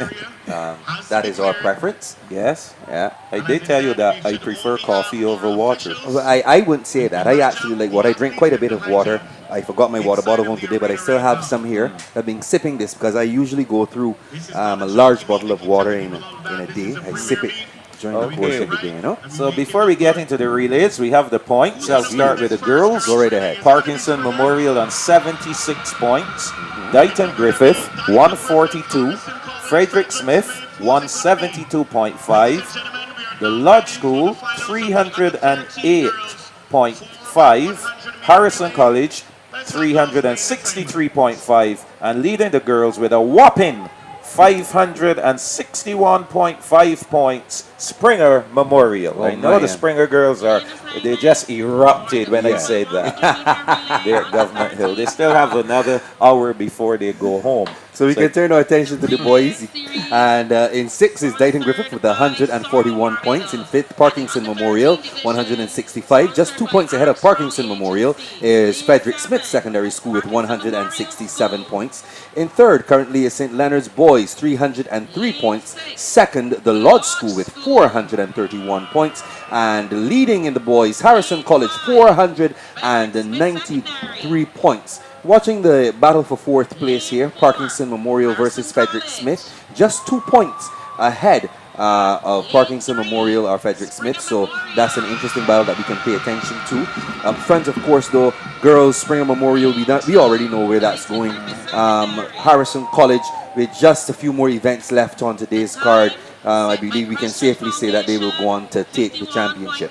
Yes, I agree. The zone championship. I think we said that from yesterday, though. The way things were looking, that Springer would win the girls, Harrison College would take the boys championship. Maybe that's what the lady was trying to tell us when she said Springer and Harrison College, and not for the overall championship. I will ask her afterwards exactly what she meant, but she's surely correct in terms of the Shane Brathwaite zone. Indeed. Yes, so one section so far for each of these relays, and then we really should have only one since there are only 6 schools really in the picture. Yeah. So for the under 13 girls 4x1, we should see Dighton Griffith there in lane 2, Springer Memorial in 3, Harrison College in 4, Frederick Smith in 5, the Lodge School in 6, and Parkinson Memorial in 7.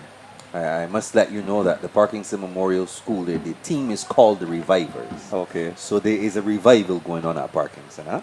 Lovely. Maybe schools, they have names.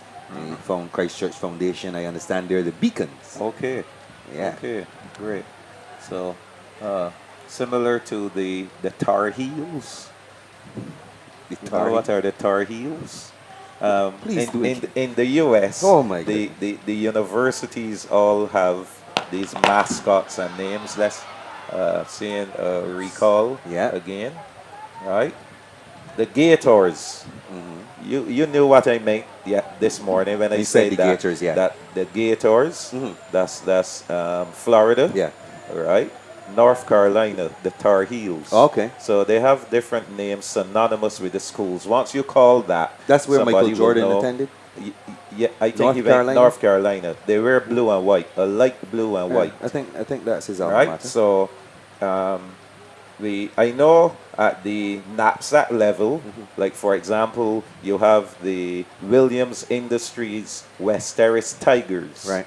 And that has grown with them. That's what they're called. The St. George Lions. There you go. Aha. Good. Yeah, so the schools are... The Cougars. Yeah, the Cougars, the of St. course. School. The St. Michael the Cougars, yes. Yeah, so the schools are we might get to the point where every school has I mean, they call the Lodge School the Griffins, but I don't know of any Griffin. We were supposed to talk about that yesterday. Yes, they're not Griffins. I know Matt Fingal, if he's listening, he would tell you. They're not Griffins. What are they? It's a seahorse. Oh, Yes.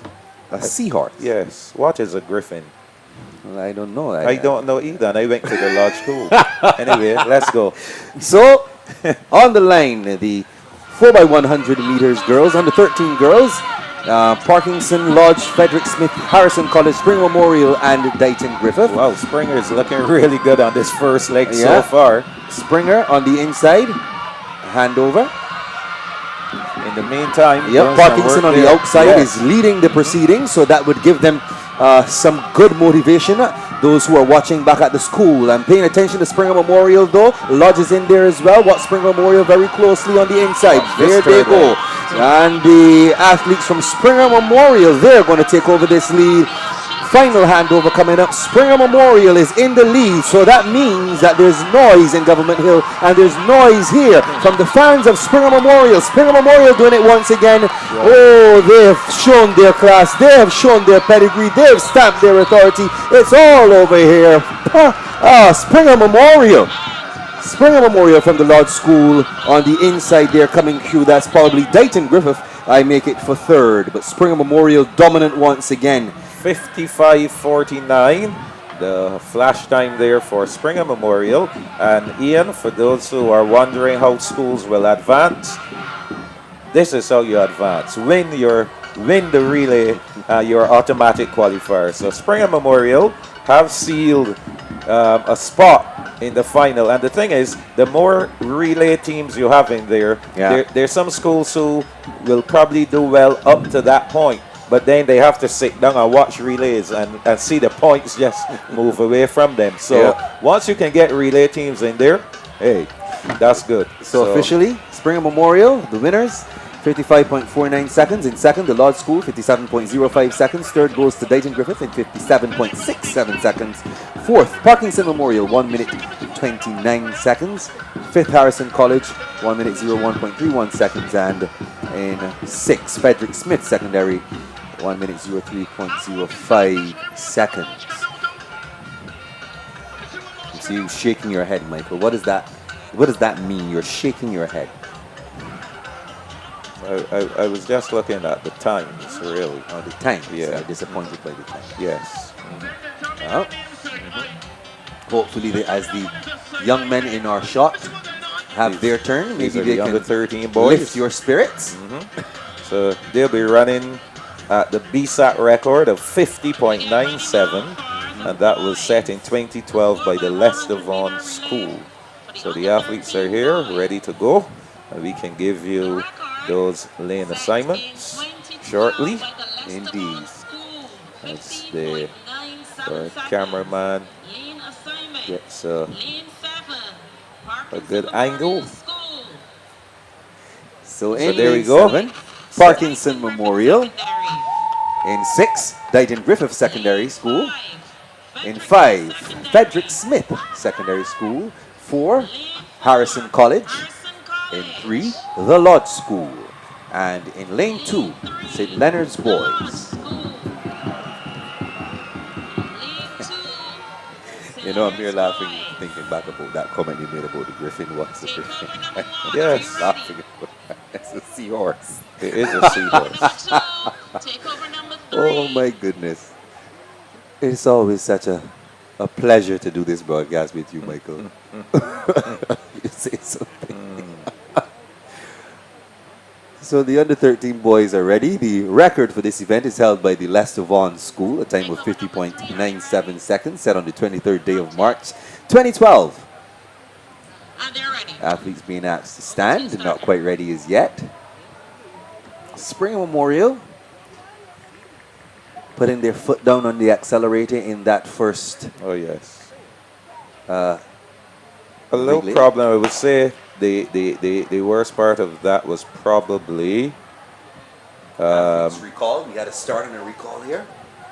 the first leg, the first handover. That was I would say, the worst of the three handovers. So Yes. of course the coaches will work on that and make sure that they're ready to go. Yeah.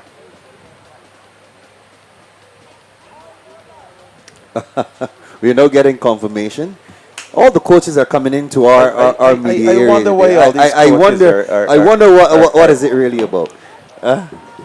Here we go. The under 13 boys 4x100 meters off to a good start. St. Leonard's, the Lodge School, Harrison College, Frederick Smith, Dighton Griffith, Parkinson. Let's watch the first handovers. The Lodge School is looking good. Remember, they had some good runners. Yeah. And let's see how things will pan out there on the outside. Is Parkinson and Dighton going at it.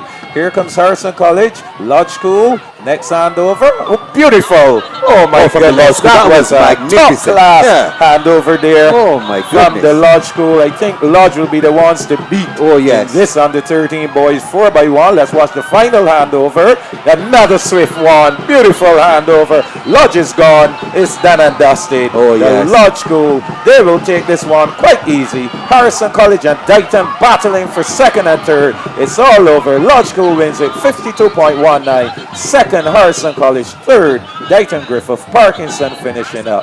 St. Leonard's and Frederick Smith. So 50.97, the record. The Lodge 52.20. Beautiful handovers there for Oh the yes, Lodge. I think they actually my. made the difference. That handover between the second to third, that was beautiful. You call that crisp? Yeah, it was very crisp. And his acceleration as well. That helped to make everything that much more smooth. It was really as smooth as butter. Exceptionally well done there by Lodge. The replay is available for us, so we can take a look at it again. Let's look at it again. Let us do that. Even Stevens, kind of at the start. Not sure who handed off first. There's a little jumble, but watch this handover. I want our viewers to get a good look at this. Watch it. Smooth. Grab and go. Very smooth. And then watch the final handover here. Runner, outgoing runner. Stick. There you go. Smooth. He takes it with his left hand, switches over to the right, and powers to the finish. Very good running there by the under 13 boys from the Lodge School. And if you see the difference in the time, the Lodge School 52.20 and Harrison College 55.16. And you know, when we start looking at teams that will be advancing to the final for the relay, it is the winner from each zone. I believe it is. I don't want to speak. Let me speak. Let me make sure I have the winner from each zones, and it seems the next five fastest next five times. fastest. Well, next there five we go. fastest times. So Lodge will definitely be in the money in that relay. Looking really impressive. And the thing about relays is getting that, you make sure that the handover is as perfect as possible. That's why you spend so much time working on your relays. Well, we're here with Ricky Carter. He's a talker. I'm going to give him a headset here and engage him for a little bit. He was 10 points away from a championship last week. Talk to me. Good evening to you, first of all. The viewers good evening, are Michael. on. Good evening to viewers. Good evening to you. Yes. Ian. Yeah. Yes, we were 10 points away from zone championships, but I'm not really, dwelling on that. Right. Because if any viewers remember, in 2016, Springer Memorial would have beaten us in the zone, and then we conquered them in the finals to become the first school in 14 years to dethrone Springer Memorial. Yeah. So I'm not worried about that. My worry would be if we did not have anyone qualifying for finals. And at the end of this zone, anyone wants to check the results, you would see that the Christchurch Foundation School is definitely there in the finals in numerous events. So as you've been seeing the zones, probably following the action on sports.bb online or whatever you've been following the action, how do you see the competition shaping up for you? Well, to just correct a couple of things, yes, I do watch each zone every night when I go home, sometimes to 2, 3 o'clock in the morning. And as you guys would know, I'm also involved in another media house covering this event also. So I would say that my chances, the school's chances is still good. It's going to be very competitive. And as I've been saying all of the time, that I believe that it's going to boil down to whoever has a good junior program, because I believe in the seniors the points will spread right across the board. Meaning you're seeing schools like Frederick Smith, Titan Griffith, schools that were in the reckoning, Dar Jordan, St. George as well. St. George as well. You'll have seen St. George doing exceptionally well in the hurdles, 400 hurdles and so forth, which had never happened before. So I'm going to put you on the spot. Where do you see your most significant challenge coming from? Your stiffest challenge? Anybody. There's no school named anybody. Anybody. There is no school in Barbados named anybody, Ricky Carter. You cannot do that to our viewers. There is not a school in this country called any anybody. Any school can win BSSAC at this point. He's being cautious. Of course, you know schools like St. Michael's, Harrison College, also Courtjam Parry, St. Leonard's Boys, the Lodge School. I cannot forget the Lodge School. Michael would want me to make sure I mention that. And don't ever call that girls. Don't ever call that emblem of Griffin. It's a seahorse. That's important. You learned that today on sports. Guys, I believe that in the girls, you should be very good. Okay, Ricky Carter, thank you very much. Under 15 girls, 4x1 on the line. In lane 2, Dighton Griffith. Lane 3, Frederick Smith. Lane 4, the Lodge School. Lane 5, Harrison College. Lane 6, Parkinson. Lane 7, Springer Memorial. And they're chasing the BSAT record, 49.49, set by the St. Michael's School back in 2019. That was a bomb squad. Samaya Dell, Williams, Cresaria Ballantyne, and Sky Spencer Lane. Yes, bomb squad, 49.49. Let's see what these girls here will do. Takeover 2 is ready. Takeover 3. So under 15 girls. Springer Memorial. Can Springer make it 2 of 2? We will see. I know this is something that they work on a lot. Mr. King. Jesse King, yes. Yeah. And you must work on relays. You have to take the time with the relays. And, you might have 4 of the fastest runners and lose a relay. That happened to the U.S. The U.S. had 6, actually. They had 6 guys who were sub 10 runners, and they dropped the baton. So they're off and running then for this under 15 girls 4x100 meter run. On the outside, doing most of the early running and looking good, Springer Memorial. They will hand off first, and there they go. So as we look at proceedings now, Springer Memorial way out front. They're passing the fans now, and we have in second Parkinson Memorial, followed by Harrison College. Springer Memorial handing off once again. Not a great handover by any stretch of the imagination. A little shaky there. That will give the others an opportunity to come up. Here comes Harrison College on the inside. Parkinson Memorial kind of out of it by now, drifting back significantly. Final handover. Parkinson Memorial is out of it, but here comes Springer. That was not a good handover. Julie Phillips is not going to be happy about that at all, but they should go on to win. Here comes Springer Memorial powering their way to the finish. Springer Memorial making it 2 out of 2, easily done here. And Michael, those handovers, not the we compare that with Lodge. Yes. I know the coaches will not be happy. Mr. Dupini will not be happy with that. Jesse King will not be happy with those passes. Julie Phillips will not be happy with those either. So they're going to have to go back to the drawing board. They've gotten the victory, 51.59 seconds. That's important, but they will need to do some work on those passes. Second went to Frederick Smith, 53.85 seconds. And for our third, we're waiting to see who will pop up. Now getting the official time. Yes, in third, Harrison College, 54.23 seconds. They are third. So Springer, Frederick Smith, Harrison College in there as well. The Lodge School, 55.30 seconds. Fifth, Parkinson Memorial, 56.45 seconds. And the final spot, let's see, 6 goes to Dighton Griffith in a time of 56.53 seconds. Oh, yes. So far, it's 2 of 2 for Springer Memorial, winning the under 15 girls, the under 13 girls, and the 4x4s to come. We'll see how they will fare in that 4x4 when we look at that who we saw competing. I think they have a good shot of winning that 4x4 as well. They've come to win. Yeah. And that is clear. Springer has come this year to win. They are accustomed to winning. They know what the sweet taste of victory is like. And they also know what it is like to not win. Yes. And they have not won for some time now. This is going to be sweet, I can tell you. Monday morning at Springer Memorial, there are going to be celebrations. Oh my! So they'll have double celebration because, as I said, they'll be celebrating on Monday the victory at the Shane Brathwaite zone.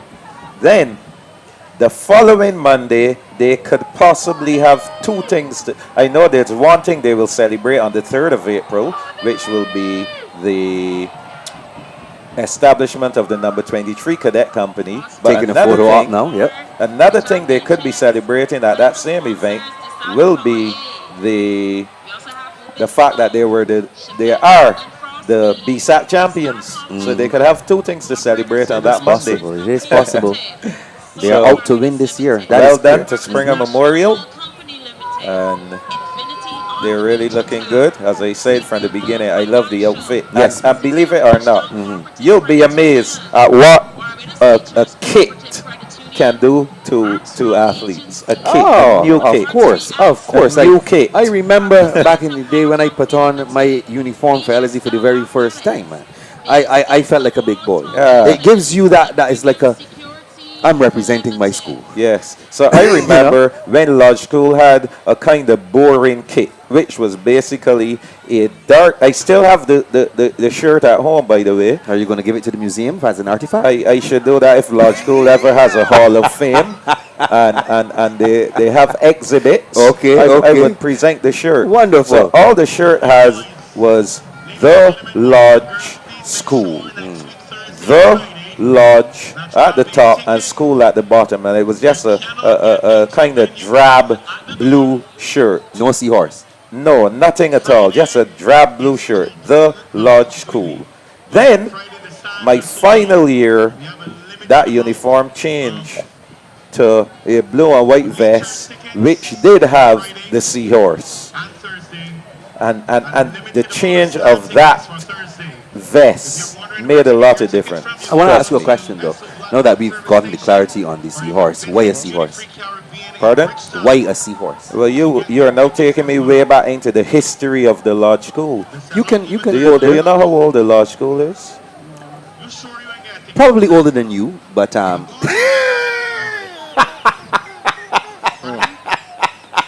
didn't even wear my band today.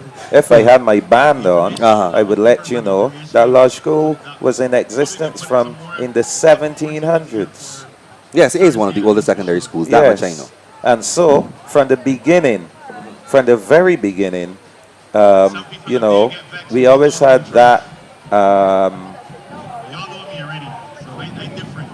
seahorse as part of the tradition of the school. It came from back in, even as far back as the days of Codrington College. Okay? So Christopher Codrington, he bequeathed part of the estate to have a school set up. Right? 1745. To be exact. Wow. Yes. It's a lot of history. And so that came about, and that crest was always part of the tradition of the Lodge School. I know when it comes to traditions, there are some traditions that the Lodge School holds near and dear. One such tradition is winning that 4x400. Oh yes. Oh yes. I know you're a huge fan of that. Oh yes. I love a 4x4, man. Who doesn't? Well, just one more 4x100 meter relay event before This is the under 15 boys here. turn our attention to those 4x400 meters. The two final events in this zone. Lane 5, the Lodge School. So the under 15 boys 4x1, they're chasing a 45.59, and that was established by the Lodge School in 2011. Again, that team had in a guy called Tamal Atwell, who is a record holder in the 100 meters. on our lineup, St. Leonard's boys, they'll be in 2, Harrison College in 3, Frederick Smith in 4, the Lodge School in 5, Parkinson in 6, Dighton Griffith in 7. I can tell you, this battle will be between Lodge and Harrison College. Listen to the Harrison College team. Aidan Moore, Zachary Wall, Zachary Burke, Jacoby Brown-Smith. And the Lodge School team is Nathan Cumberbatch, Nazario Prescott Moore, Jakai Brewster, and Holder Brathwaite. Oh, they're being saw, called back. remember those 2 lads?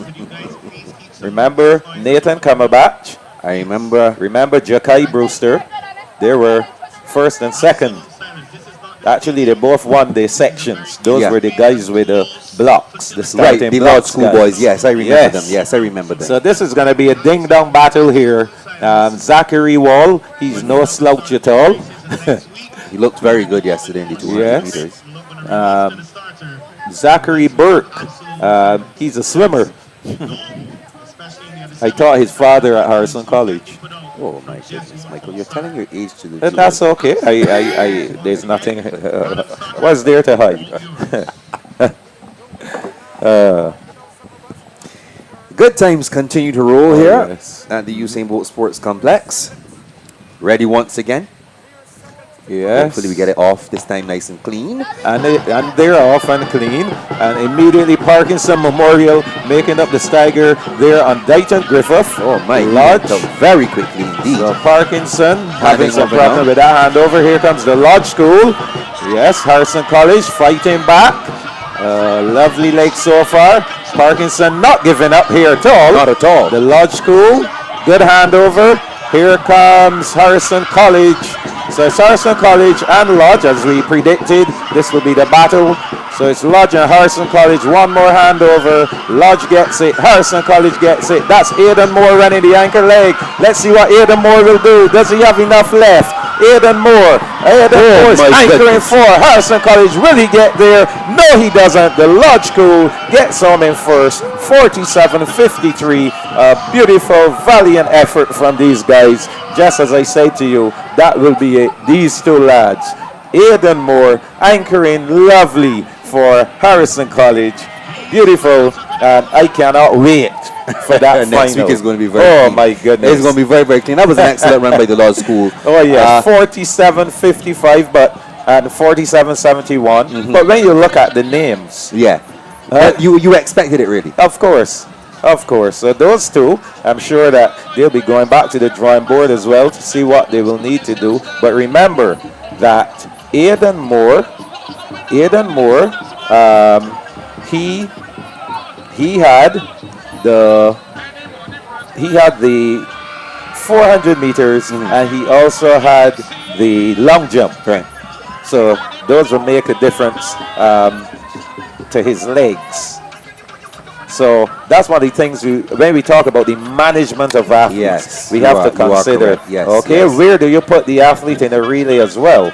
So I think it's good to have Aidan Moore running that last leg. Now I'm wondering here if he may be called upon. It may not necessarily be so, but I'm wondering if he'll be called upon to be a part of the open 4x4. Oh, now that is a good question. That is a good question. And the thing is, can you imagine that you have to go the depth of an under 15 boy to run your 4x4?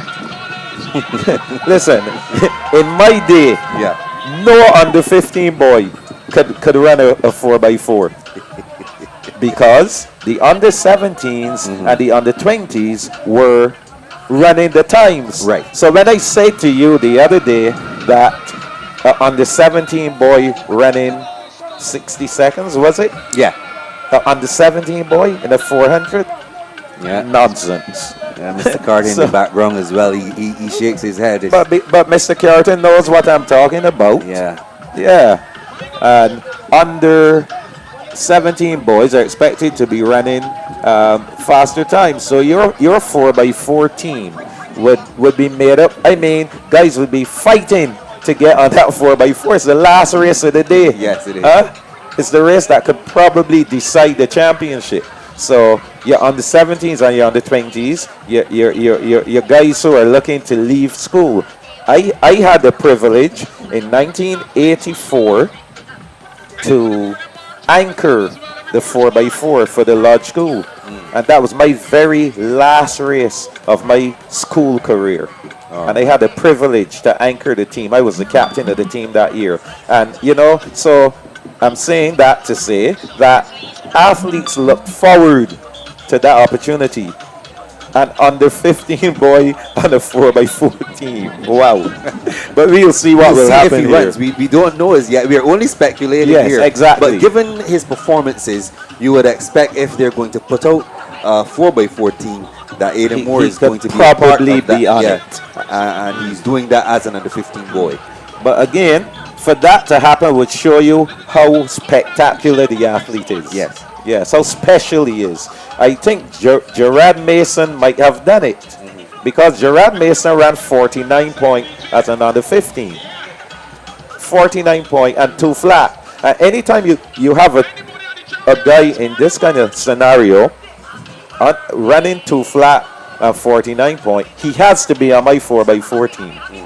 And you will find most 4x4 teams will have an 800-meter runner, a strong 800-meter runner on it.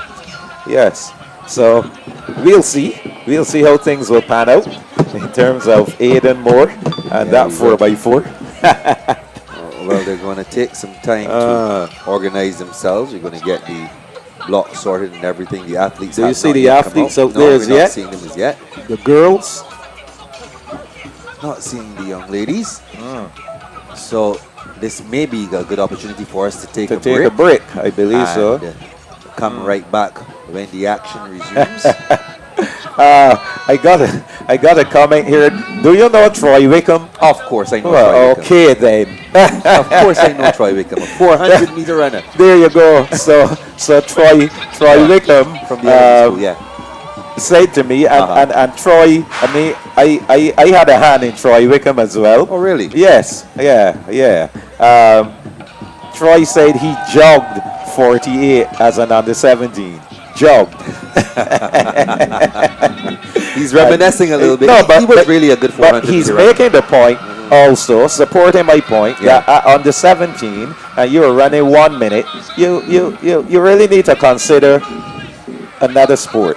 Why would you say another sport? Why can't they go into officiating? That's very unkind of you, Mr. Jules. I don't like that. They can get involved in the sport in a different capacity. I don't understand this guy. Mr. Jules. You don't like when I'm blunt. Well, I do, but you know, we're on Okay. TV. There are certain things that we 61 seconds. Let's move on. Yes, move on. Yeah, let's I'm talk about wondering if the girls 4x4, which is going to be coming up shortly. Again, we had some good performances from the teams over the years. There was a time when the Lodge School also dominated the girls 4x4. Lodge has a very strong tradition in the 4x4. Yes. Yeah. So we'll see. Again, Springer Memorial. They are going to be factoring in this.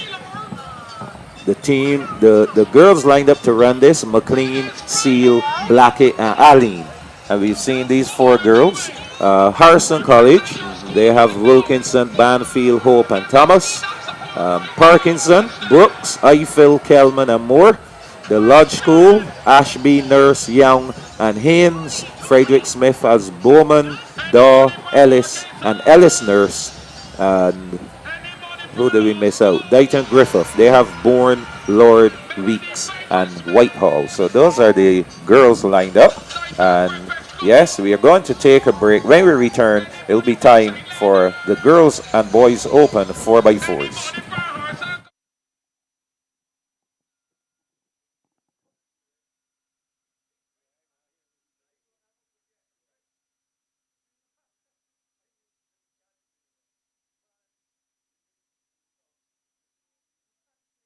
COB for all your financial needs, making your dreams a reality, helping to achieve prosperity. COB for all your financial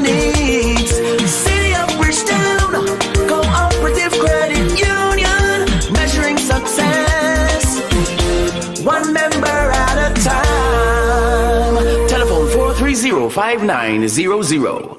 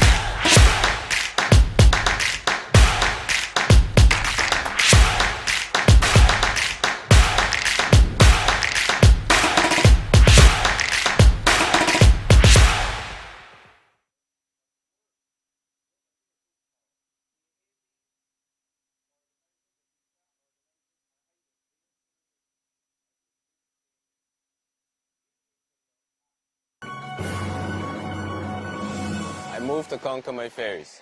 The ocean can be a scary place, but we are up for the challenge. Challenge yourself, Barbados. Get moving.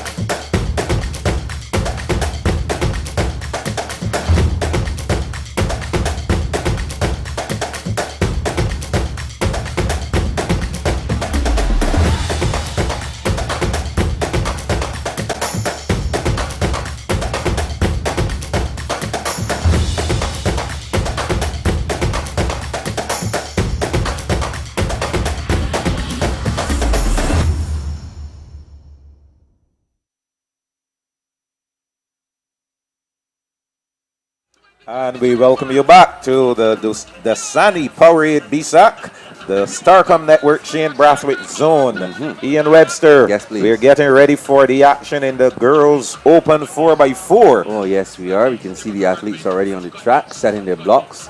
The BSAT record, 3 minutes, 46.40. That was set in 2019 by the St. Michael's School.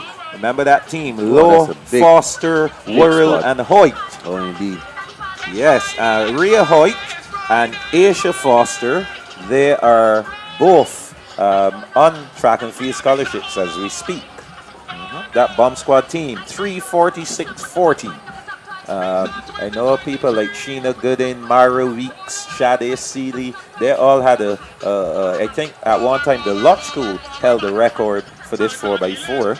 Like I said, Lodge always did well in both the girls and the boys 4x4. Recently, though, the St. Michael School, that's the team to beat here. So we'll shortly see the teams making their way out. The Springer girls still celebrating.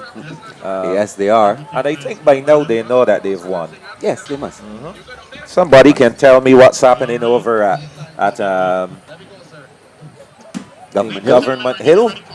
I'm sure someone will let me know what's happening. Probably send me a photo. Yeah, that would be nice. The principal is probably up there having a grand time with the girls. Mrs. Mitchell Maxwell. Well, what would be interesting, the time is now about 14 minutes to the hour of 3 o'clock. I know Springer normally would finish about 10 to 3. So it would be interesting if indeed they stick around at school to see the victory. The victory. Yes. This is the BSSAC finals. Of course, there's 2 more events left, the Open Girls and the Open Boys, 4x400s. We are going to be finishing early today. I think this is the earliest that that's great. Essentially been doing this live stream. So that's good. The athletes already set their blocks, and so we're going to see them walk out very shortly. 10 a.m. And we definitely will be on time. Trying to see the various takeover points to see if those athletes are already in position. Oh, this is 4x4. I'm looking in the wrong place. I'm looking in the wrong place, Michael. I was looking at the takeover point to see if the other athletes are there, but I'm not seeing anybody. Just the starters. They may soon come out though. We also have the Frank Blackman zone. We're coming down to the ending of our zones. So we're just awaiting the athletes. I think the first legs got the opportunity to set their blocks, and then we'll see the teams coming out probably to a loud applause, loud roar, especially the Springer Memorial girls. Trying to become the champion and the overall champion. So the announcer you are hearing there on the inside, Jamar the Star. He's on the infield, giving his commentary. So many athletes have passed through this BSAC. I was just reminded of the Combermere School team that had the record in the 4x4. Cindy Ford, Siobhan Husbands, Shani Adams. Can't remember the other young lady, but I know those 3. That name Shani Adams sounds like a young lady that was at Courage and Parry. There you go. Yes, and all 3 of those girls were recipients of track scholarships. Yes. I remember Adams. Shani Adams. She was an 800 meter, 8 and 1500 meter runner. Siobhan Husbands, she was 2 and 4. Cindy Ford was like 800, 1500, 3000 meters. Yeah. And all 3 of those girls went to Missouri State University, coached by Ronald Boyce, who is also a Cormerian. So he's glued on, has been for the entire meet.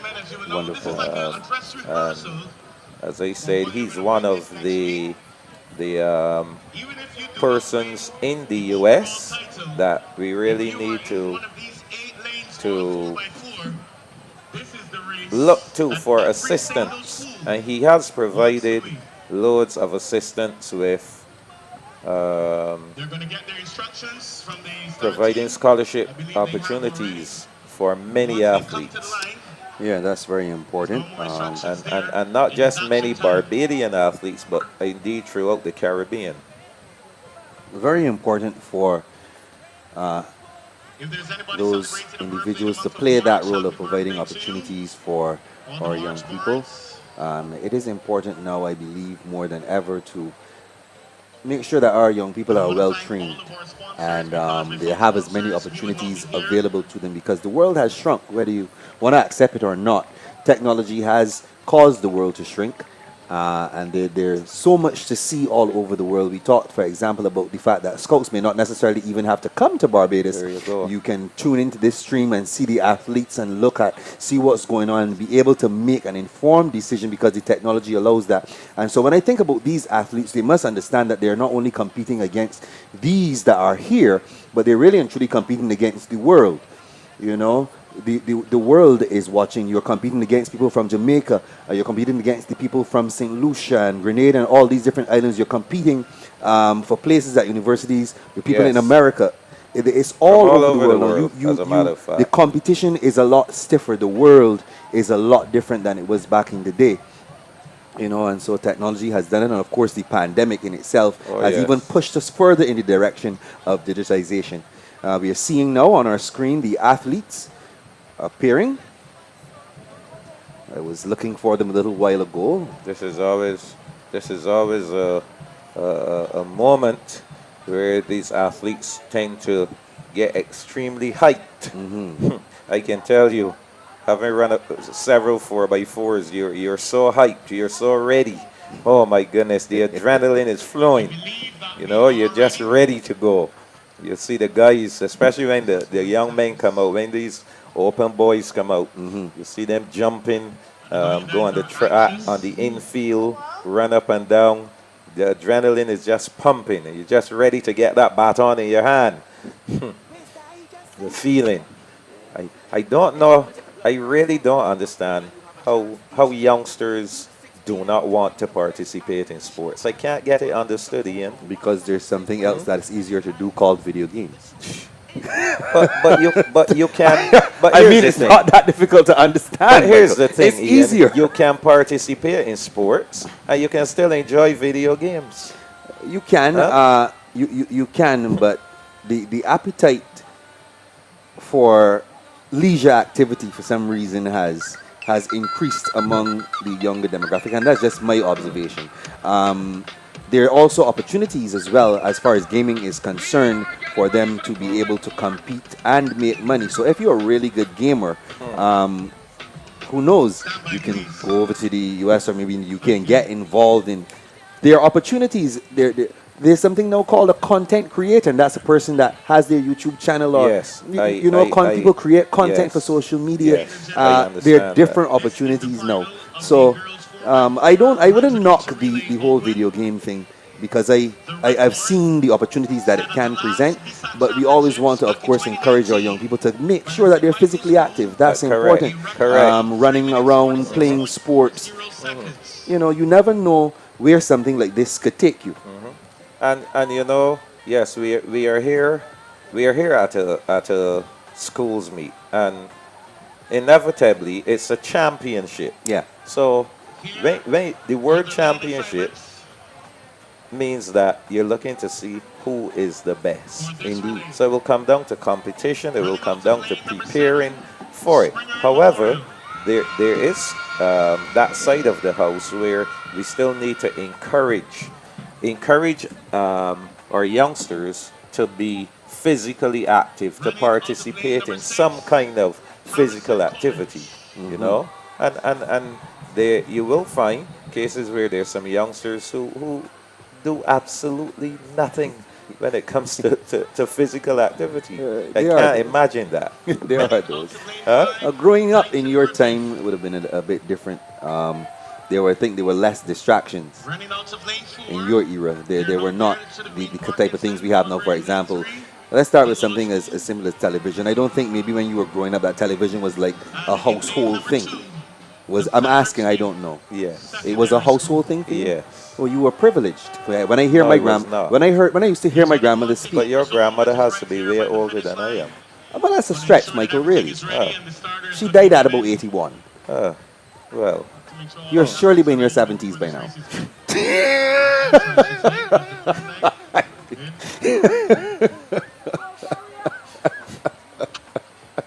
I'm just being naughty. I'm just being a little naughty. I'm just being me. All right. Let's get back to the sports here. So thank you so much.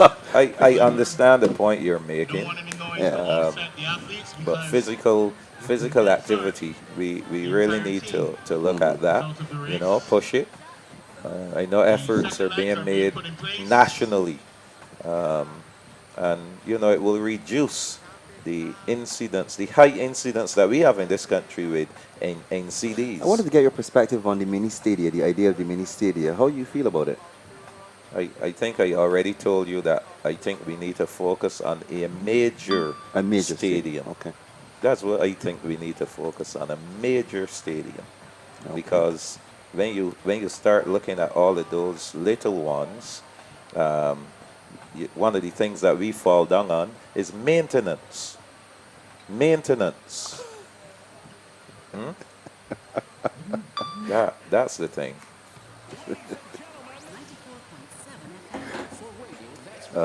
So we're getting ready for the 4x4. As we say, the record 3:46.40. This is the girls' open 4x4. Frederick Smith in 2. The Lodge School in 3. Parkinson in 4. Dighton in 5. Harrison College in 6. Springer in 7.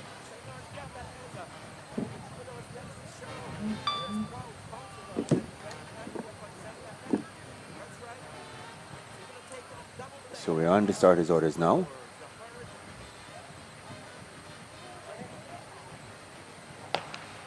And they're off and running. So the voices go up. Springer Memorial on the outside. Harrison College in 6. Dighton Griffith in 5. Parkinson in 4. The Lodge School in 3. And Frederick Smith in 1 on the outside and running well at the moment. Springer Memorial being tracked closely by Harrison College. In 3rd at the moment is Dighton Griffith. The 3 in our shot right now. Springer Memorial still in the lead on the outside, looking well, but this is a fairly good run from Harrison College. Let's see how things are looking as they take the turn. Straighten up for home. Springer Memorial holds a decent lead.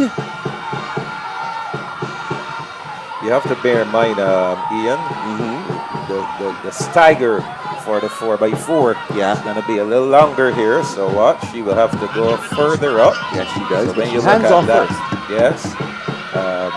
Yes, could fool you sometimes. Yes. So these girls, the second legs, they will go just about 100 meters or so, and then they will cut in to lane 1, and the remainder of the runners will. So there you see the cones, and they will now move right down into lane 1. So Springer, yes, taking over, leading. So far, Harrison College putting up a really good fight. Yes, they are. Yes. Trying to stick with them as best as possible. That's 3rd place is Frederick Smith. Yeah. And the other Dighton Griffith has dropped off the pace a bit. Completely out the picture. Yeah.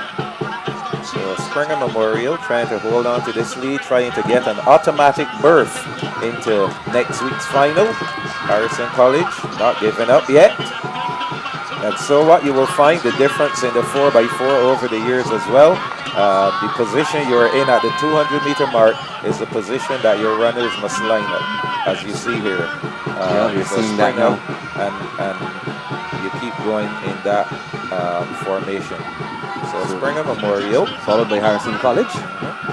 They're still dueling. Athlete from Harrison College here looking to offer a stiff challenge. Let's see if Springer decides to go with them. She's not having that. She's not having it, so she's keeping them behind. But Harrison College is just there waiting to pounce Michael, and they're taking the lead now. So this will certainly get the voices raised. We can anticipate that there will be a back and forth in the stands. But I think Harrison College is on our side. That's the western side of the stadium, where Springer is on the eastern side. And so Harrison College, as she runs by, her supporters and fans are going to be cheering. But Springer is in there. This is not over as yet. Springer Memorial is in 2nd. Harrison College in 1st. Looking back to 3rd, looks like Frederick Smith. The final handover now then.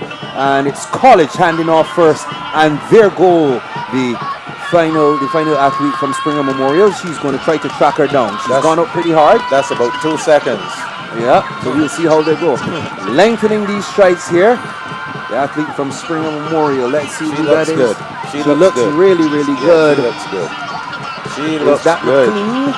Oh, she's reeling her in here, looking smooth. She doesn't need to do anything at this point. No, she doesn't. If I was her, I would just sit right there and wait a bit. I wouldn't move as yet, especially around a curve. I wouldn't run around the curve. I would sit and wait. Well, she is accelerating now and putting pedal to metal. Here she goes. Springer Memorial. This is McLean, it looks like. She is going to lead them home. And she's going to get that challenge on the inside.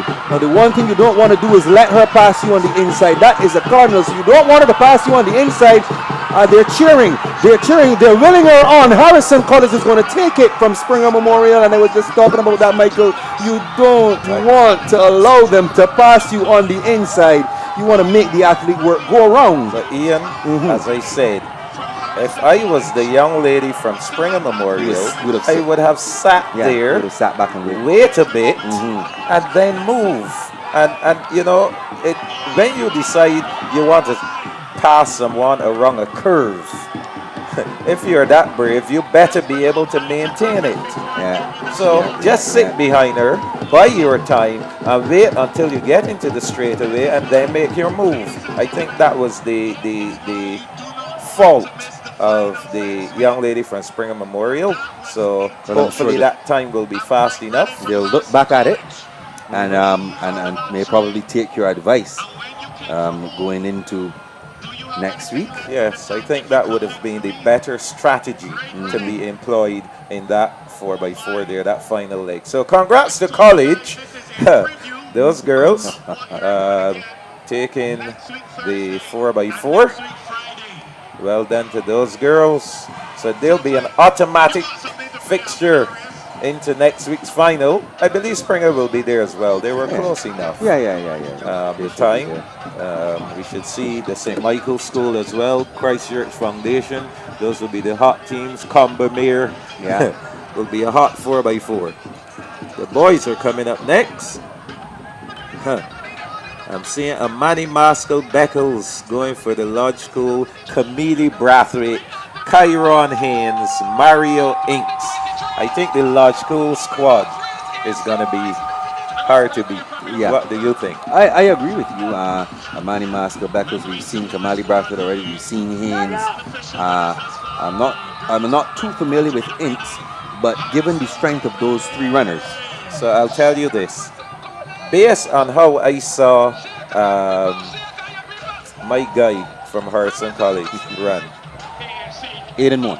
No. What do you mean? The youngster I told you that I would give a scholarship to, he ran a 10-8.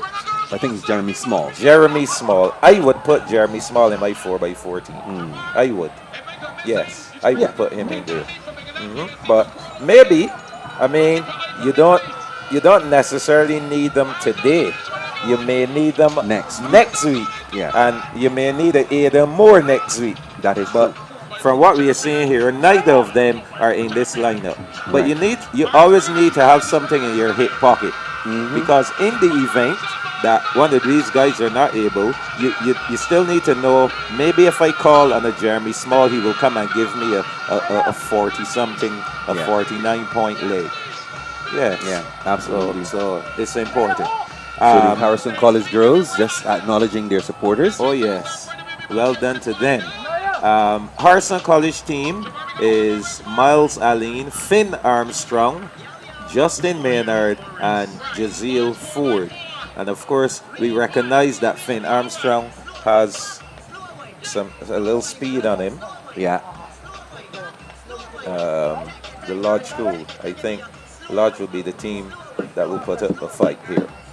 Well, they do have history behind them. Well, this is something in this case, history will not. They're not the record holders at the moment. Right.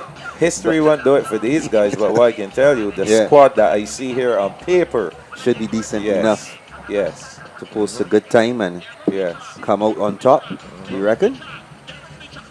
So it's 3:05. This event was scheduled to go at 3:15. So we're ahead of schedule. Yeah. So the boys are out. I think they have all set their blocks. I don't see the other runners as yet. They'll all assemble and make their way down and we'll be ready to go. Final event. Ian, for the Starcom Network Shane Brathwaite zone. Yes. All in all, I think we had some wonderful competition. Yes, we did. Yes, the 2 days were exciting. As I said, I can't wait for next week, Thursday and Friday, the big finale. Who will be crowned the Dasani-Powerade BSSAC champions in the girls and in the boys. So next week, it's all about the big bucks. So on Wednesday, we will not be on the stream. However, for those who care to know, the Wednesday will be the 400-meter semis. Yes, all age categories. So looking forward to next week's action. So the young Just men, a few days for the athletes to recover. yeah, they're coming toward us now, so we should soon see this one on the way. This is the final event in the Starcom Network Shane Brathwaite zone. Of course, before we sign off today, we'll give you the final scores. Let you know exactly how many points the teams have amassed. In this one here, we are seeing Frederick Smith, the Lodge School, St. Leonard's Boys, Harrison College, Dighton Griffith, and Parkinson Memorial Revivers.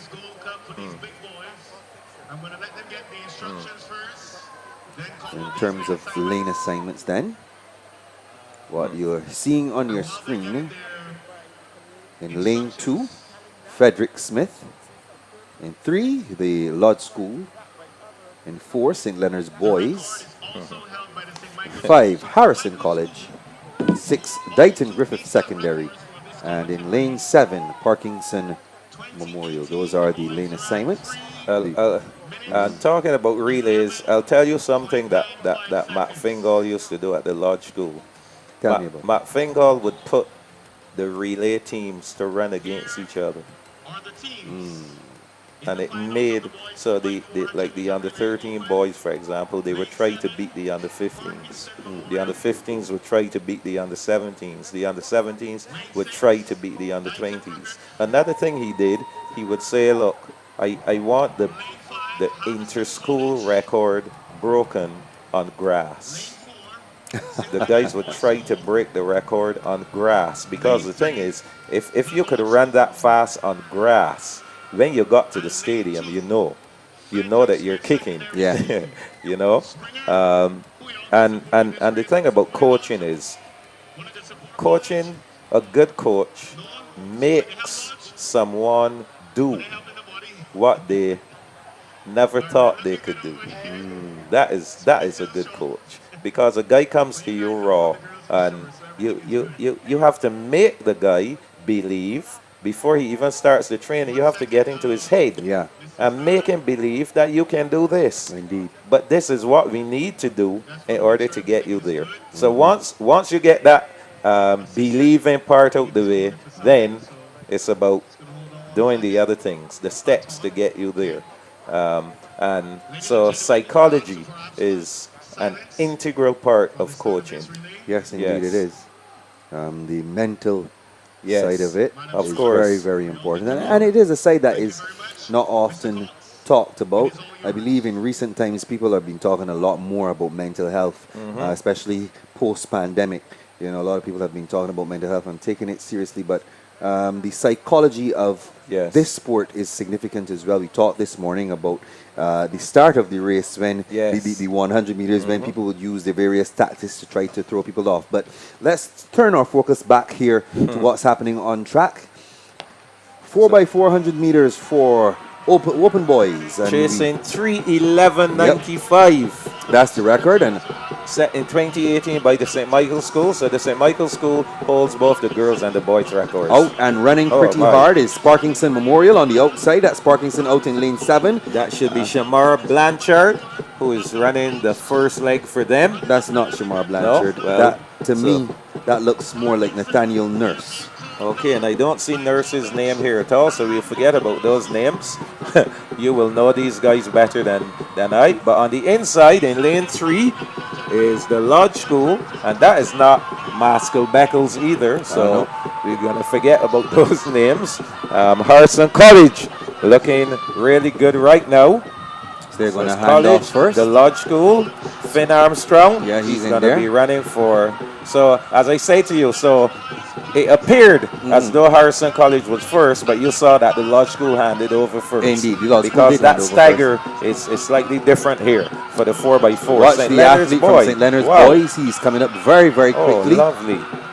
Parkinson falling off the pace a bit. Finn Armstrong sitting in third. Parkinson in fourth. Lodge up front, though. That's where the action is right now. The young man from St. Leonard's trying to run his team back into contention. So it's Lodge School up front in second. St. Leonard's Boys third. Harrison College fourth. Parkinson for a very short moment because they're going to be passed by Frederick Smith.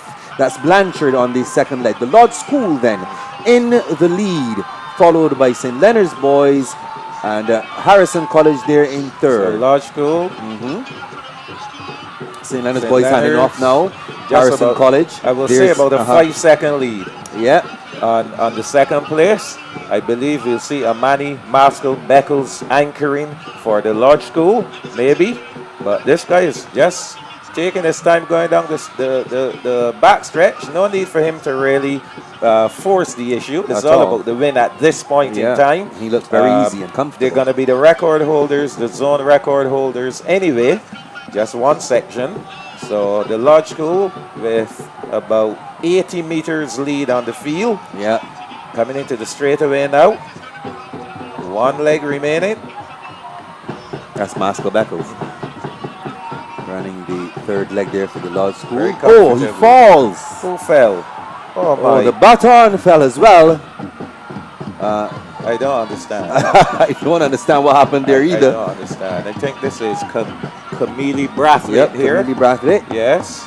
Anchoring the team, and he looks pretty good as he goes across the back stretch here. That guy is still running. He wants to run another leg. Oh my goodness. Oh wow. So he has something left in the tank here. And he's running across. Now he's to going to go support on his the other teammate. side. Yeah, he's going on the other side. And he's going to run beside him and bring him home. Oh, yes.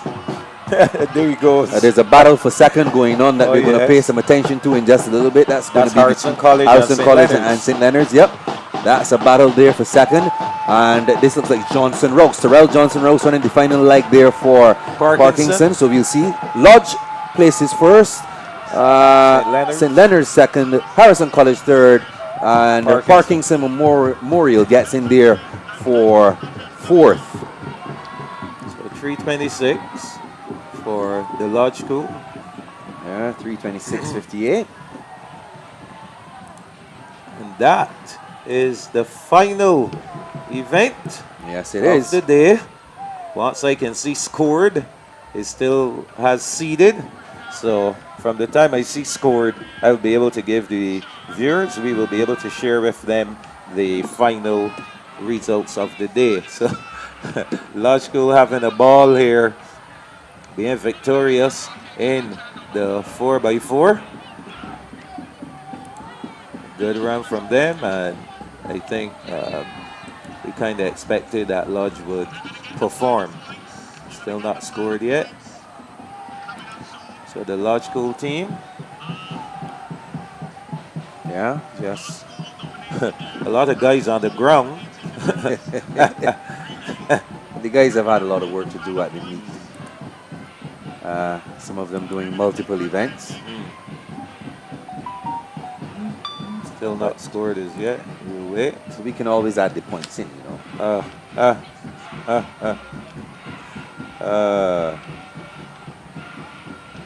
So the curtain comes down. Oh yes. On the zone. Can you see the Springer girls celebrating as yet? Well, they're probably just waiting for an official announcement, but I believe they know that they have won the zone. And once they hear that official announcement, I can guarantee you that they're going to go absolutely berserk over on the eastern side of the Usain Bolt Sports Complex. Still waiting on that 4x4 to be scored. So the times we're seeing here, 30 minutes, 26.58 for the Lodge School.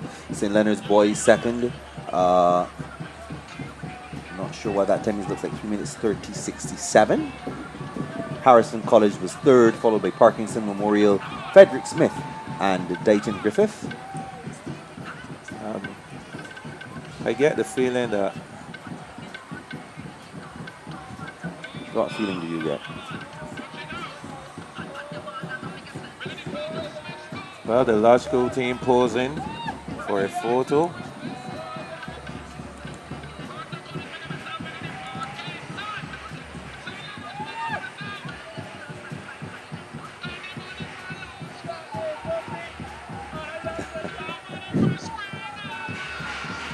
Let's see if that event is scored as yet. I hear loads of excitement. Anything they can get their hands on. Yep. Okay, I think it's finally scored, so let's select all and see what's the situation like. The final points here. This is how. All right, Perry, Ian, you can go ahead with the girls. Yes, this is how they have ended at the end of the Starcom Shane Brathwaite zone, amassing 87 points in 6th position. Among the females, Parkinson Memorial Revivers in 5th with 159 points. Dighton Griffith Secondary in 4th. Frederick Smith Secondary with 194.5 points. 3rd is the Lodge School with 330.5 points. 2nd, amassing 388.5 points, Harrison College. And the champions for 2023 in this, the Starcom Ryan Brathwaite Zone Springer Memorial, 613.5 points. To be honest with you, Michael, I think that's the most of the winners that we have had thus far. Okay, the most This points. is the highest number of points. That I remember. Okay. I could be Well, wrong, we can always check but I that. recall that when the St. Michael School would have won, I think they won with about 500 and something. Commonmere probably had about 500 and something, but the 600 barrier was not yet broken. Springer Memorial has done that, and they have won the celebrations. They've run onto the track, so the athletes and the supporters now coming together there to celebrate. Well, let's give you the boys' points before we finish up here and let you enjoy some of that celebration. I surely am going to get out of here. I don't want to be caught up in the middle of that celebration. In 6th place in the boys, Dighton Griffith, 158 points. Parkinson Memorial, 177 in 5th. In 4th position, Frederick Smith, 184. 3rd, St. Leonard's Boys, 324. In 2nd, the Lodge School, 467. And winning the boys, Harrison College, 521 points. So congratulations to the Starcom Network Shane Brathwaite Zone champions in the boys, Harrison College, and in the girls, Springer Memorial. Oh, wonderful, wonderful. It was a pleasure. It was a pleasure bringing this to you. Yep. This stream. Ian, yes, as we look ahead to the next stage, the final stage, the big finale. Yep. As I say to you, it's just a matter of me going through the analysis, really studying it, and Thursday I will be able to give you who I think. But from what I have seen today, I really believe that Springer Memorial has a shot at the title. Yes, they I do. will say Harrison College will be a threat in the boys Yes, as well. yes. And I will then give you the others. So that's my final thoughts. It was a pleasure, as I said. I think we need to just acknowledge our sponsors again before we go. Close off today. We want to say them thanks to our sponsors who, of course, would have come on board to make sure that we could bring you live coverage of the Dasani-Powerade Barbados Secondary School Athletics Championships. We have had the Obisco Frank Blackman Zone, the Frosties and Chafette Estimator Zone, the Starcom Network Shane Brathwaite Zone. We have seen all of the zonal meets, and now we look forward to the finals. But of course, we have to say thanks to the Dasani-Powerade, Wabisco, Chafette and Frosty, Starcom Network, Cooperators General Insurance Company Limited, Sol Barbados Limited, Barbados National Oil Company Limited, Infinity on the Beach Hotel, Sydney Globe Financial, City of Bridgetown Cooperative Credit Union, Barbados Teachers Cooperative Credit Union, Armstrong Agencies, Laboratory and Sports, Barbados Light and Power Company Limited, McBride Caribbean Limited, BSL Athletics Made It Against the Odds Foundation, Premium Security Services Limited, Flow, and of course the Barbados Police Service. We are so thankful for all of your support, and it was a joy. I think everybody's celebrating. Yeah, they're all celebrating now. It doesn't matter what school they're from, they're all celebrating. Yes. Happy for Springer Memorial, Harrison College, they're all in the action. Yes. And I guess a fitting way to end the Barbados Secondary Schools Athletic Championships zonal section. Looking forward to seeing you all. Yes. Continue to view, and on behalf of Perry Barnett, who has been with us. Indeed, I was going to mention Perry Yes, just now. Yes. Perry Barnett and Ian Webster. Michael Jules, of course, and behalf of Michael Jules yourself, you have to be introduced. They must know who you are. We want to say thanks to you for tuning in and staying with us. We want to encourage you to subscribe to our YouTube channel. Make sure you give us a like on Instagram and Facebook, and we will let you know when we have some action again. Next week, you have the finals to look forward to. We will bring you live coverage of the action on Thursday and Friday, so you can look forward for that. But continue to enjoy the sights and sounds here at the Usain Bolt Sports Complex. But we're going to sign off for now, and we'll be back next week where we continue to bring you the action for BSSAC 2023. Ian Webster signing off for sports.bb. Have a great weekend.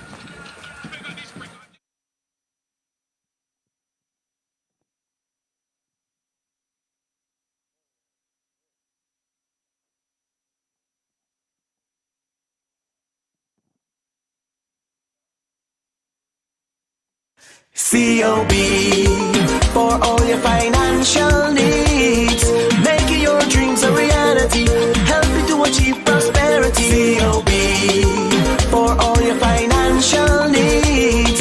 City of Bridgetown Cooperative Credit Union, measuring success one member at a time. Telephone 430-5900.